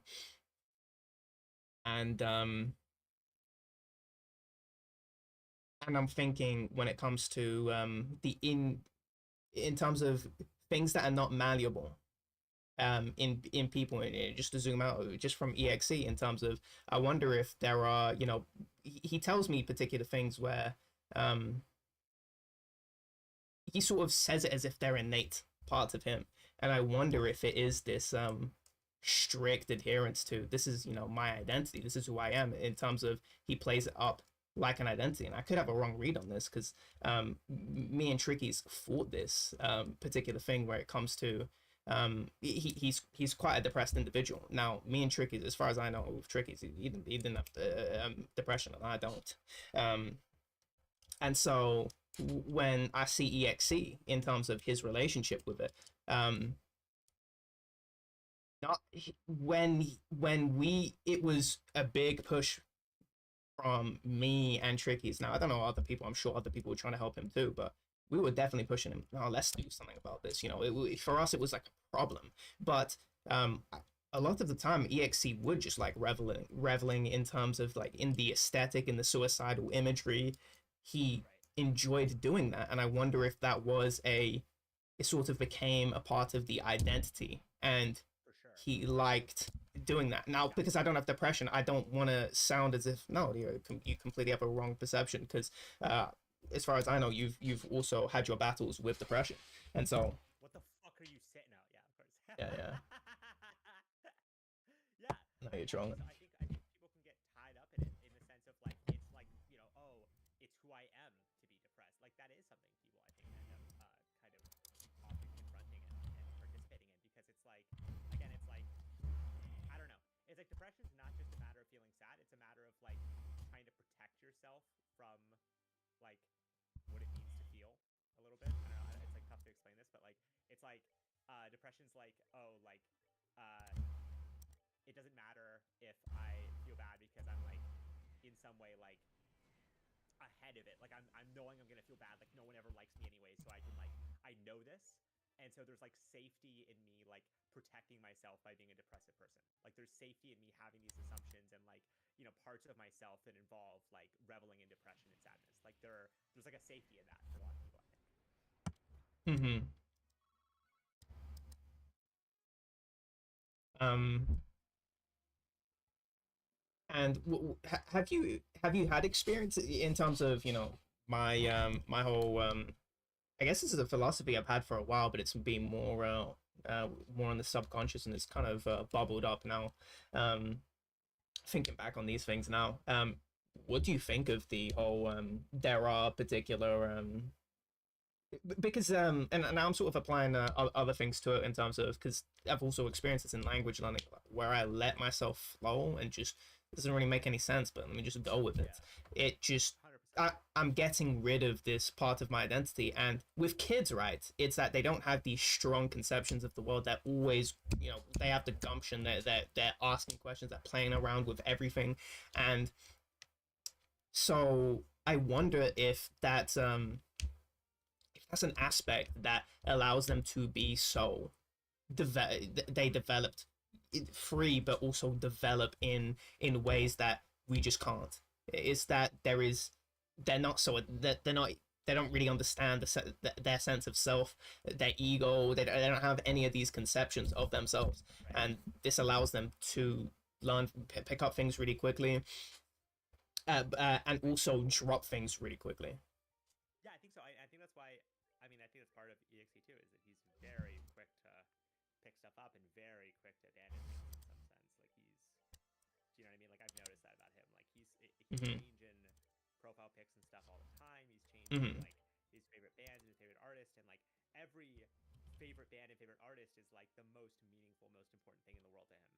Mhm. You know, like it's not just that he has like a thing that he cares about. It's like this thing is everything to him, and he Mhm. wouldn't be the same person without it. Mhm. Um. Also, fuck. Everything's been going really well, but this one thing super pissed me yesterday. It was like, I don't know if it was yesterday or the day before yesterday. It was I was talking to EXE, right? And I'm a super isolated guy, so I don't talk to people much, and so um we the person that I most frequently talk to is probably EXE, then Damon, then you. Damien, by the way, it's Damon now, not Damien. And and we were talking, and it was a big problem I've had with EXE for a long time, is that never really indulges me. And Yeah, yeah. I've heard Damien also say that when he feels, sometimes he feels used by EXE, where where he's only being talked to because he has a particular expertise in something, and then it's just whoop, I'm out of there. There is no interest in terms of gaining a Yeah, longer term engagement or like just the depth of the person, just using mhm. it for the knowledge, not like engaging with them. Yeah, 100%. Right. And so getting this yeah, I get in the call, and it's immediately talking about his stuff, and I'll super indulge, and we actually had a pretty good conversation, just because I don't he's mourning the loss of his loved one, and I'm seeing him go through that, and I've known EXE for a while, and so I know how he's treated the relationships in his personal life, and he's had a disregard for the for his biological family, and this is the way I've lived my life, and so yeah, I relate to that and understand why he would do that. There is a the hobbies are misaligned. They haven't really taken an interest with, and as far as I know, in terms of what are you doing? Who are these people that you're talking to on the internet that are also really important to your life? And how do they not even really understand this? To me, that's insane. Oh yeah. I don't know any of this, and so I understand why there is a distance. But after his dad died, he didn't have a smooth relationship with his dad, but not in a way in terms of they were fighting, in terms of no aligned interests, and then what you call it, and because of that, because he's a very interest oriented guy, but also his interests are digital, and so that's how you're going to get to know him, because he's basically Hikikomorian himself in this digital world. At the time, he no contact, and so his dad dies, and he was saying, yeah, no, I really regret, and he's been saying this. I think his dad's been dead for a year now, and uh, I don't actually remember if it was a year, but it's almost a year at this But point. I'm not. I think putting a timer on it would be freaking crazy. But I know what you're saying. Like, Right. Timer on it. Yeah. W split, life split. Yeah. Anyway. fucking low gold, fucking fucking more process, fucking on red? We're on a red split right now. What's he doing? Now in the morning, bro. Like, what's he doing, dude? Where's the resurrection split? Where's the fucking gold split? I didn't even know him. I don't remember anything. Where's the gold split at Visa, bro? Yeah, no, so his he's saying that he he didn't he wish his dad was here. He wish he could listen to his voice and hear the stuff that he had to say. And for me, it's I have a more complicated understanding of his dad in terms of he had some fucking disgusting views in terms of I would just never tell this to my kid in terms of really questioning he would question the identity of gay people. And the nicest thing that EXE thought of was he was saying that this was a warm thought of his dad was that my dad told me if I was gay he'd be fine with it, but he just wouldn't want my boyfriend anywhere near him. And that was just a positive thing. That was the most positive thing that he said about gay people. And he was saying that, yeah, I would be accepted. And I'm going, that's not acceptance. That's a complete denial of Tolerance at that, if that, right? It's Mhm. way fucking worse than that, but it's like at best basic tolerance. He's at best tolerating your existence at best. Yes, exactly. And your life partner is such a big deal, and so for him to say that, especially when EXE was battling that, through that where he didn't fully accept that aspect of himself, it was something that it was a long time coming. That's why I think this year's Pride Month was something that this is the first time he's felt like this about it. It's the first time he cared. I think that's what he told me, and so. For his dad saying that, dude being completely misaligned, yeah, no, that was fucking disgusting. I told him that, I was like, I know you cite this as a positive memory. I think that was one of the most disgusting things ever, and I think there is a sort of revisionist history being played here, where you miss your dad. That sort of I fucking hate doing this hive mind thing because it fucking sucks losing, even if you're not close. But I think there is a hive mind thing going on where this is the it is sort of learned behavior where it's your parents are sort of one of really important people, and no matter who and a lot of people will feel massive loss even to super abusive parents that they've sworn against, and that's to me that's wild. And He's doing that, like that's mhm, but it's so tough because like you don't choose your family, right? It's like the only family he had, so. right. And it so I'm basically saying, right, because I've heard this this is a long time, so I didn't say this I definitely didn't say this after the death and when he was expressing these feelings, but he's expressed these feelings a lot, and so I just dropped the hypothetical. What happens if your sister died? Would you be saying the same thing about her? Because I've told you about his opinions on his sister, and so he was saying probably, but he didn't connect to what I was saying. I was saying, if you were going to be saying the same things about your sister, isn't that sort of an indictment on you, where you've not integrated anything about your dad dying? Where your dad's dying, I regret not spending enough time with him, and I would love to hear his voice. I wish I had more conversations with him and got to know and actually express myself in front of him. Your sister's alive, and you would be saying the same things about your sister. And he was saying, yeah. He was saying, I didn't even see it that way. I didn't even see that. He said, I'm going to give her a call. And I'm glad, I made him have that realization. If you're going to,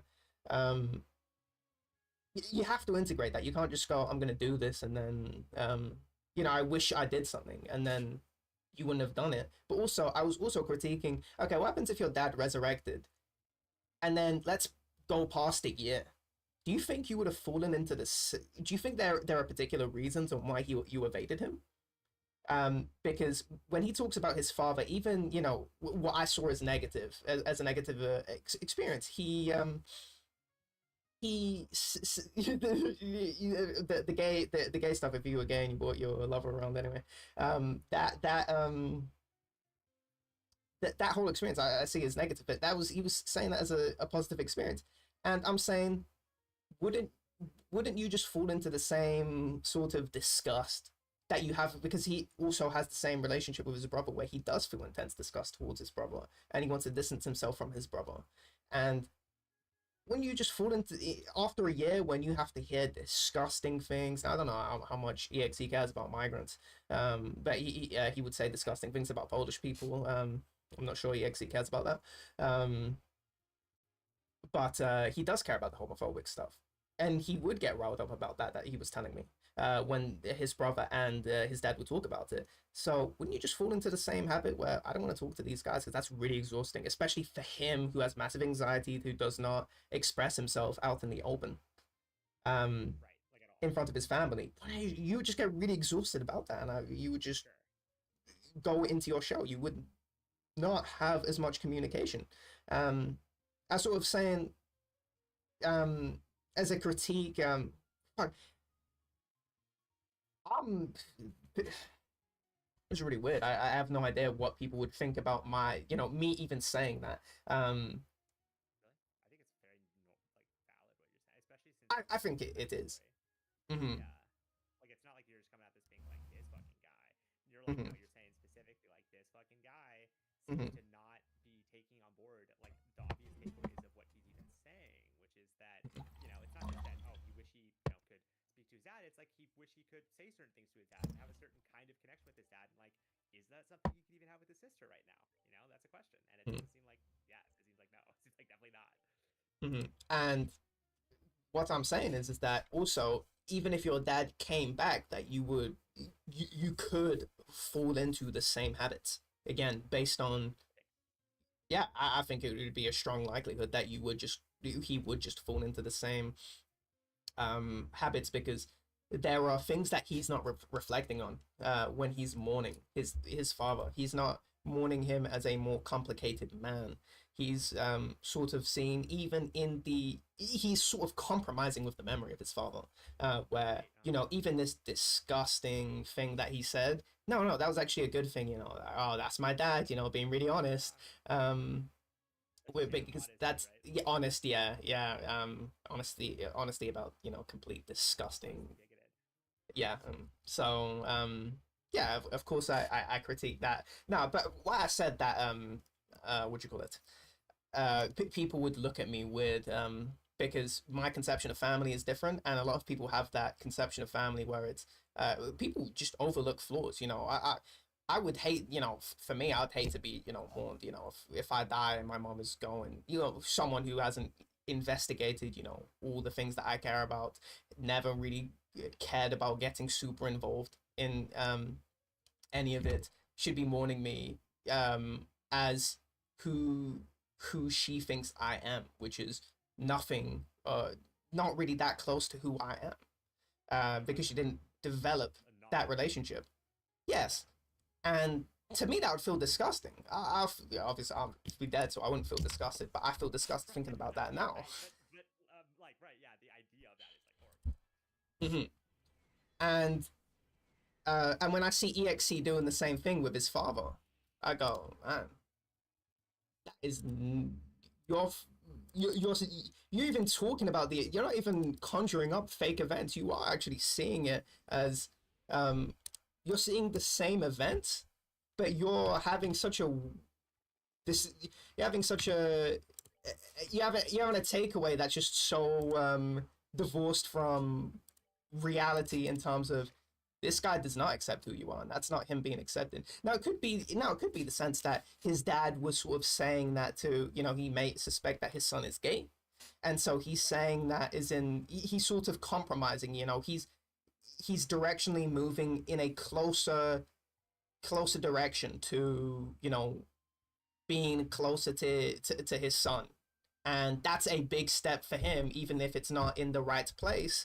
He hasn't he's he's in the Andromeda galaxy when it comes to, how close he is to the right place. But that is a compromise. Maybe that EXE sees it like that, where it's no, there is, a compromise happening here, where he's coming directionally closer to me. I still don't completely, that is an aspect that I see. I think that is probably what's happening there, as an aspect, but I still think there is a fundamental disgust of who EXE could possibly be, and Right. and you're saying that to a kid that isn't really that open with who he is anyway. Um, So it's like in the context of like, well, if you did know exe, and you can say this because like you do, um, this would be the worst thing you could say. Like the idea that no, dude, like if you wanted like to be in my life, here's what you need to know. If I like all like I just don't want to see you.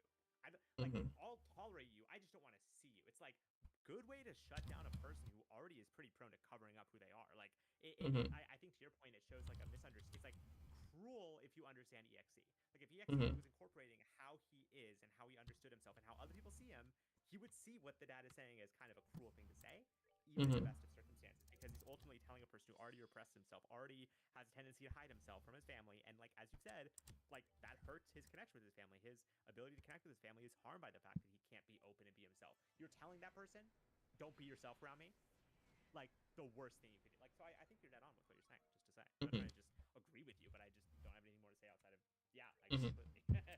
But yeah, that's the level that I'm indulging. Um, Right. is back to the main point is that I'm indulging.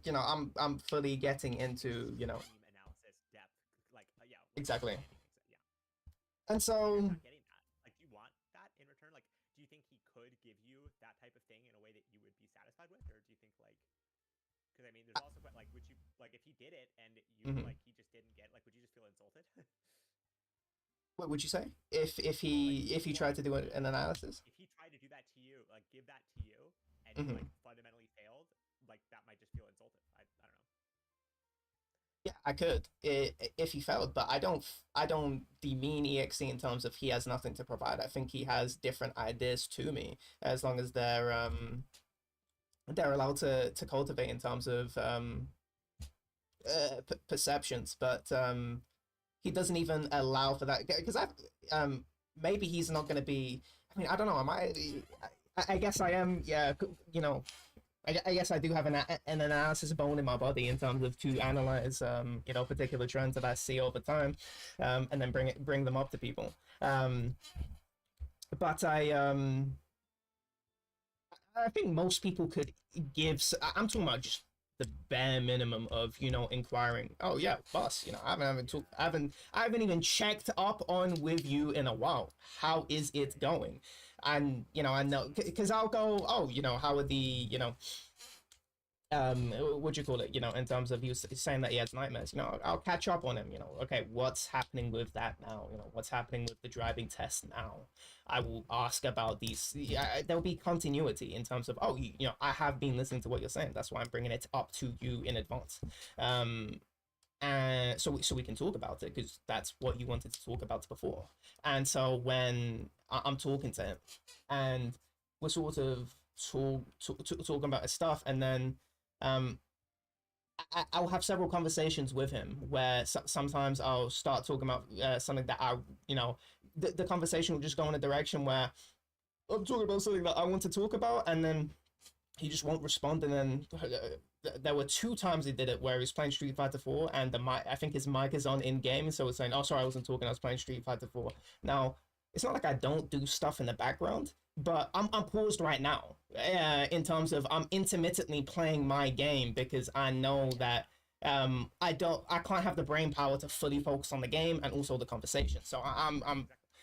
and so when I hear him pressing buttons and he's playing an intensive Street Fighter game, and I don't hear where I'll say something and then this is something that would invite interjection, and I'm not getting that, I go, wow, that it's not only, oh, I didn't have anything to say, it's the fact that I'm background noise to you playing your game, and I'm sort of babysitting you playing the game. That's what Damien said. It was, I'm babysitting you, and Very I'm good. feeling myself like I'm in the role of the babysitter. Why am I not being inquired on? But I started to sort of go in a shell where it was this one specific thing he said to that I was sort of it was that the first thing I'm talking about now, where in terms of I'm not getting the no, he's not inquiring on me, but he said something that was crazy, and it was related to the whole sister thing, and he was saying in terms of Zoo, and he brought up Zoo, and he was thinking of a hypothetical with Zoo.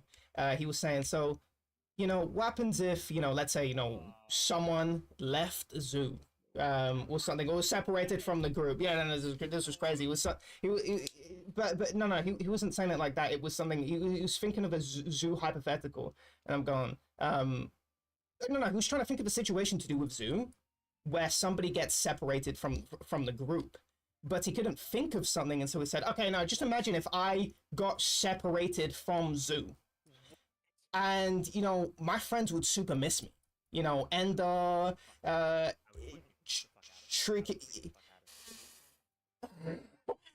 and to me that kind of ruined the rest of my day, at least the next few hours, where clearly I was a part of zoo and I left, and he made a hype because he couldn't think of anything. He made a hypothetical about himself that he would he knows that he would be missed. I don't know exactly how the conversation got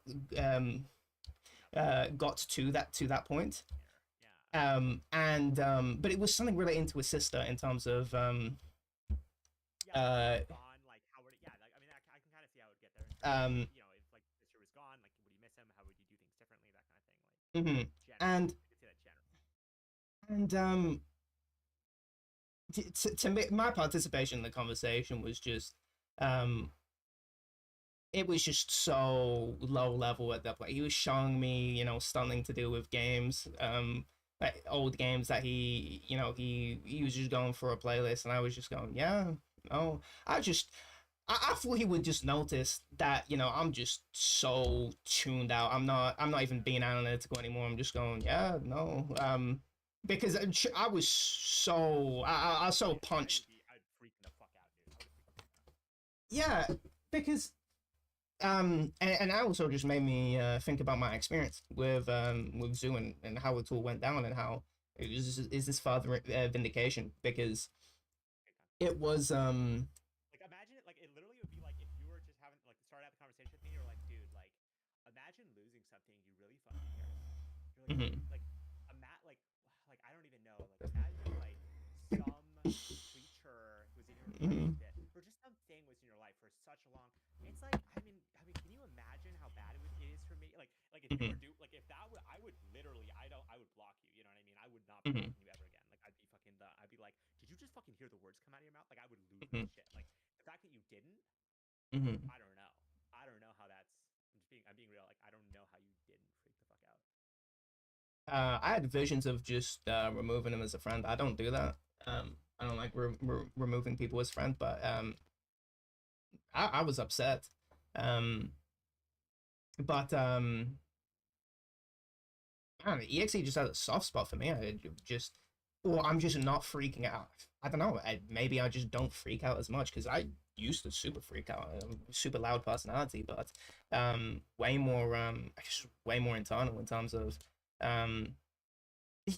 I think it's just a profound disappointment. I think I'm at that level of it's not even raging anymore. It's just wow. I'm super disappointed that you could even say that. Super disappointed. I didn't even. But the thing is that for me, what I did was, super. If I was less invested, I would be. I'd be. What the fuck did you just say? I'd be. More confrontational because I'm not super. For me, I didn't even. I didn't even want to let him know.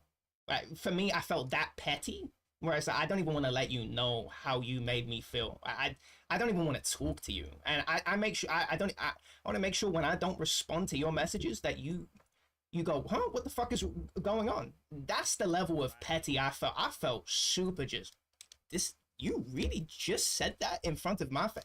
It really did take the air out of my lungs, for sure. And yeah, making me think about and I have to say, I super appreciate you and Damien, because you are on my bum when it came to, wait, why did you leave? This is weird. And it just reminded me, it's like, fuck, I actually remember, when it comes to my childhood best friends, or just even my friends that weren't my best friends, they would super push me on stuff where if I'm upset, it's like, wait, why are you upset? What's happening? I want to know in a super compassionate way.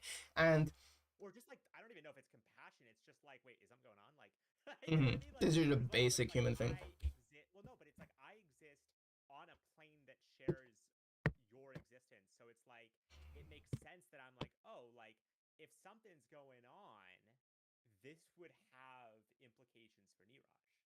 what I mean? Mhm. Like even on a selfish level, you would be thinking like because we're similar, because we Mhm. share interests, because we share opinions and goals and perspectives, this guy's gone. Mhm. Why? Like, do you know what I mean? Like frenzy would be why? Like frenzy's gone. Why? Like what happened? Mhm. I share a plane with you. What does this mean for me?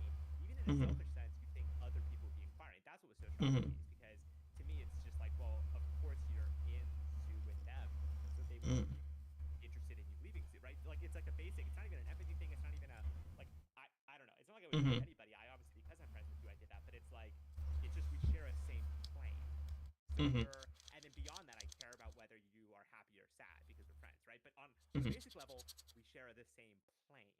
And so the fact that there's no inquiry of that, it's like, you not even care about yourself? Like, I don't know. Like, Yeah. Yeah, when you put it like that, yeah, no, it really it's super weird, especially when Tricky said, why why did Fur leave? Why didn't you just message me? right. He messaged me so much after, and at that point, I was already, whoa. Yeah, you're playing a performance, but you couldn't even, you know, well, this is already strained. At that point, I don't want to fucking talk to you. And I wonder if he was so he messages me that, and then you know a few months later he sort of gets wind as to the reason, and he's saying I'm not. And I showed you the initial messages, but he messaged me again. He and I saw. I didn't want to read the messages, but I saw a bit of them through my phone. I get the notification, so I saw a bit of one message, and I saw it, and it was server creation date, and I'm going, oh, I super don't care. I super don't care to see what he's sending me, because it's on the level of, if you valued me as a friend, you would go, man, this was super valuable. I super, I did fuck with you, just tell me it from your own mouth. I don't want to hear it from this other guy. Tell me it from your mouth. Why? Why? I'm super confused, and I don't get what I'm hearing from them. To me, it's not making sense. Can I hear it from your mouth? It's on the level of, it feels like it's a closure where he's justifying it, where there is it's just justification. You're not talking to me as a friend anymore. You're talking to me as if I'm about to fire you, and you're sending me receipts. No, Like no, a liability, yeah. yeah, I'm your friend, and so it feels like a closure where maybe I pierced, I pierced, where it makes you look like a bad friend if someone just left you, and doesn't want to interact with you after. Liability, exactly. Mhm. And um, to me, it felt like closure. I didn't even want to read the second set of messages. I could be wrong about the nature. I know EXE sent me messages through. EXE sent me a bunch of messages, and I just went, man, because I felt for EXE. I don't want EXE to be in a position. I had a complete right to read on that. Is that he doesn't want to be in a position of mediating between me and Triggers. I said, no, don't worry about it. Leave it. I don't even talk about it. Because I'm not talking about it. I'm not thinking about it. You don't need to have that pressure on you. And yeah, that. Well, I don't know. I think the fact it just what was also weird was just like the fact that it felt like it had to be like dragged out of people to participate in like what I think should be. It's like, well, I don't know. Again, like like I hope you like like I'm really close with Orbic, so like Mhm.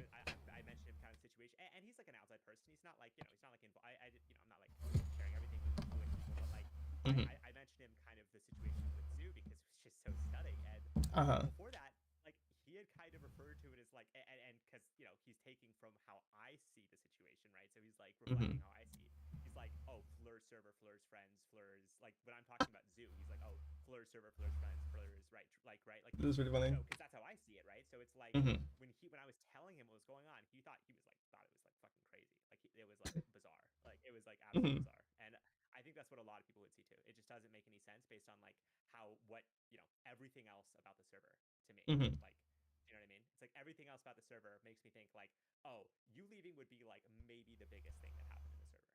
Mhm. Yeah. So like that's how I saw it. So like when Mhm. nothing was happening, I was like, wait, something actually is way crazier is taking place.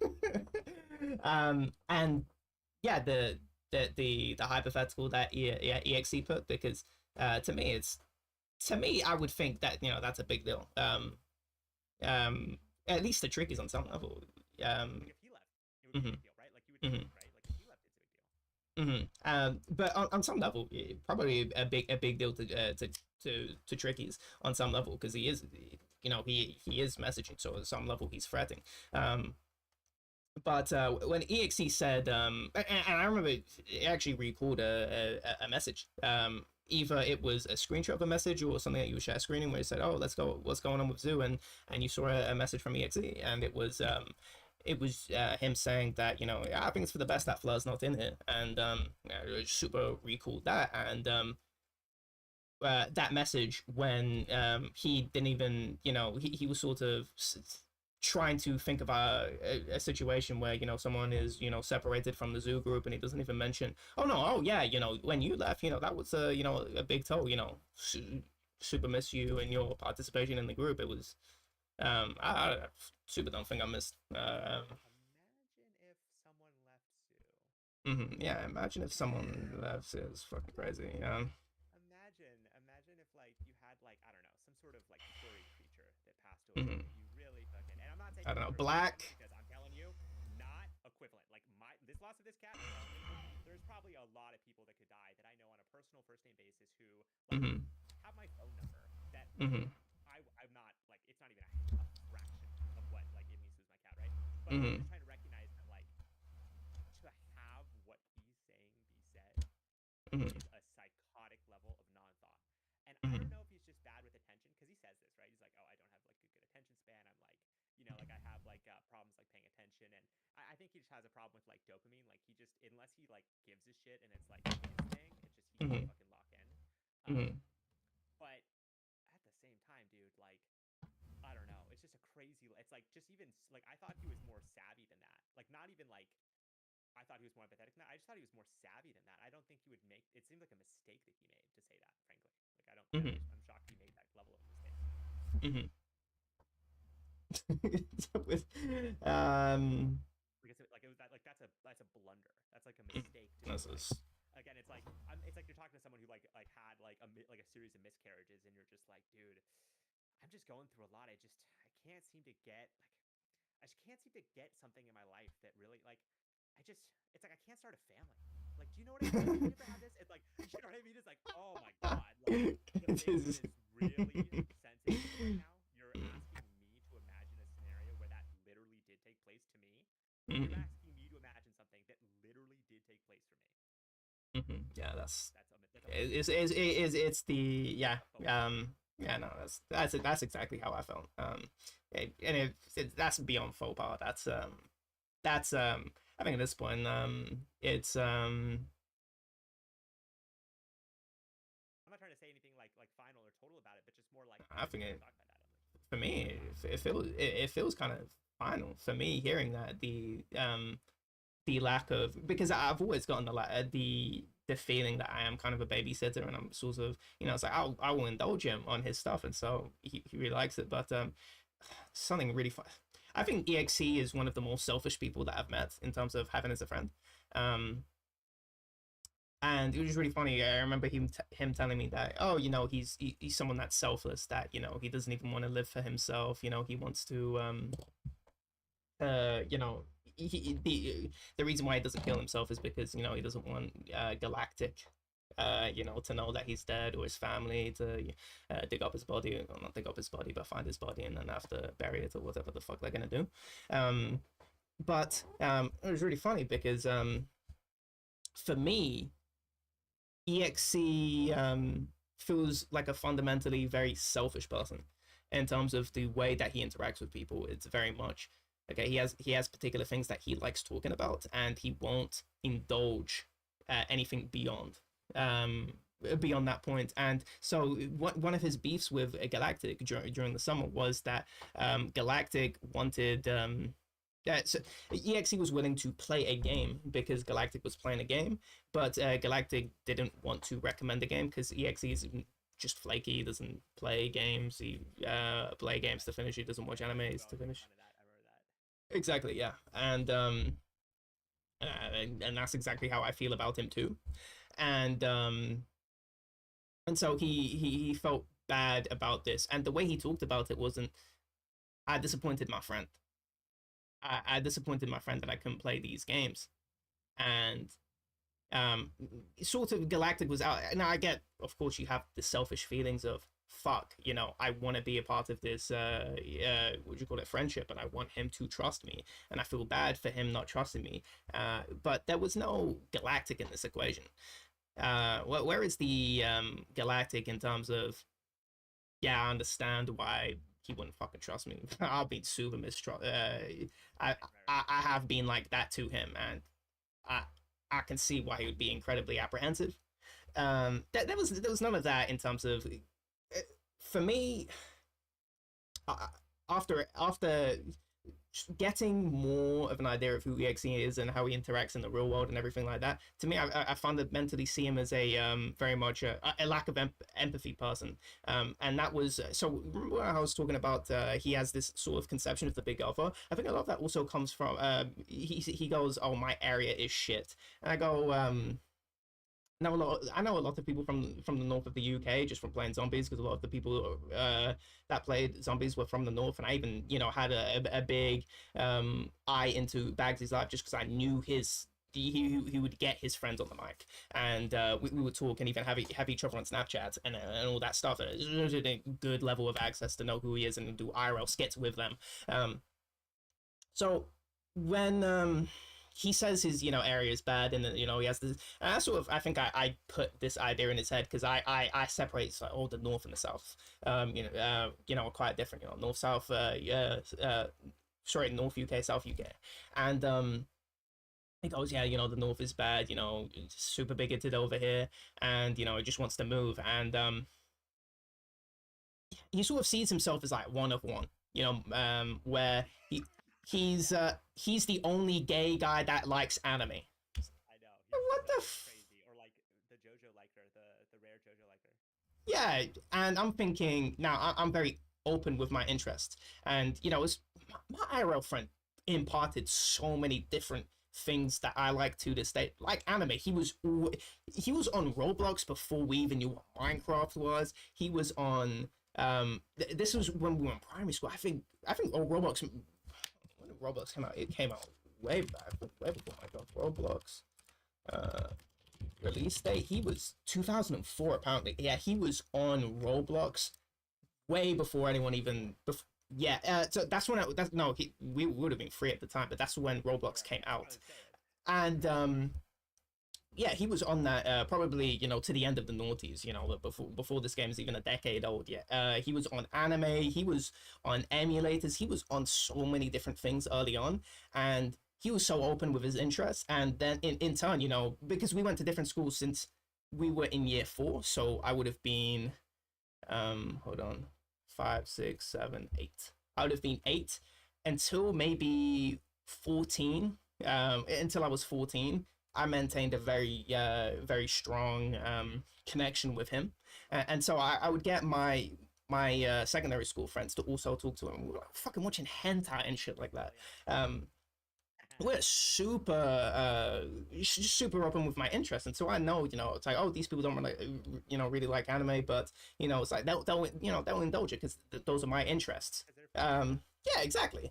And so the fact that he's not open with his interests is that he doesn't even get that insight of how other people would be, and take and manage their interests. And also there are also insecure people, because I knew other people that were not so open with their interests. Like, everyone knew I was Fleur, and knew about that YouTube channel and knew my Minecraft uploads, but that's yeah, that's a a high level of access I gave people to my online life and how I interact online.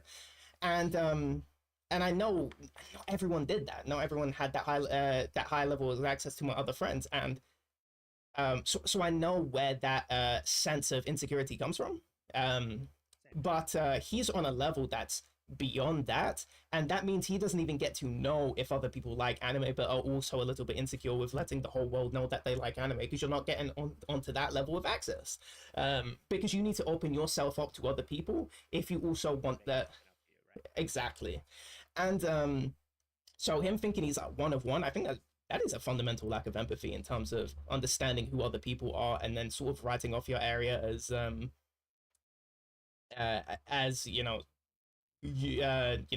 just homophobic, no one's really like him in terms of Also, the interest. reason being homophobic is in reaction to gay people. And I'm sorry, the UK in 2025, like I don't care where you're going, you can find gay people. And I'm sorry, in 2025, you can find people who like anime. It's probably the So most common. popular media form in our generation outside Hmm. of the most standard type of media form. It's not Hmm. a rare or unique thing. Like, I don't Yeah. know. And part of the problem here is like, I'm not trying to be like, well, I actually am one of one. I actually am like, aware of my region, but I gotta tell you, dude, my interests are far more niche and far more specific than like most people. And like, I still Hmm. find an ability to connect to people. Like, it's not like just because you have a set of interests doesn't mean that you're like, oh man, like no one Hmm. fucking gets me. Like, Hmm. that's just not a thing. It's like, But you know what but I mean? Like, but do you see how I'm connecting this to a fundamental lack of empathy with he's not able to simulate other people's minds in his head, and I'm seeing that with sort of the way I'm treated, where really you're not when you indulge me to this level, I feel obligated to just talk about your stuff, but obligated in the sense of, man, I feel drawn to that, not in terms of, oh, this is a, a stoic obligation, you know what I'm saying. this um burden that I have to bear. yeah. Hmm. It's more of this person put an incredible amount of interest into me. I'm super interested in them, of course, in turn, because they're my friend. And yeah, It's the fact. logical. It's so straightforward to me. Mhm. And not getting that rapport, and but the but that the it feels anti-empathy when he brought that zoo stuff up. Super anti-empathy. At this I point. wonder if he's fucking with you, like at that level. Mhm. Like, not. I know he's not, because I I know don't him. think he is. Yeah. But you Yeah. know what I mean? Like, I Hmm. literally, I don't know. I've had moments like that where I'm like, dude, these people like are fucking with me with like that Hmm. type of response. Like, I think they're actually fucking with me. Hmm. Yeah. No. That's definitely not a fault I have with him. But yeah. At this point, I've given EXE, a lot of room of, because at some point you need to fail. And um EXE, I think, has failed me as a friend. I feel failed by the whole Yeah. clandestine VCs, and I think he fundamentally is a person that likes doing that. And I didn't think his apology was, that great in terms of. Here's the thing, right? What do you think about? When he he talks about situations that I connect with this, where he felt, so it was, he left the key in the door, and so it was late at night, and his mom couldn't get in the house, and the whole thing was him explaining, what's going on in terms of the whole key thing, and that, and then he was saying, oh, I didn't even know my mom was going out, so I just, it's a habit that I leave the key in the door, and so it was sort of doing an excuse train, and then sort of saying, it was a him thing. It was fundamentally a him thing. I'm thinking your mom's being left late at night in an area that you think is bad, late at night trying to get into the house. How is this about you? It's nothing to do with you. And so I got really upset. I go, how the fuck is this about you?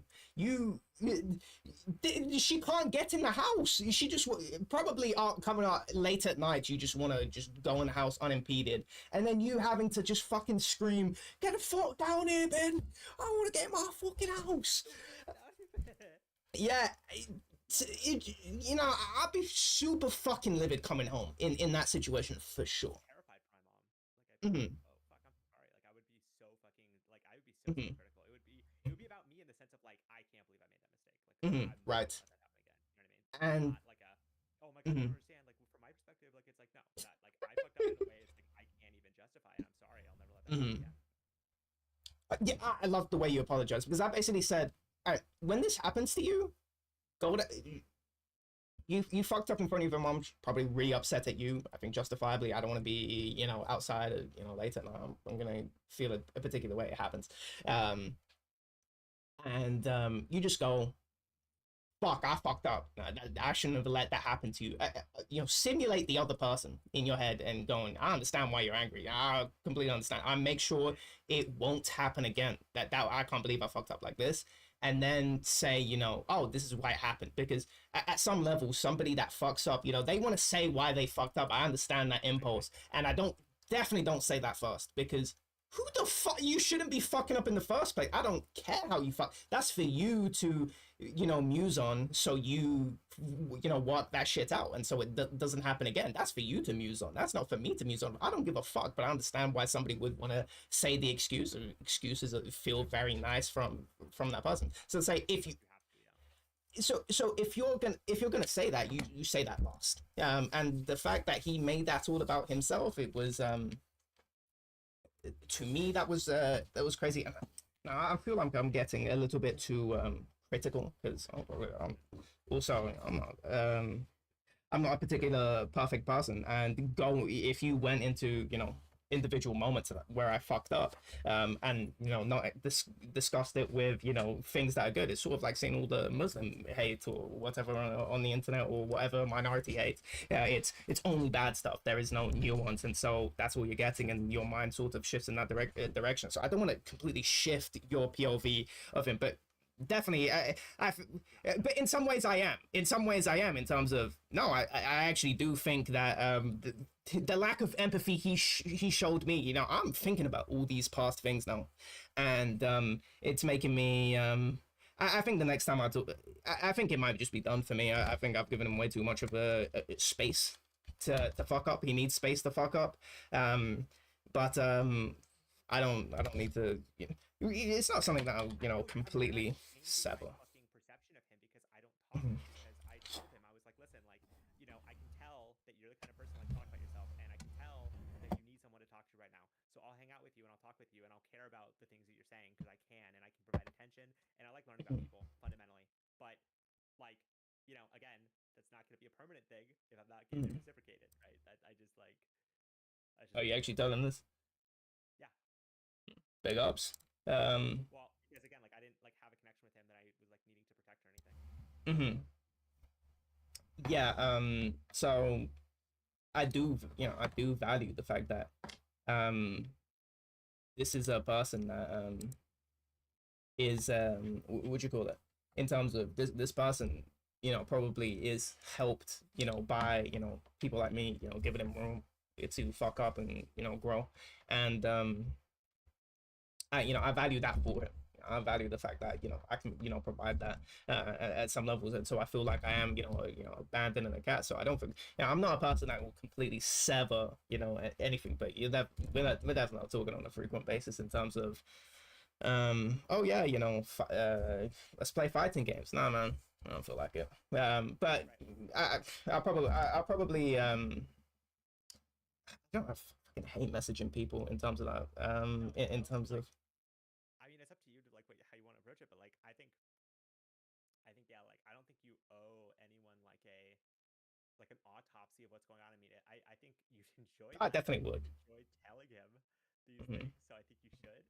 But like, you don't owe it where it's like, do you know what I mean? Like, you don't owe it as like a, oh well, I have to say this, because otherwise, it's like you can't. I feel like I owe. I feel like I owe him. 100% I do. Yeah.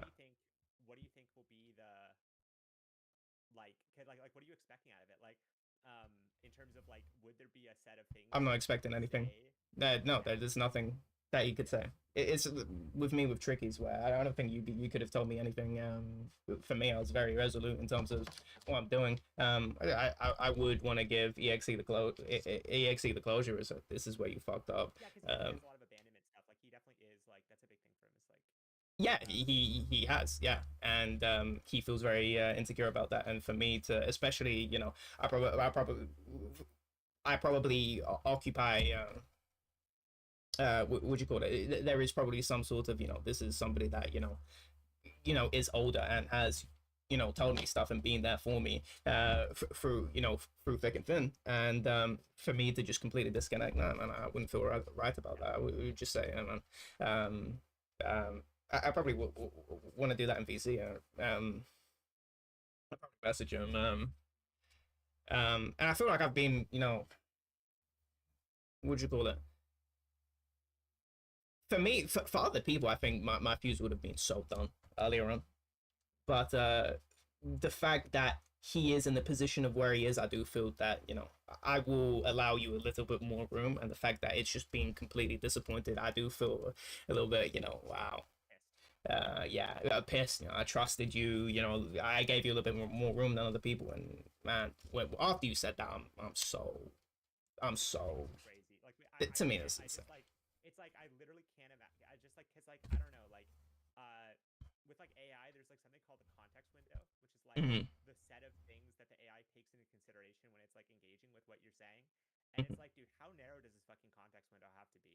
Where he's like, I literally can't even comprehend that. Like, his context window's got to be the fucking tiniest context window of all time. If he's like trying to imagine a situation in which, like, well, what if someone was to leave you? Like, what if I was to leave? Like, talking to you, I just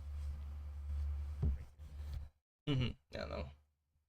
And after that after I'm to me, I think it's obvious that I felt where my disposition, where I'm actively participating in the conversation, and now I'm sort of very much, I feel muted. The fact that you know, we end we began to end the call and he was saying, you know, oh man, that was a really good talk. I really enjoyed talking to you. And for me, it was just, man, I've been for like a quarter of this call. I've just been out. I've been out. How the fuck have you really? You've enjoyed it? To me, in my head, I'm just going bye, man. Yeah, just bye. I don't even fucking there. I said bye. I didn't. I wasn't hostile.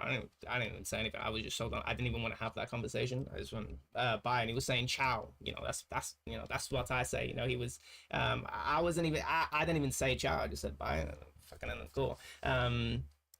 To me, the fact that, you know, that there is no pickup on, you know, the lack of even, you know, common phrases. I'm not even saying common phrases to you. God, how the fuck are you not picking that up? And I don't want to be that guy where I'm just, oh, you know, you need to pick up on these subtle cues. But to me, that's You're not subtle cues. What you're saying is not subtle cues. Just want to be very clear. um, Well, to be very serious, like what you're describing is not a subtle cue. you don't think so? Like, I'm sorry, I don't know what you're describing. Like, if a person is conversationally not engaged, that's like not a subtle cue. But further, like in the context of what you're describing, like that you're just cueing. Like that's just a cue. Like you weren't given attention in something and like just consideration in a way that's like so basic, and then you're like reciprocating that, and he's like not noticing because he wasn't giving the attention in the first place. Like that's it's subtle only in that to like he has blinders on. Like you know, it's subtle only because it's like subtle because he's not paying attention. Do you know what I mean? Like if it's subtle because he's not paying attention, which is the problem. Yeah, I think in real life it would be way more obvious. Oh yeah. I don't know. Maybe I am empathetic. It's like, yeah, that's online, so I can see how maybe you just didn't think I was that interested in what the fuck he was saying. Um, I, I don't know. I'm really trying to simulate what he's. Yeah, I'm trying. I'm trying to simulate the best of my ability what he's I don't thinking. think it's explicable. Like I seriously am like so confused by that choice because again, it's like I don't know. It's like not. It's like as oh, are you pregnant or are you just fat? Like it's like this level of like just like how are you fucking saying this? Like it's like that level of like just straight up like contextual disrespect and failure to like understand what's being like described by the other person or like Yeah, it's massive disappointment. Just to round off, you know, being feeling pretty good. Just have that piss me. one thing. Yeah. Yeah, and that but you know, I just quickly I didn't let that hold me back. After everything that's been happening, no, definitely not. But I feel like I don't keep many friends around, or at least the people I frequently talk to, I guess. And so the losing somebody that I frequently talk to out of the, you know, 3 people I regularly talk to that have, you know, I guess a greater access to, you know, who I am, because I don't even use Discord servers anymore. I'm in Discord servers, but I don't type in, I don't even look in them. That super sucks. And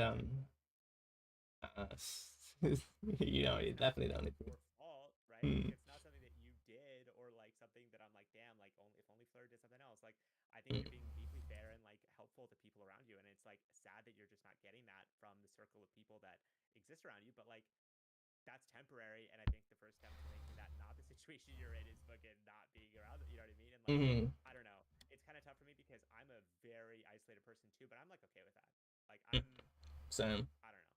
Like I'm super okay with that. So it's like I'm not gonna be the person that's like, oh, dude, you gotta fucking do this and join this club and fucking like Mm-hmm. I'm very much on the side of like, yeah, I'm just chilling. Like I'm just gonna chill. Right. Yeah. I've been isolated my whole life, so Romantic. this is. I mean, already I think the level of the isolation probably other people would, you know, because I always hear people say, you know, loneliness.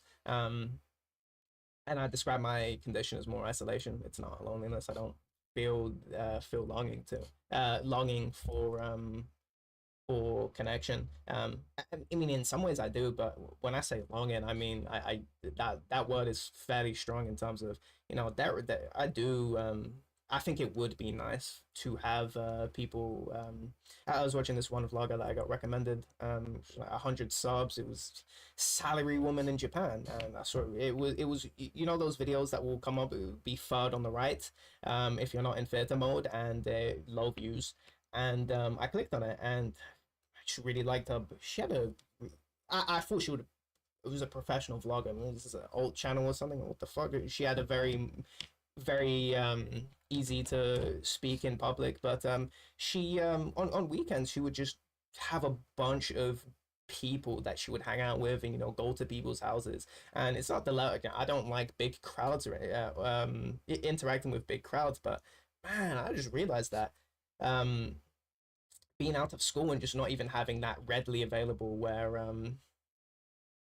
where you hang out with people, and even just different people, and I'm talking to the same people for years on end, having not a diverse set of interactions, and wow, and even just the IRL connect too, the IRL connect, where I've sort of disconnected myself from my IRL friends, unfortunately. um and so, you know, going around to people's houses and just chilling at their house, and then, you know, seeing them play video games and then bringing video games over, because we're gamers, and so that's how we interact. This lady wasn't interacting in that sense, but that's how I interact, and that's what we did when we went to, you know, each other's houses. We wouldn't be, you know, drinking alcohol because we were fucking kids back then. But I don't even drink alcohol anyway. I don't go to somebody's house and drink alcohol. What the fuck am I doing? This is just, I'm just mimicking, you know, society. I'm not doing, you know, this is not this is disconnected from who I am as a person. I would be the person that's just like, oh yeah, we're gonna be playing video games. We're gonna because we're gamers. And I do feel Mm, I do want some aspect of that, where But it has to be the right people. It can't just be anyone. exactly. And I think that's like how Mm, a lot of people approach it. Is it's like literally warm body mode. I think. Like my warm dad, body. warm body basically like there's a thing in teaching where it's like Hmm. when they like are out of teachers, they, you know, to point, oh, there aren't enough teachers, you know. But like one of the things they do in America to solve this problem is they do what my dad calls warm body mode, where they just get like literally anybody Hmm. to just sit with the kids. You know what I mean? Hmm. So like I think that's like the worst thing you could do, and I think that would go like violate so much of like what you're like, you know, like the synthesis you're putting together of like what you need out of a relationship. Because to like just be like, yeah, like warm body mode, like as long as I have someone around me, I'm okay. And I Hmm. think that's like the type of vulnerability that insecurity breeds, where it's like, as long as I'm getting attention, it's okay. And I think Hmm. that there's, yeah, like I would say EXE kind of falls into that, where it's like, you know, this is like, I don't know, like this is like it's like I'd rather be, you know, with someone than alone, and like Oh any yeah. setting, right? Hmm. Like that's, to me, it's not enough if it's just anybody. It has to be like a specific person that like I Hmm. care about. Otherwise, what's the fucking point? Hmm. Oh yeah, 100%. I 100% mirror that. Where I'm, yeah, because I am generally isolated. I don't need that person, and that is a definitely a good catch on the person EXE is. I remember he got together back together with his ex, the one that us all talked about, and she I was just in shock because it was the abandonment issues where he felt abandoned by her, and then he got into that relationship really quickly. And I'm going, oh, did you see if did you actually clear the air on that? And it wasn't something that he was. It was a very quick, them getting together. It wasn't the oh, I need to judge who she is now. I do have some feelings, but no, it was nothing like that. Nothing like that. And yeah, he admitted to me that he got into that relationship because he felt bad. And yeah, he is definitely unfortunately that guy where he does need that attention. And yeah, no, I'm not like that. At the cost of anything, yeah. At that point, if you're yeah, at that point, if you feel abandonment issues, but also again together with somebody that did that to you, without clarifying or clearing the air, then yeah, that is a great cost to him, which is why I was so critical about it. And yeah, I think I mirror you in the sense that yeah, I am quite isolated, and yeah, it would be the right the right level of connection. I don't care to talk to anyone that. Like for what?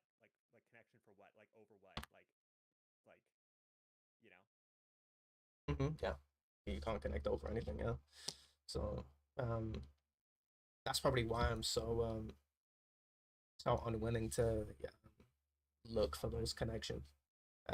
Not even compromise. That's another yeah, no, I know what you're saying then, because I have the same problem of like I'm unwilling to look for the connection too because I'm like scared of it failing. Like I'm scared of like being disappointed by putting Hmm. myself out there and like not seeing it. Like I remember I was talking to my therapist about this like fucking 5 years ago, but she was like, yeah, like you wear your heart on your sleeve, and like when you put yourself out there, and like if the people can't meet you at your level, you just feel like sad and disappointed because you like Hmm. try. And like that's something I think you're very honest about yourself in that sense, where you're putting yourself out there in your full force, and you're like, let's see if they can fucking match me, or like be me, like be at my level with this stuff. And a lot of times no. And by level I mean like in terms of engagement and seriousness and reflection and that kind of stuff. And like it's tough when that's just not reciprocated, and it feels tragic. It feels like what more could you do, right? And it's like oftentimes I think correctly what we'd be thinking, it's like with the mom thing, it's like, what could I have done differently? I need to fucking make a change. And it's like when you're giving your full self, giving full attention, really thinking what the other person's saying, and you just get nothing in return, like that's devastating. Like that's just like I feel that so deeply. Hmm. Yeah. It's How like often? what else could you have done? Hmm. Do you still see a therapist? No, but it was very important that I did from 2019 to like 2020, and Hmm. so it's very, very, very helpful. And I had to go through like fucking 6 therapists to find a good one. And the one that I found that was good was like super expensive. And if I didn't have insurance, I couldn't have afforded. So, um, not overall recommending therapy. Maybe you'd like it. I don't know. But I benefited from this specific one who, again, she really engaged what I said. She remembered, like, I had one fucking therapist I talked to who literally I would just say, I think I've mentioned this before, I would say the opposite things to test if they were paying attention, and they weren't. They would give me the opposite Oh, advice because they literally were just not even paying attention week to week of what I said, like weren't even reading their notes before I talked to them. And I just noticed that. So I would just say the opposite set of things and try to like fuck with their head because I was just bored. But this other I person like was your much willingness to more test. sincere. Yeah, because like Hmm. I'm getting the sense you ain't fucking remembering what I said last time. Like Hmm. part of me is like, again, with my memory, I'm hyper aware of what the fuck I said. So if I'm hearing something reflected back to me in like a way, I'm like, that doesn't match what I said at all. Like I'm like, this person either didn't like hear me or didn't care to hear me. And either way, I want to see how far it goes. I want to see how fucking far I can push it. Like, Hmm. I like that. Yes. What? Aside from that, is there anything that makes a bad therapist? uh, yeah, I mean, I think it's like the failure to be a therapist is just, yeah, it's like in that sense, it's like the most ultimate failure to be a therapist, right? Like you're not even Hmm. cheering the other person. So that's like the biggest fail you could have. But I think Hmm. also like different, I think people who are too quick to give advice make a bad therapist. Like usually, and I'm sure, you've seen this with Jung stuff, like the person's like initial explanation of their problem and their situation is usually pretty uninformative. Like it's usually Hmm. not Hmm. very informative. The first pass of like, yeah, I got some shit going on at work, right? Like fucking 6 months later, it's gonna turn out it's like a connection between their inability to love their wife or something. You know what I mean? It's like it's not Hmm. like it's like, yeah, the hard time at work comes from the feeling of failure and not living up to my wife's expectations, which are ultimately based on like a materialist, absurd standard that I can never meet, and she fucking makes me feel bad over it, and like all that sort of stuff. And it's like, yeah, like okay, you start out by saying you're having a hard time at work, but that barely scratches the surface of what's going on. And I think a Mm-hmm. bad therapist would be someone who says, "Oh, having a hard time at work, huh? Let me explain how to be a more effective employee." You know what I mean? Like you're not even really getting. So it's like either a failure to remember and engage, or like yeah, like let the Too quick of person a kind of response. reveal the nature of the problem like to you. Like you can Mm-hmm. ask questions that reveal the nature of the problem before Mm-hmm. you start thinking about what the problem is, I think. Have you ever Yeah, seen a therapist? I've never seen a therapist in my life. I've never, yeah, no, I've never even desired that just because I don't really, But I interesting. Yeah, you got okay, sharing more about that. I mean, just like I've had like major medical health problems, and like it made me like like it's like part of what they told me I had to do with what I was going through was see a therapist. And like Mm-hmm. then after my relationship collapsed and I went to a fucking eating disorder hospital, like and I was trying to figure out what my life step was going to be next, and COVID was going on, and I was Mm-hmm. isolated at home. I was doing online therapy with this woman, and it wasn't even supposed to be online therapy, but it was supposed to be in person, but then COVID happened, so she couldn't meet in person. And again, it was crazy. Like, despite it being online therapy, I'm telling you, it was like some of the best conversations I've ever had. I think about her all the time, and That's you know, awesome. part of it was because I felt like she saw me, like, and I don't Mm-hmm. know, maybe this is weird, but she kind of compared me a lot to her son, Mm-hmm. who, when she did, I was like, oh yeah, definitely. Um, but Mm-hmm. she was also willing to, um, I mean, if I'm being honest, like one of the things that I struggle with is connecting with people on an intellectual level. And she was giving me advice about, because she did some testing and stuff, and she's like, oh, you should check out like there are these like Mensa and these like programs for people who are like gifted like you are and stuff. And she was very very much emphasizing to me that I have like a very unique mind and stuff. And again, for me, my problem is not recognizing that, and it's that the world tries to exploit that in ways that are evil and ways that I fundamentally will never let happen, because I almost did. Like, again, I'm coming out of the clinic, the eating disorder clinic, Mm-hmm. seeing every day people fight their insurance companies to stay inside, to get the treatment they need, who are Mm-hmm. sticks being told by their insurance company they've passed some arbitrary threshold where they're no longer covered. People crying Mm-hmm. because they're not getting the treatment they deserve. And I'm watching this, and like my next career was supposed to be the actuarial insurance maker who used my mathematical abilities to um, create more efficient algorithms for insurance companies. And I just know. And that was the backup plan from Wall Street, which was my original path. Oh And wow.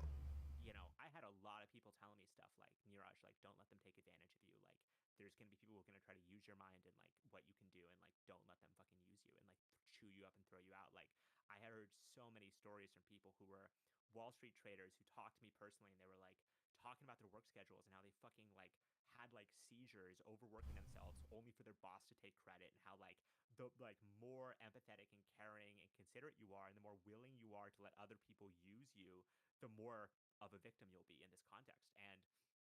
And then like also learning about just what Wall Street is and like what the goals of it are, I was like, this is some evil shit. And then like fuck this, right? And then again, my Mm-hmm. backup plan was like, okay, well, I'll use my math ability to like help better allocate care for people and insurance. And then okay, then I see what that actually means. A bunch of people fucking fighting to get bare minimum treatment because, oh, they've passed a 14.8 BMI, so they no longer qualify for care, whereas 14.6, they're on the verge of death, but 14.8, they're okay, right? Like insane, insane concepts being like destroying humans like in front of me. Can't do that anymore. So a lot of what I was dealing with Carol was not the question of like whether I'm smart or not. Like that, I'm not like that is no fucking bearing on me. It's more like what do I do with the type of things that I'm good at, right? Like my grandma when I was fucking playing sports, and this is because I didn't have glasses. I didn't have glasses for a very long time when I was younger. and so I was not very good at sports. I was just kind of guessing at baseballs when they were being thrown. But my grandma, after one of my games that she watched, she was like, Niraj, she's like, there are people that make their money off their body and playing sports. She's like, you're not one of those people. She's like, you're gonna make your money off your mind. She's like, that's what you have, and that's what you're gonna be good at. And I was like, that. I was like, I like baseball, like, you know, because I'm like a little kid, right? Like, That like doesn't baseball. exist. Like, I'm like, that's fucking bullshit. I like baseball. Like, I was like, no, like, you know, I was like, I'm not a fucking nerd, like, you know, like, so, but like, yeah, like, a lot of this stuff has been the stuff I've had to overcome, and especially losing, you know, my relationship that I had collapse at the same time with Damien in like 2019 and stuff. Just a lot of really tragic stuff were happening to me, and I was struggling with what I was gonna do next in life and like where I was gonna go. And I still struggle with that a lot, and like my path is going to be going forward. But having that therapy allowed me to realize like and be okay with um you know, accepting thing, kind of the river thing, kind of the idea of, you know, taking on the experience of being alienated from others in several ways, right? First, trying to meet people where they're at, like recognizing I have a capacity often to go beyond where people are. So I can always meet people where they're at, right? My problem is when people are where they're at, it's like so fucking boring and like dull that I'm like, I want to kill myself. Like I'm watching baseball talking to this person kind of thing. So like that kind of not like I'm watching baseball talking to them. Like I feel like I'm watching baseball by having this conversation, you know, just like dull, like repetitive, like just in and out, just boring.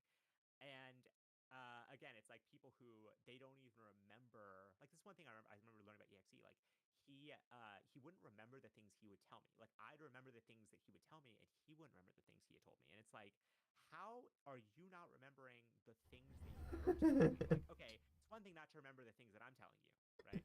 I speak fast. I say a lot of things, not expecting you to remember everything. But to not remember what you're saying, how is that possible, right? So only way it's possible is if you're evacuating your mind every fucking couple of seconds, just dumping it. And I can't engage with that stuff. And so again, like I have this problem of like I've been told my whole life that I'm special, I can do anything. Like I have capacities that are different from other people, that I should be a professor, all that sort of stuff. And the systems that exist in the world are not meant to bring out the best in me or people like me. Okay? They're meant to take people like me and use them to hurt others fundamentally and make me feel okay with it by bribing me with money. Like, do you understand? Like, that is like a fucking brutal thing to realize. And to realize that, like, the best I could hope for is giving a percentage of my money to charity that I fucking took, like literal blood money that I'm taking by firing people efficiently, by justifying why the bread union doesn't need as many workers. Like, that was going to be my job, but I was going to be able to justify it by doing like gay rights charities and stuff. And like, I see this in my fucking world that I'm in, the Silicon Valley tech world that I'm in. Like, you know, like I know people who are in like the like managing billions, you know, like I've had conversations with those type of people, and they're very smart, but they're very empty. And I just couldn't I'll never be them. I'll never let the world take what I can do and make the world worse ever. The world is a very dark and evil place, and I will not make it darker. It just will not happen. So again, I'd rather like suffer and fucking go hungry straight up than hurt others in the way that I know I was being trained to do. Um, and yeah, it's been a hard thing to come to terms with, but that's just who I am. You know, I can't escape it. Like I can't escape the Cog fact that comment that you made, or that's how I conceptualize it. The cog comment where it was about EXE's dad, where EXE's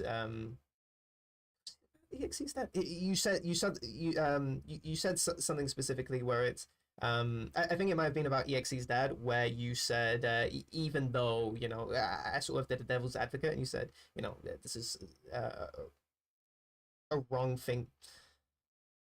Remember exactly now. I don't know if it was specific about EX that. Fuck, I feel bad for forgetting that. But you said something about where you were critical about of somebody engaging in an action, where it was that cog-like behavior, and yeah, that makes sense that you would say that. Now that you mention all this, I didn't even know you had I think this maybe I just don't talk to enough people, but I've never heard these thoughts described or articulated in the way that you have in terms of not engaging in where you have a brilliant mind, and it's always about recognition of being the underdog. Even in terms of the way media portrays it, it is very much somebody not realizing their full potential, but Yeah. the misallocation for just complete evil. When you talk about the insurance companies, especially. What's my friend who studied brain surgery and neurosurgery doing? Like the guy that I Mhm. went to preschool with, Ayush, who studied neurosurgery at UC Davis. He's Mhm. working for a gambling company because the mathematics he learned is more useful there. Yeah, I Like can see it's you being like, very bro, critical of that. Mhm. like, and no, but they're like, it's great. He's So, paying off his student loans, so and it's like, what are, fuck. what do you talk to them, and what are their conceptions of what they're doing? Um, Oh my God. So this one guy, I talk to people who like the people that I still am around mhm, from my kind of real life are not those type of people. They're people who are still friends with those type of people. But like mhm, my friend Blake, for instance, he's doing biochem research on like novel drugs for rare diseases, and he's doing it specifically at a place that it does not like try to patent what they have in a way that restricts the research. Like it's an open source mhm, bio thing. It's like meant to like create novel drugs and treatments that are available to people like right off the bat. Like not like patent $1 billion, $20,000 a treatment. Like he's trying to like you know what I mean. Like he's trying to approach both the like this and like a again. It's like it's still being charged because it's a fucking capitalist system that treats healthcare as a commodity. But again, he's like doing his best in that context. So he knows a lot of these people still. And he was telling me about this one guy, Chow, who love he that went to name. Purdue, studied robotics. Yeah, Chow Yi. Went to robotics school at Purdue, and he's an actuary. And dude, it's crazy to hear what What's an he's talking about. actuary? Like, so the actuary was the insurance. Um, so actuarial science is the study of risk. So when you're doing an Mhm, insurance job, what you're saying is, okay, I'm letting a certain number of people buy into my plan, but you're doing an analysis on the question of what conditions allow this to be profitable or not. So how must I structure this financial plan given a population with certain tendencies and risks and issues where I'm not going to lose a shitload of money. So for mhm, example, if there's a massive fire risk in a certain area, the actuary is going to adjust the price of home insurance related to fires up because otherwise when there's a bunch of fires happening, they're going to lose so much money that they're going to go bankrupt, right? So it's the process of risk adjustment planning given certain contexts. So think about that for insurance. The idea here is to have the maximum amount of incoming money and the minimum amount of outgoing payments. That's a profitable insurance strategy is maximum incoming payments, minimum outgoing payments, right? So Chow's job is to help insurance companies create the most optimal financial setup to make the most amount of money from the insurance. mhm, He hates his job apparently. He hates his life. He's making like 180,000 a year. Like he's making good money mhm. right out of college, but he fucking hates his job. He's like a complete alcoholic from what I understand. Oh wow. And yeah, he's just really In what struggling aspect does seriously. he hate his job? Is it in terms of the It's moral load? boring. He doesn't feel like he's doing anything good, like at all. Like he doesn't like. It's not even like he sees what he's doing as evil in the way that I do. It's more like he just doesn't know like the point of any of this. He's like a machine could do this. Like why am I doing this? Like it's he's like bored and uninterested and like doesn't see himself as contributing positively, but he's getting paid enough to not care. Um, Huh. ultimately to like stay. And So, again, student loans are expensive. Like a lot of these people mhm, have multiple hundreds of thousands of dollars of debt they have to pay off. So mhm. if they don't pay it off, they aren't. So it's like a kind of a blackmail situation where they have to because they've been financially imprisoned essentially. You can't You think force it's people to set up pay. that way, purposely? Mhm. Okay. I know it is, but If I know it is, I like I know it that. is. It's beyond that point. Oh, for sure. It's not to me. It's not a question because, for example, they were saying that federal student loan forgiveness is impossible. That the federal government cannot decide to forgive student loans, which is legally ridiculous because the education department actually structures and backs the loans. Like definitionally, they decide how loans are allocated, and they froze student loan payments, which is the same mechanism of forgiving student loan payments. But now Trump has passed a sort of executive order purely by fiat, no Congress, just an executive order that makes it so that if you're an ICE agent or you sign up to be an ICE agent, you get auto student loan forgiveness. So they're actually Ooh. using this power completely. It's just Wow. that they're saying, oh yeah, if you want to be forgiven on student loans, you have to go fucking arrest immigrants daily. So they know what they're doing. Biden said that he couldn't do student loan forgiveness, commissioned a study, classified the study. We can't see the study, but apparently we can't forgive student loans. But then you can for ICE agents, and you can freeze them, and you can defer them, but you can't forgive them. But you can forgive them. Do you know what I mean? And you can't default on them uniquely. They're the only type of loan you cannot default on, which means that you are paying them for life. Some people are dying with student loans. They're having their retirement checks garnished, reduced to pay off their student loan payments when they're 60. So I think it's on purpose. I think it's very much they realized they could burden students with debt, and it reduces their ability to have larger visions of their life and puts them in survival mode, and so they don't challenge the system.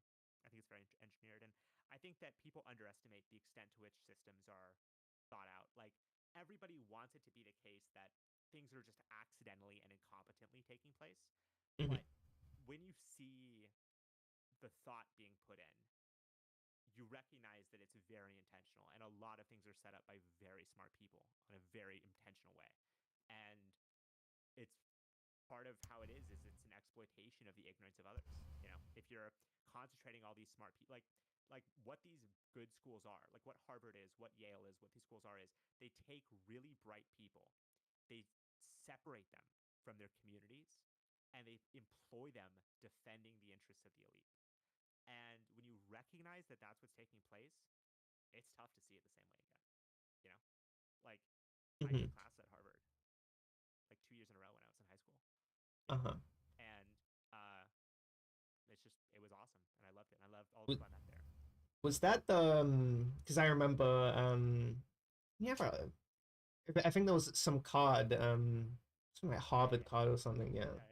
Was that Yeah, was and it he was flew out from? there, and he was there too. But it's like but like that's the thing, is like, well, what's the everyone, again, like to your point, like everyone's always talking about like, oh well, reaching your full potential, like you can do anything you want, like, hey, don't be so down on yourself, like you're way better than. It's like, no. The real problem is, well, first off, the real question is, why would you ever want people to know how smart you are? That's the real question, right? Everyone's so interested in being seen as smart. The real question is, why wouldn't you see that as dangerous? Like, You're working on a completely different level, yeah. It's not safe to be seen as like an intelligent understander of things in most systems. And so and then if you're not willing to serve certain things, you're seen as a threat. People like Aaron Swartz and Julian Assange are good examples of this, where they are like, Aaron Swartz, he created the Creative Commons license when he was 14, in collaboration with a Harvard law professor. He is the founder of Reddit. He killed himself because the FBI was harassing him because he used his MIT license to download a bunch of academic papers and put them on the internet because he thought knowledge should be free. And the FBI was going to send him to jail for 20 years, and so he hung himself. And so the people like that we lose are just a shocking byproduct of a super oppressive system. And it's like, yeah, like, I know people who are going into corporate law, and I was like, I'll joke with them about it. Like one of this guy I met, Chase, he was explaining to me I was going into corporate law, trying to be a corporate defender. I'm like, so you're going to be in court being like, no, that cancer, that's not our cancer. That's not our that's not our cancer. He's like, exactly. He's like, it's all about casting doubt on their claims. I'm like, that's great. And I was like, how is he not getting mad at me right now? Like, I'm insulting him. I'm like calling him a monster to his face, and he's laughing with me about it. Like, it's a whole other level of evil, and people don't get it. Like, it's a whole other level of evil where everybody knows. Like, everybody knows what's going on. And you can, like, you say it to their face, and they're like, yep, like, it's awesome. I get to fly on a private jet. I get to pay off my student loans.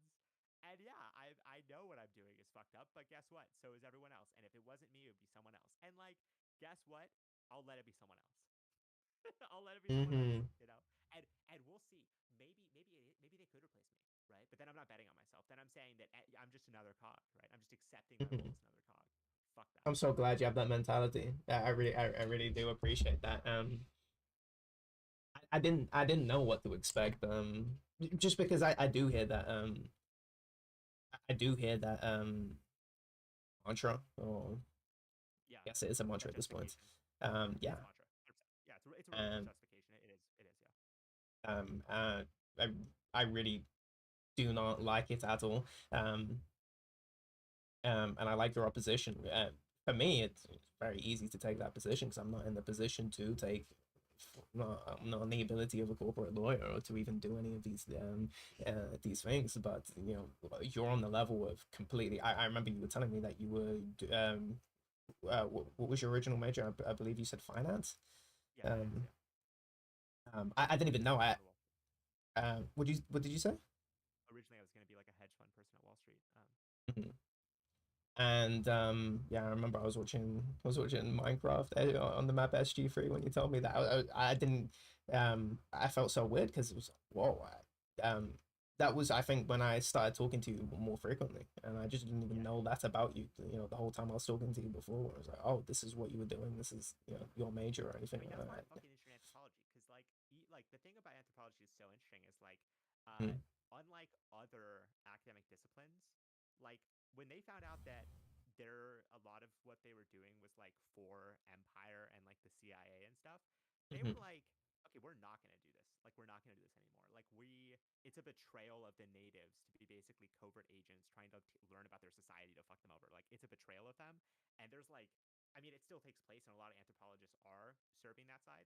But there's like a mhm, serious, large resistance within the anthropology community. That's just mhm, not the case in like economics or in like sociology or in like the other sciences like that, where it's like mhm, there's a complete willingness to serve state power regardless of who it affects. And it's just, they just don't see it as their job to care. But it's like, I don't know, they're asking you to do this because they need someone to do this. And it's like, you have a choice. I mean, you do. And I don't know. I think people will be like, there's a bunch of books I read when I was going through this therapy process that were super helpful.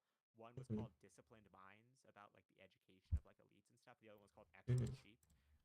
And I just resonated so much of with the critiques. I was like, that is what I was going to be. I was going to be a great sheep. I was going to be such a good sheep. I was going to be a better sheep than any other the other sheep. I was going to outcompete the sheep. I was going to be the smartest of all the sheep. And it's like, again, I've mentioned before, but it's like, obviously I'm gonna bah, because I'm trying to blend in, try not to attract attention to myself. But But would you say Baja?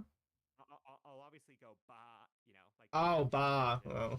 Yeah, that's an I'll go American bah, accented sheep. What the fuck was I'll that, go, I'll go Baja? bah, I'll go bah, Bah. I'll go bah. I'll bleed and stuff like that, like all Mhm, the other sheep. But I'm not gonna serve.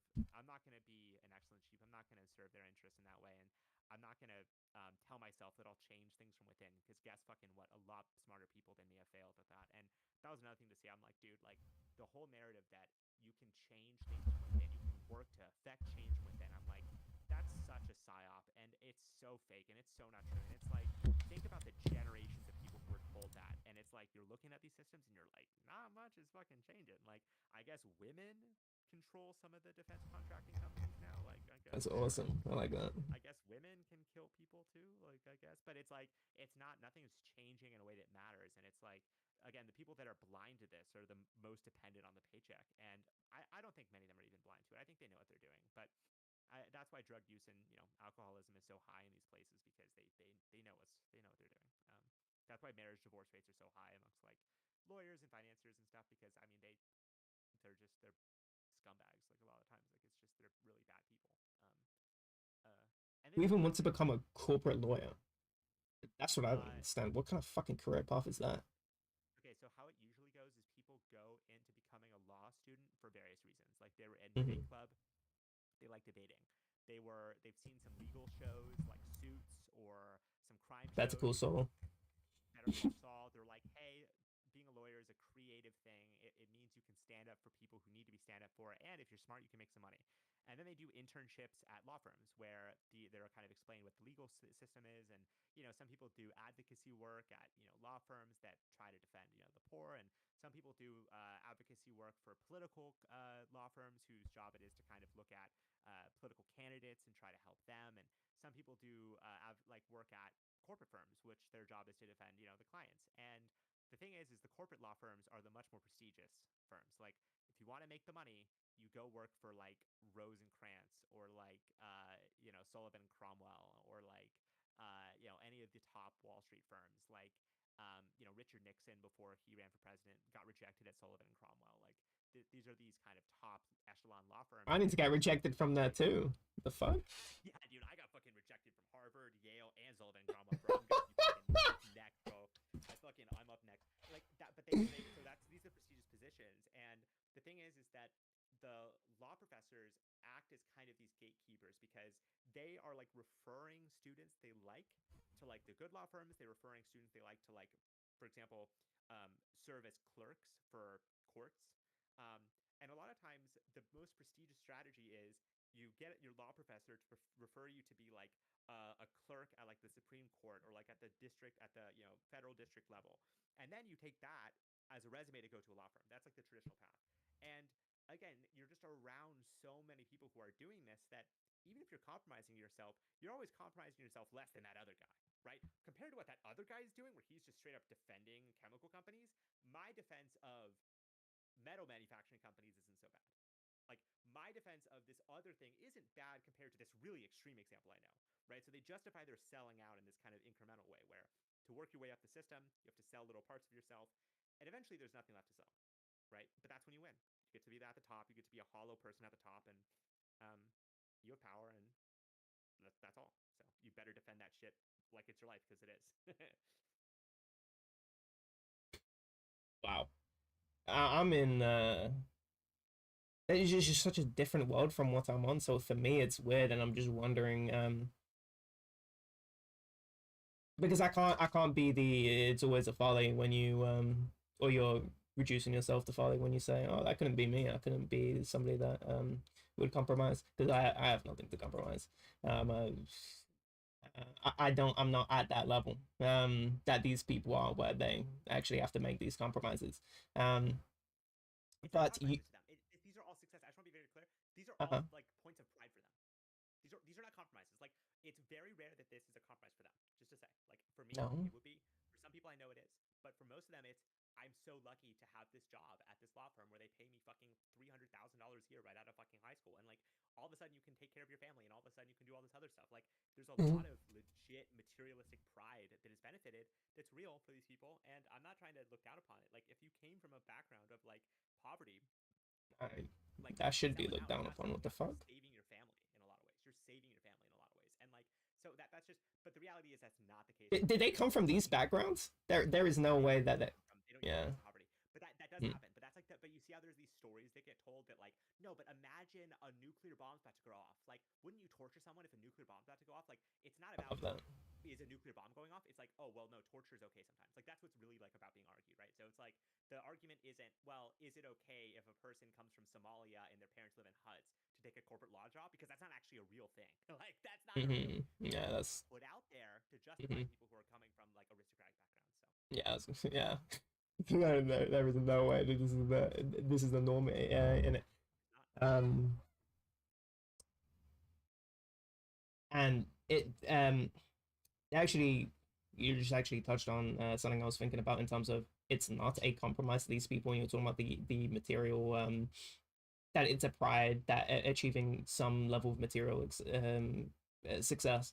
And I was watching this one video, and it was it's nothing to do with this, but it's completely on this wavelength. And it was this woman, she went to Cambridge, and she does sort of like self-help, this is how to journal and this is how to whatever. And so sometimes I get recommended her videos, and I watched one, and this one was it was specifically two women.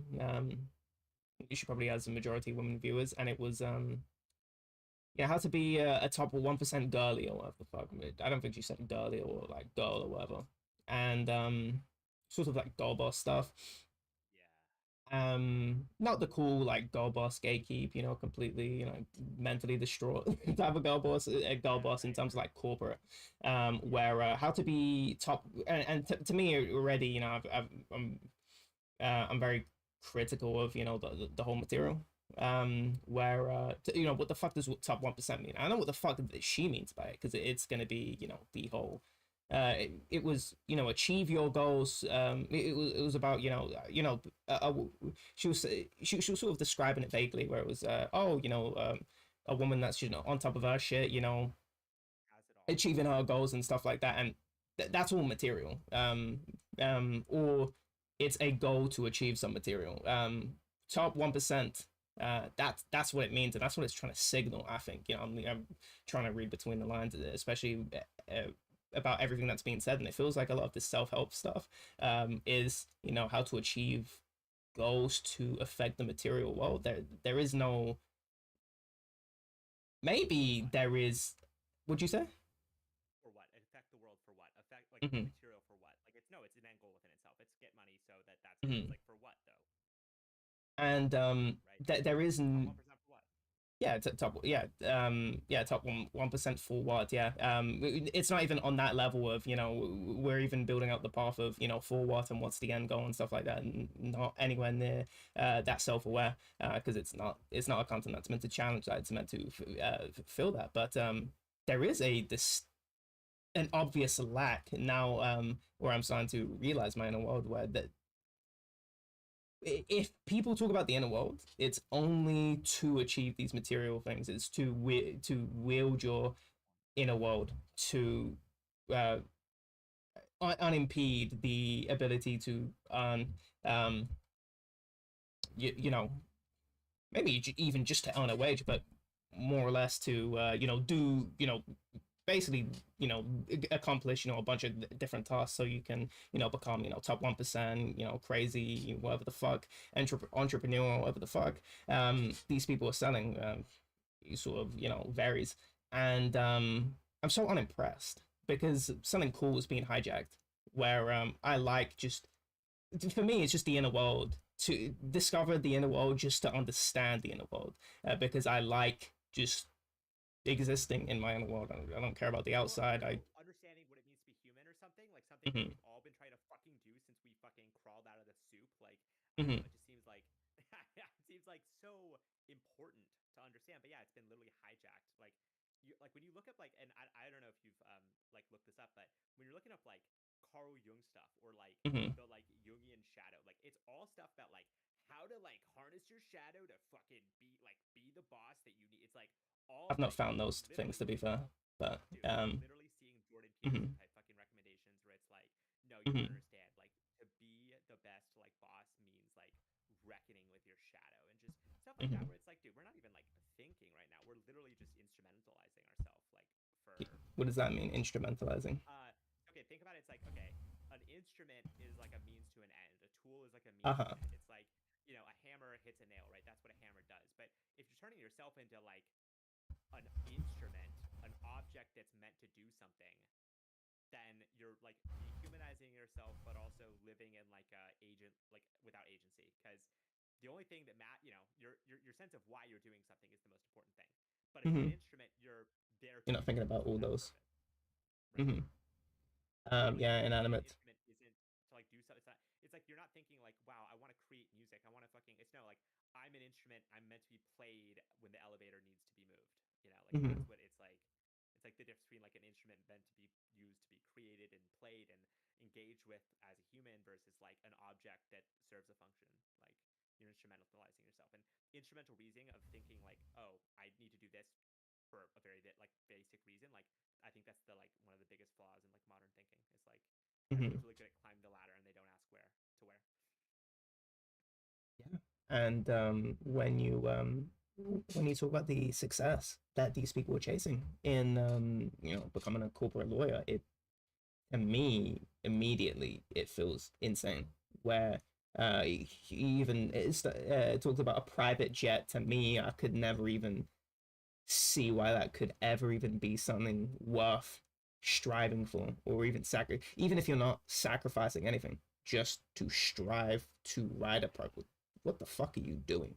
And that's why a previous talk we had, where it was that one girl, I think she became some like art girl, but she was you know, getting like horrendously face fucked to troll her Her dad, yeah. and the world that you were describing would felt so hollow, where it was a bunch of all these, quote unquote successful people, but they didn't it didn't feel as though the world that you were describing felt it didn't feel successful at all. It felt so nauseous and disconnected from everything that is so cool about the world. I mean, these are human, just in the worst way. That's a part of it. No, but that's the thing is like it's not an external thing. Like why it's like it feels alien of what I think makes humans worth being human, but it's like no, like this is in all of us. Like all of us have the ability to like rationalize selling out and rationalizing evil. Like all of us could do that. Like it's not something but your point about like the world just seems so like empty and hollow and kind of like bizarre, really. I mean, I think what's interesting about it is how much propaganda exists to mask this fact. Like how much of like the idea of the wealthy life and the good life is meant to make people think that it's like worth striving for and like any cost is like worth it. But then when you like really observe what this world is and what it turns the inhabitants into, it's like, dude, I don't want to be one of those fucking mutants. Like, Mm-hmm. there's a, I mean, like, there was an article I read about in this French magazine um, called XII, and it was this like French guy just goes to this like extremely wealthy area of London and just takes pictures of rich people and like it's fucking crazy what they're looking like. It's like Send the bizarre. link. I'll send it. It's like fucking crazy. Wait, give me a second first, Shelby.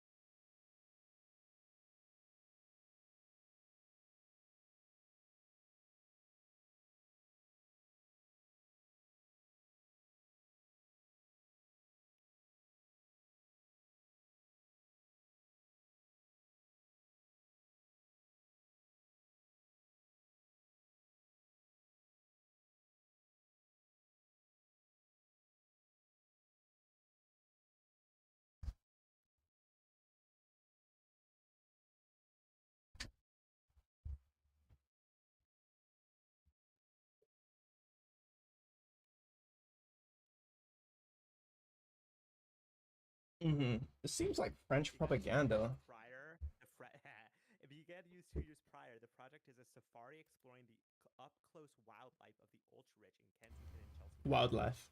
It I like uncovers that. the sidewalks lining with Gucci, Versace, and Valentino storefronts at the Zahara, the temple of British luxury. A hat firmly in place and camera in hand, the photographer roamed London's most expensive area, capturing with his lens both the old aristocrats who have lived there for generations and the newcomers with their petrodollar bank accounts.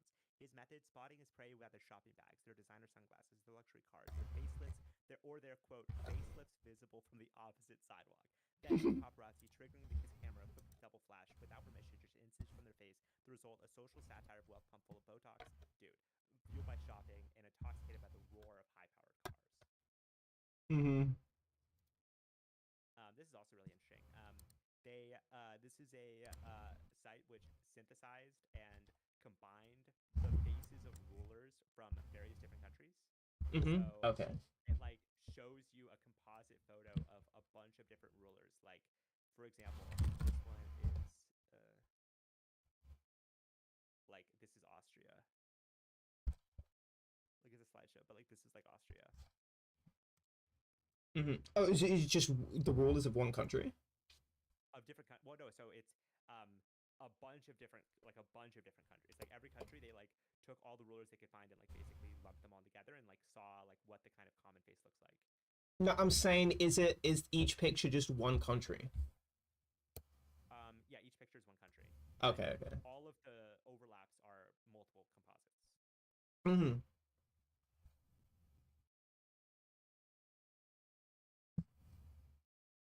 Afghanistan, Albania. Oh, it's alphabetical. Looks like some guy beginning with H. A lot of the like this is Kyrgyzstan. I'm seeing a Stalin resemble. Like a lot of them are like. Yeah, it actually looks like It's Stalin. really What the funny. fuck? It's just funny. It's like a lot of them because like who else has fucking ruled it but Stalin? Like or like Libya, like it's just Muammar Gaddafi. Like because like in the modern era, it's just him. You know what I mean? So Mm-hmm. like it's like some of them are like not very revealing, but like that's just Muammar Gaddafi. Like that's just him. Or like Russia, like interesting. I wonder who. Stalin. So right, but you know, some of them are more interesting. Like in terms of like Switzerland, like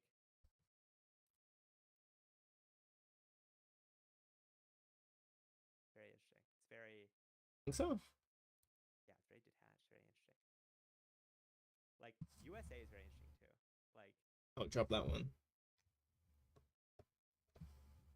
Wow. United Kingdom, you can see Thatcher in there. Yeah, I can see Thatcher. Yeah, for sure. Yeah, I can't see Churchill. He's like the fucking double chin. Oh, is he? Oh, okay. I don't know. I just call him fat. To be honest, he probably was the most overweight. So. Check out Ukraine. Who's that?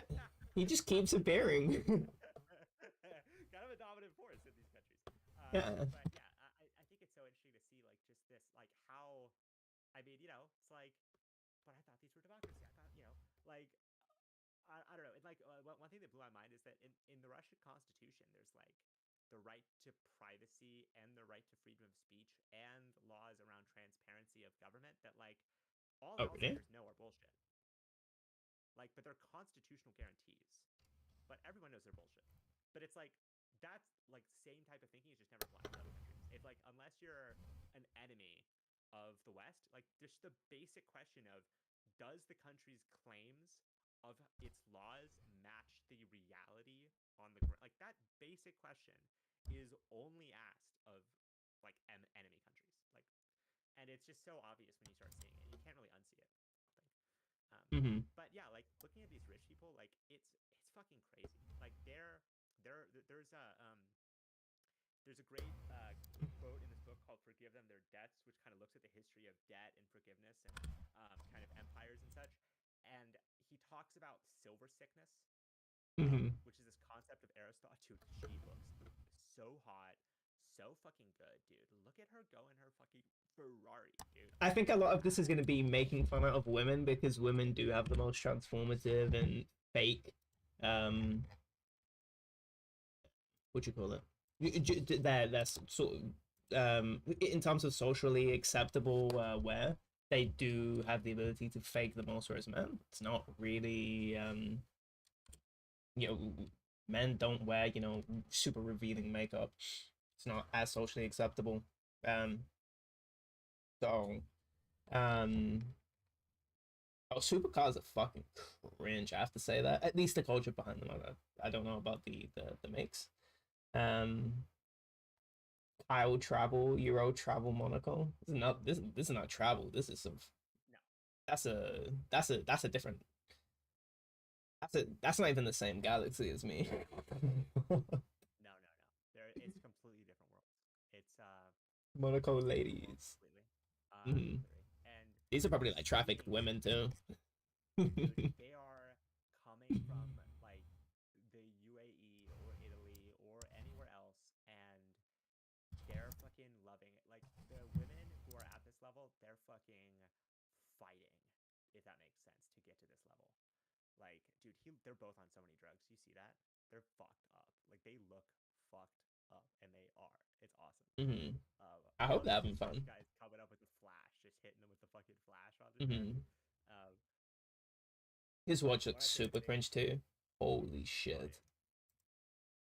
Watch culture is so cringe. Mm-hmm. Connor O'Malley. Don't tell I'm sure demons you've that. heard of. No, I don't. Who the fuck is Connor O'Malley? He's a really funny comedian. But like how he had a whole Vine thing that he would do early on, where he would just go up to like rich people's cars and like scream at them when they were like stopped. Like he'd just be like, tell them to roll down the window, just go. Ah! This is the best shit ever. I've already seen one of his videos. I looked this guy up. Pipe Rock Theory. The fuck is this? He's just chasing down cars in New York City and shit. It's just awesome. Like this is to me like goat comedy shit. Mm-hmm. Yeah, his stand-up special is really funny too. It's called Stand-Up Solutions. One of my favorite bits in it is where he explains to the audience that they used AI and surveillance to extract all the data on their phones and to like find their porn preferences. And he's like, don't worry, it's anonymized. Or he's like, he's like looking at one guy, he's like, dude, not yours, dude. Yours are fucked. Like that. It's like all in like the mode of a PowerPoint presentation. It's like it's just so funny. Like, and I don't know. To me, there's nothing. And this is to your point about the so unimpressive. Like, there's nothing less impressive to me than chasing after this world. Like when you realize that people like aren't even happy in this world themselves, Mm-hmm. the chase of it becomes really pathetic. And so I made a list called Unfamous People Being Famous, which is like, artists and, people trying to become this with like high production spend, but like low views. Like my goal was to be like, I want to find them failing. Like I want to find people who are like literally no one knows who the fuck these people are, talking as if their world has like drama and matters. Like I want people who are like J.Geek claims Nigel is dead. Like what? Like, what are you talking about? Like Noah Ziggy Za on telling judge suck my dick after a 100-year sentence. Like random nonsense, just absolute random nonsense. And like it's so much funnier than the typical like rap stuff or just anything of like cloud chasing stuff where it's like, no, these people are like actually delusional. Like they're actually delusional about what's going on in life. Like this person's making a video called "Being an Influencer is So Hard." Like, a serious video, and they have 37 views. Let me see this. Human. I like that. Special about I had to make sure it was recording. What's so special about what is so special about I need to see you in the comments. Is that one of your old? The fuck? In the comments. Look at the comments. I'm out here being fucking making playlists. I'm out here trying to. I like how you're documenting this too. You've documented. I want to see a. Give me one of your consumer playlists. Okay. Oh my god! Oh my god! Look what I got recommended.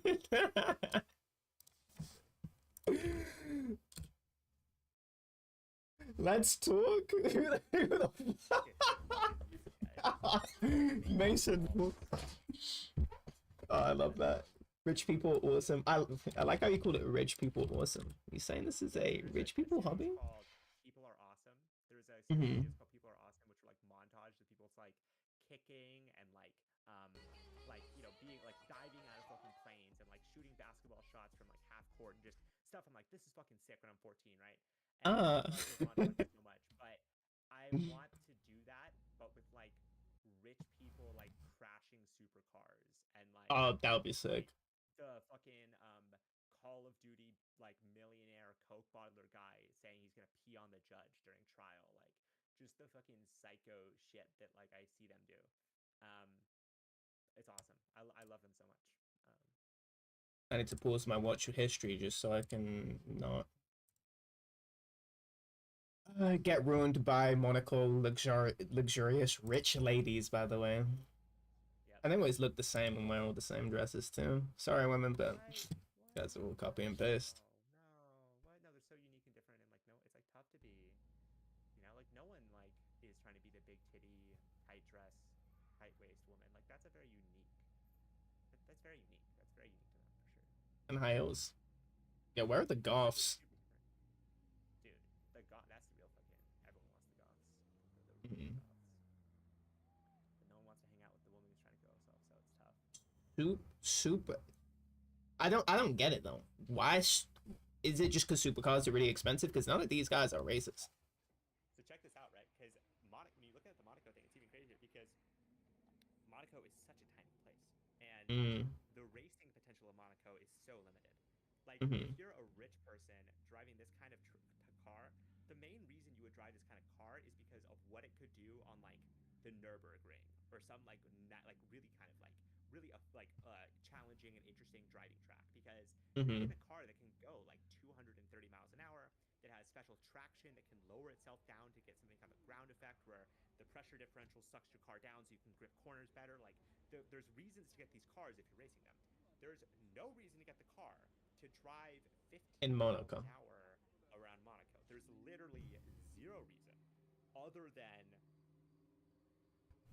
the fact of having it. And that's what I think is so interesting about rich people is like they collect things that are only useful in contexts that they don't use them in.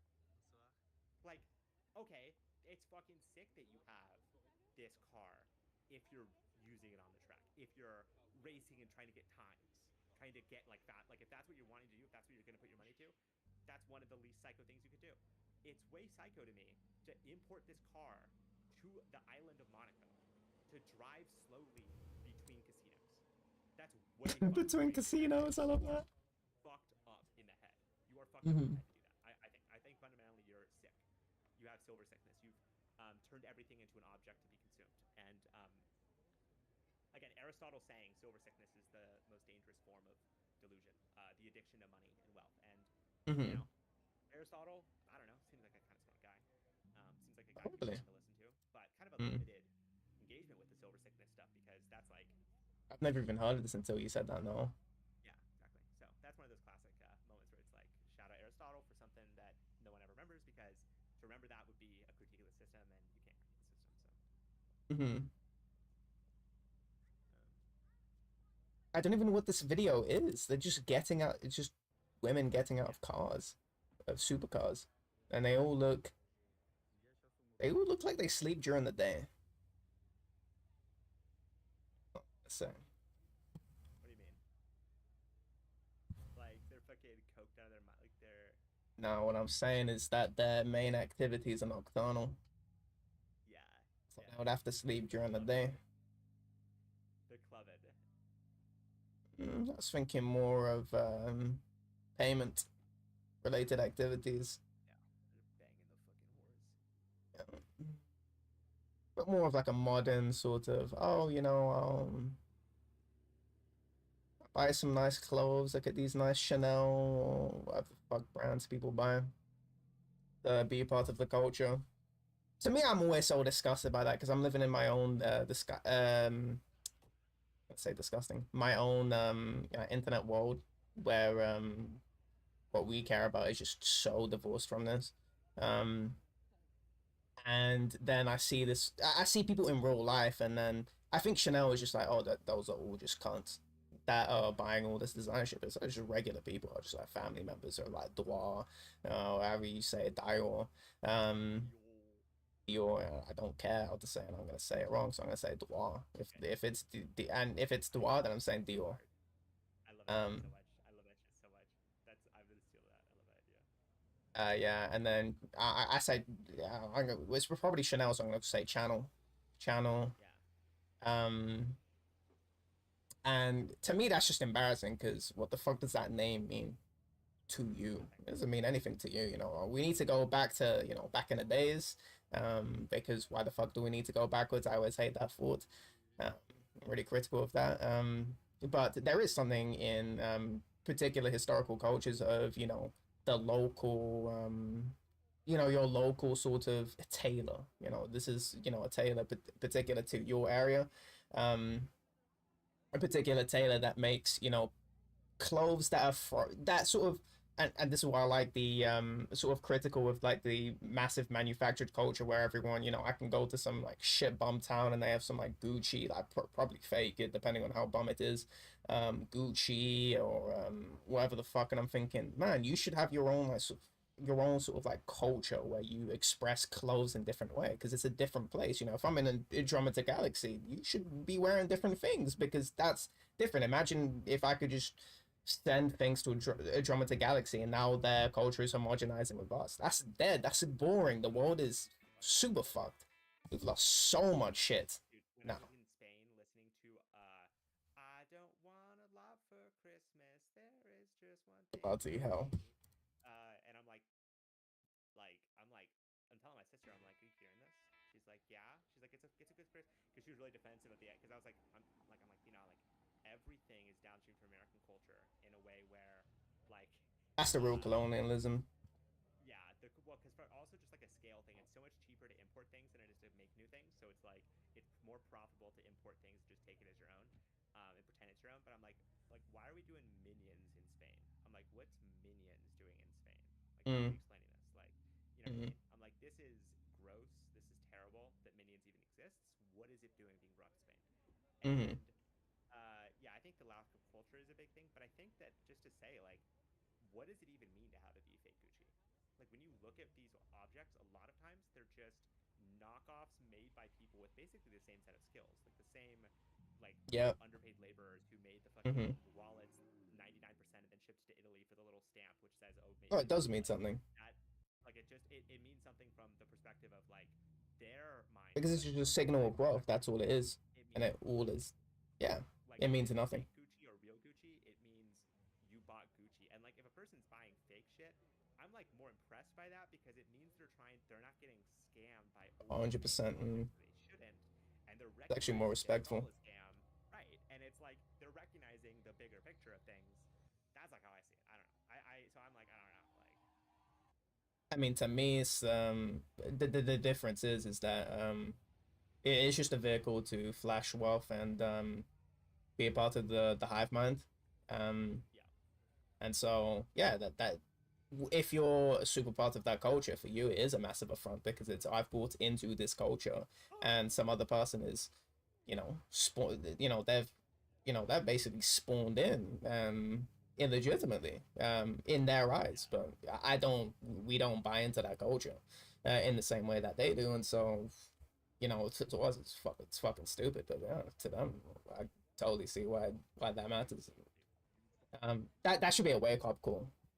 Whoa, this is when I was fucking weird. Southern California, I was like saying to people, I'm like, dude, how interesting is it that people will be like, dude, can you believe what she's wearing when she can't put a fucking sentence together? You know what I mean? It's like maybe you should be worried about what you're thinking and speaking rather than what they're Mm-hmm. fucking wearing. Like straight I up. love Like that. and it just I don't know. It's like you wonder about this, right? Sometimes people where it's like maybe this is their focus on this because they can't do other things. Like I wonder often if they're doing this and focusing on this because they know they couldn't be a thoughtful person. They know that they're limited in that way, and No, so it's like this is their way out. But it I wonder couldn't if be. they need to think on that level. I don't think so. It couldn't be on that level. I have more probably not as cynical in that regard as you. That people probably have the capacity to think.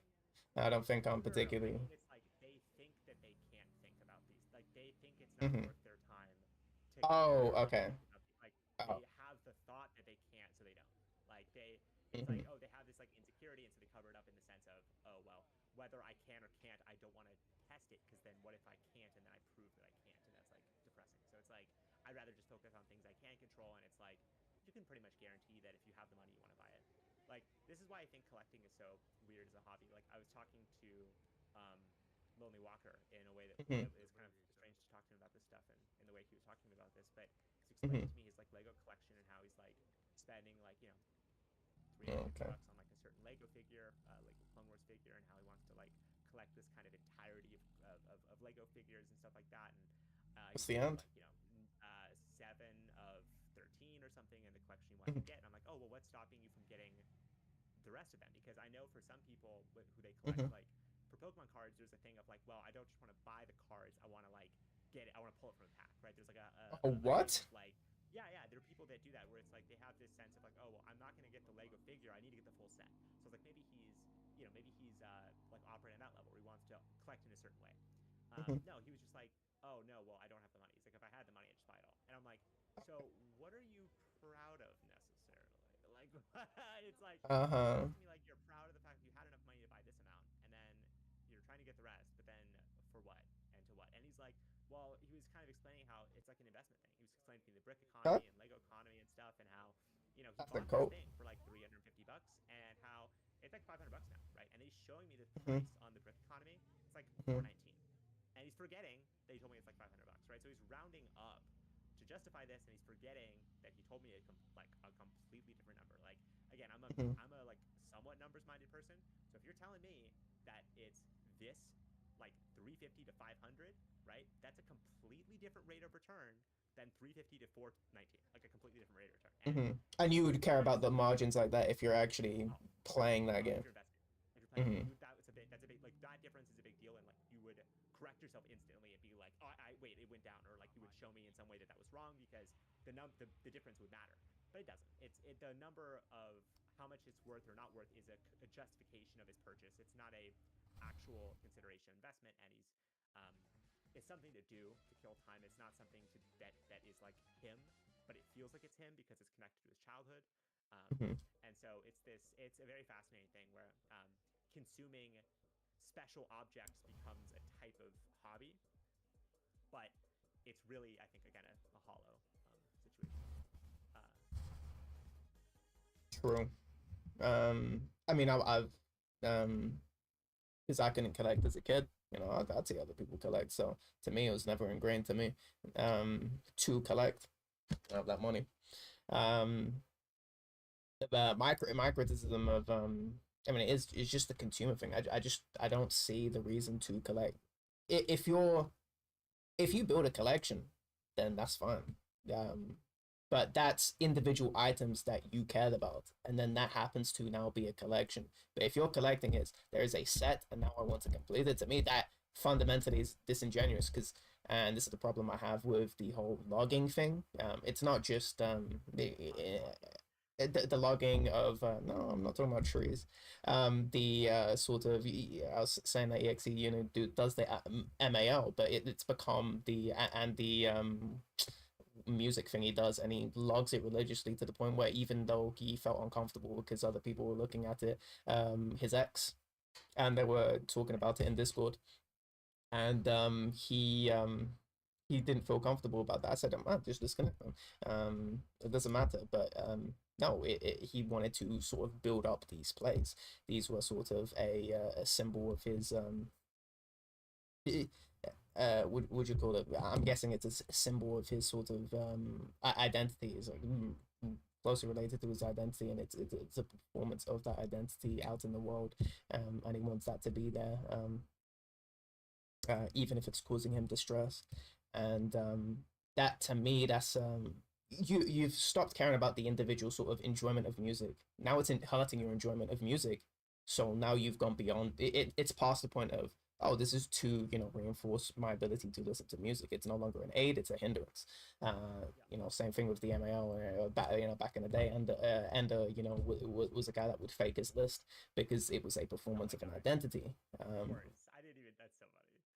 That's really yeah, it completely reinforces the person that um Yeah, that's another mhm. little bing bop boom evidence. And yeah, that whole sort of and that's why I don't pay too much. Their anime I've seen that, not an MAO, just because um for me to have it accurate, I feel even though it's kind of a delusional mindset by me, and I recognize it, but I don't even want to give. I don't. I want to make sure I don't give that level of control, MAO, that control over what I do, over what I've seen. I don't want it to have that control because for me, that fundamentally it's just a collection of individual pieces that I cared about. I don't want to bulk this list up, and I got it reluctantly originally. I didn't have these thoughts at the beginning. It was just am I building an anime list of what I've seen? I know what I've seen. I know I can recall these things. This is not helping me at all in any way. But seeing the hindrance now, and the lack of care of each individual thing that's being collected, that's my fundamental critique of collectors is um, an abandonment of that is an abandonment of everything that matters about the thing that you care about, that you purport to care about. Supposedly. Yeah. I've collected all the Dark Souls games.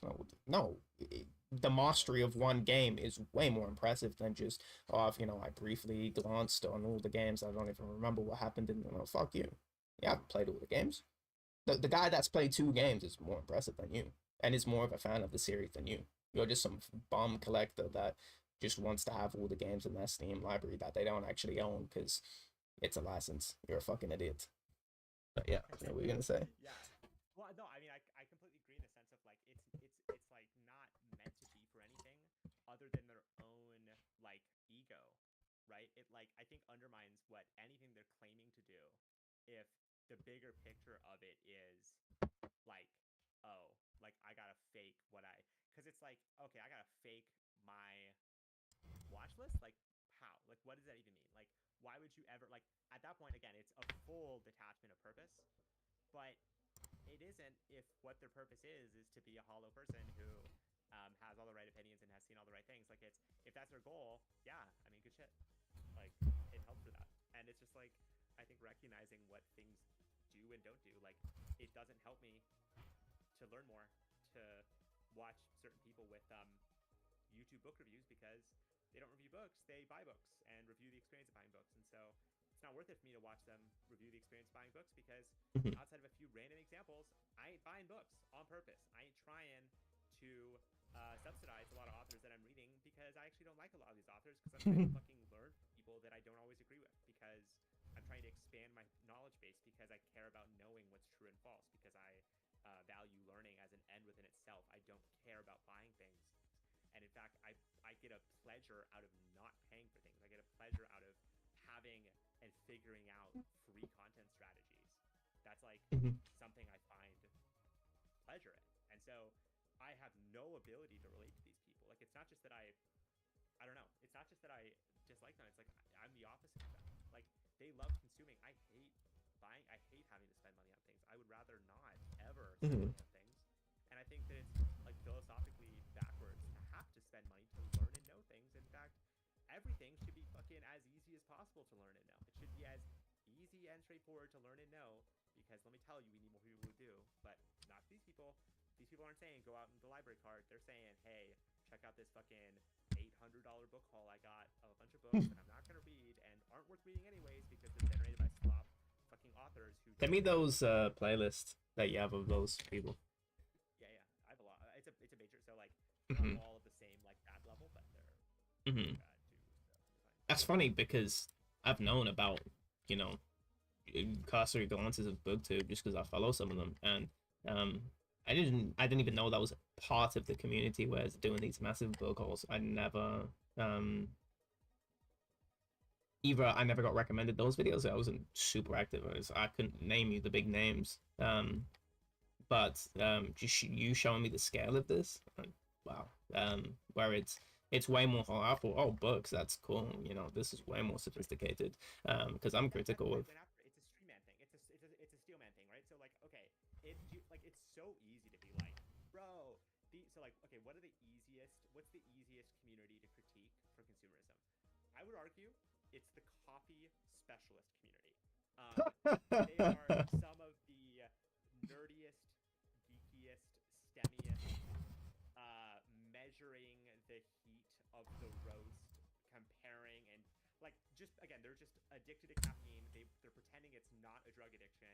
They're treating it as this like kind of elevated thing because they're too pussies to try other drugs. And so they're like getting pleasure out of being like a really advanced coffee person because it's easy. And there's a whole fucking industry about like all these different espresso roasts and all these different, like for example, like the coffee chronicler. It's not that deep. The espresso is dying. What does that even mean? Saying that my mom, who does drink espresso, is just deciding not to because of some like outside force. Like they're like the only time my mom's not drinking espresso is when she is like, oh, I gotta make sure to clean out the espresso machine because the person who used it last didn't clean it properly and there's mold in it now, and I gotta make sure I'm not drinking mold. Like, why would right? So this guy is another example, Lance Hendrick, right? It's just obvious what's going on here.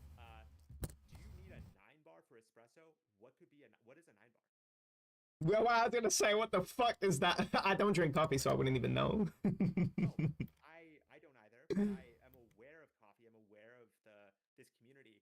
I don't even know what a 9 bar is. I'm telling you, like I have no clue at all. I have zero clue. It's all people doing like this literally. So again, a lot of it's like, and this is the way it works, right? In the same way of the like, oh, there's always someone more scummy than me, right?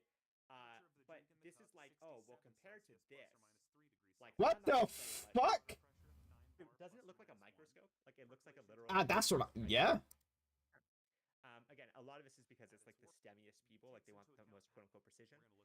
But like, look at the amount of coffee machines he has. Right. That's way too many. Holy shit. If you were to take a step back and a person was to come to you and be like, okay, I drink coffee and you know, I'm kind of particular about how I like my coffee. You know, I like these type of beans.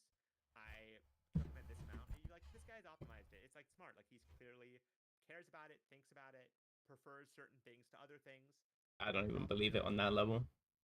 I think that a lot of people who are like just care about things, like you'll see this, like like I remember it's something I would make fun of Strat a lot for, but he was the guy that would be like, oh, like I want to get a product, I need to find the best version of it by going on the Reddit and going like the audiophile community. So it's like, okay, I need to get the best headphones. Like I need to go on the subreddit which talks about like the best phones for this price, and it's like a good consumer strategy. But I think that there's a way of optimizing everything that just ends up being consumerism at like the highest level, where you're consuming for its own sake. And this guy is, I don't even mean he doesn't need these amount of coffee machines.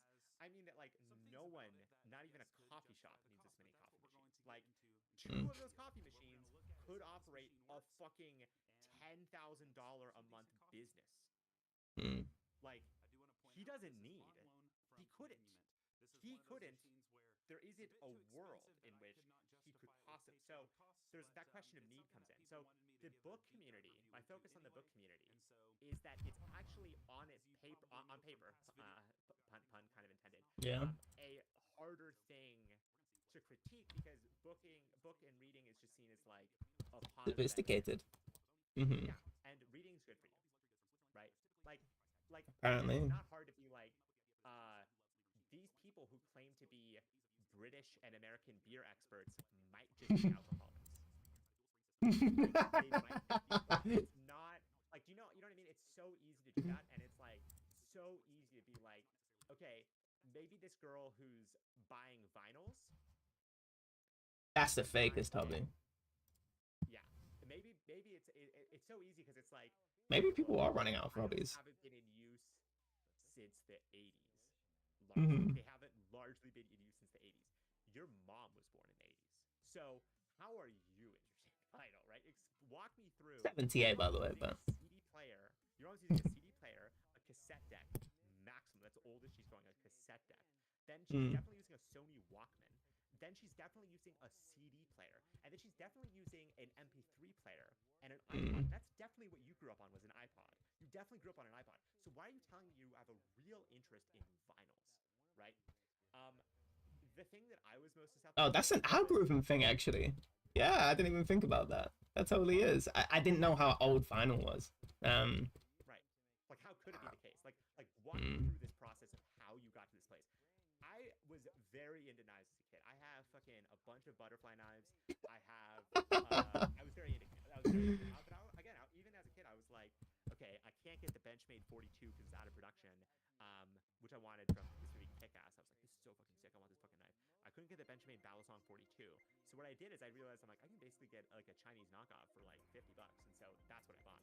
And you know, so I've always been like that kind of mindset of it. But there were one of the most tempting things I always wanted to get as a kid, but I'm so glad I never went down this road was there are these random knife boxes where you could buy like assortment collections of like 100 knives, and they would just send it to you.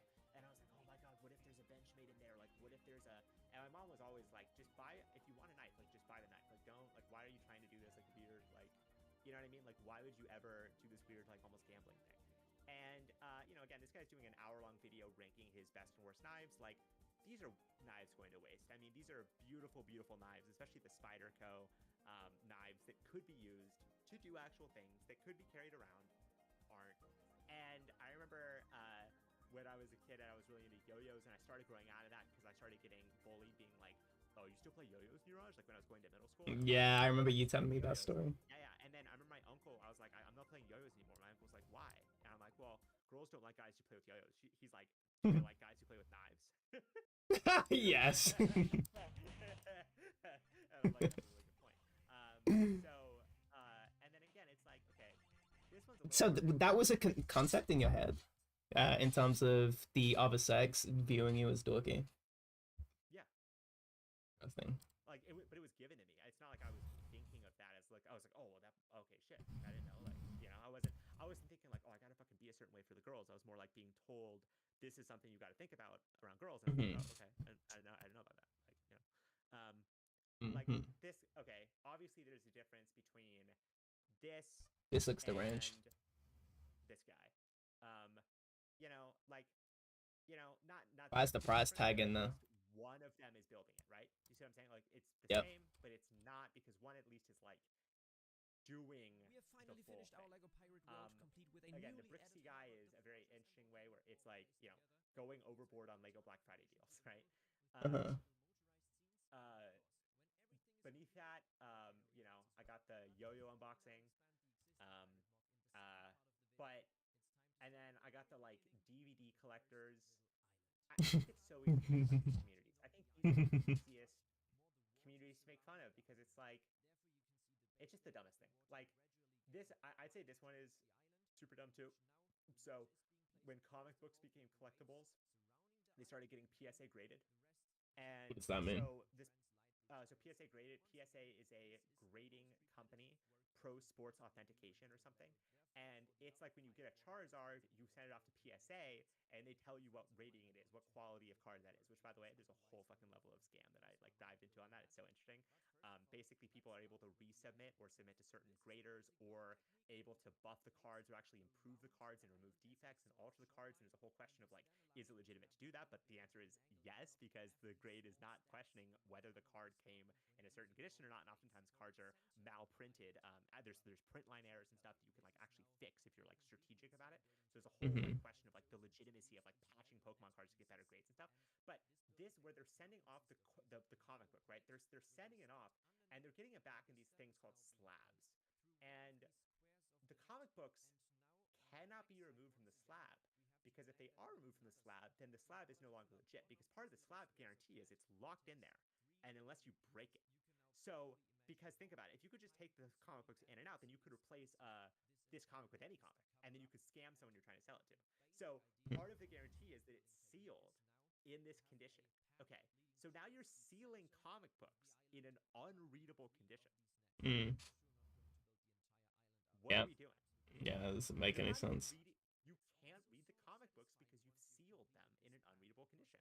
And this actually caused a lot of problems for the comic book market, because a lot of people who are like quote unquote long-term collectors are feeling as if their products are being pumped and dumped, because like the people buying it aren't even in love with comic books. They're in love with like the sort of fad of collecting and grading rare items. And so whether they have the comic book or not, it's not important. It's like whether the comic book is valuable. And like they're not even reading them to fall in love with them, or they didn't read them when they were younger, and they don't have this like connection to them, so they feel like it's being robbed. But a lot of the critiques that come internal to the consumerist communities are so funny. Like in Pokemon, there's a critique of people called scalpers. And what were they called?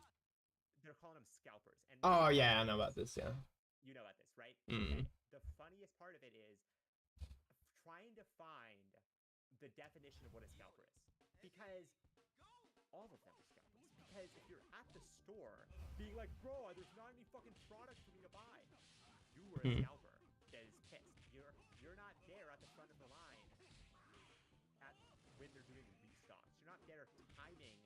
and recording Pokemon people at vending machines because you're not trying to get it and not trying to resell it. You're there and you're pissed because you were trying to get it and they weren't letting you.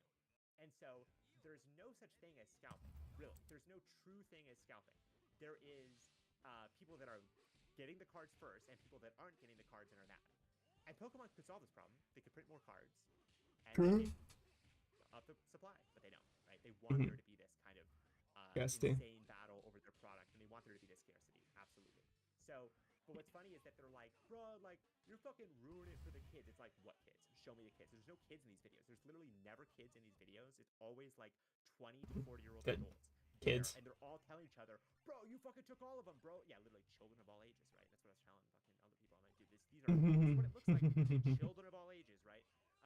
Like, it's like, no, like, these people are literally in there, like, just fucking screaming at each other about these. You didn't fucking leave any for the kids. It's like they're asking, and then people, how the videos usually end is the guy like takes one thing out of his box, like and like hands it to the guy. And the guy's like, oh, thank you.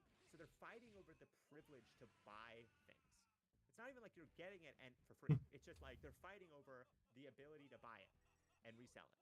So they're all scalpers, but they have this there's like a righteousness among the people who are filming where they're like, bruh, another scalper caught, right? But they're all scalpers. So I love this kind of stuff. I really, really love this kind of stuff. It's like my favorite kind of thing where it's like people consuming as a religion, mad at others for consuming faster and better, that are then creating categories of morals to distinguish themselves from the good consumers from the immoral. And how they dichotomize it is the collectors versus the scalpers, right? The collectors are people trying to build a collection for altruistic love of the card reasons. But then the scalpers are the evil, bad collectors that try to raise price. And it's like, well, people trying to fucking pull the tax and collect it are trying to flip it, trying to get it graded, trying to resell. They're not collecting either, really, most of the time. They have, and then so it's fascinating. It's like a fascinating sociological thing. Fuck these collectors. Dude, fuck these scalpers, bro. No, I'm saying I was the kid that would. Well, I don't think it was on this level, at least. I wouldn't see on this level on YouTube, but I would see. I remember Max Mofo has been around for a long time, and his Max Mofo Pokemon, yeah, and I don't know, Leaf. I think I only watched Max Mofo and then other Pokemon tubers that would also do card unboxings just to, sort of, oh, that's also part of Pokemon, so I'll dabble in that, but they weren't really interested. It would kind of just get bored over time. And I'd see these people, and there was a genuine distaste I had where, well, these guys get to have all of this shit, and what? And these are adults that are playing with cards, and I'm sitting there going, they get all of this. I've got, some barely any Pokemon cards. What the fuck is happening? This is crazy. And honestly, glad I didn't have the money, because having more Pokemon cards definitely would have made me happier. Nope. So at least I think I told you that story. Yeah, actually, I definitely did. It was the sister. I think it was our what do you call it? I don't know. Cousin was over, and it's like, oh, because I still am into Pokemon. Yeah, of course. In some regards. Shout out, yeah. Thanks for the shout out. Right. It's more of just watching competitive Pokemon. That's it. That's my engagement with it. There are tournaments that are, where they'll just upload videos over time of a tournament every day.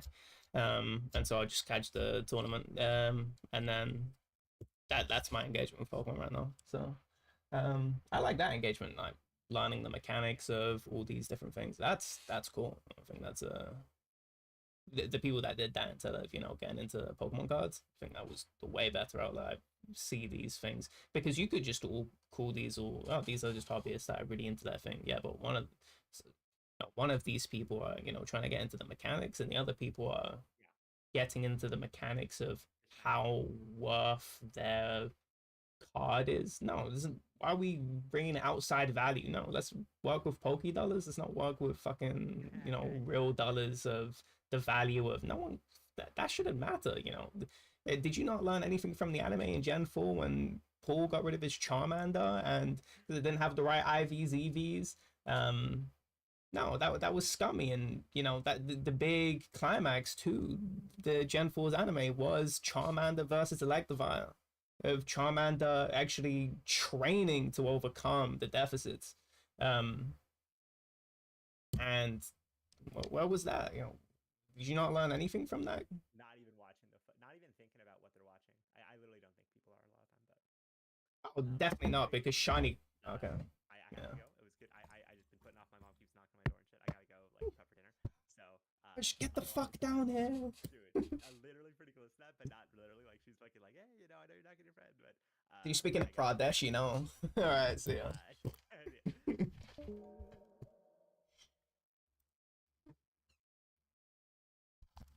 Yeah.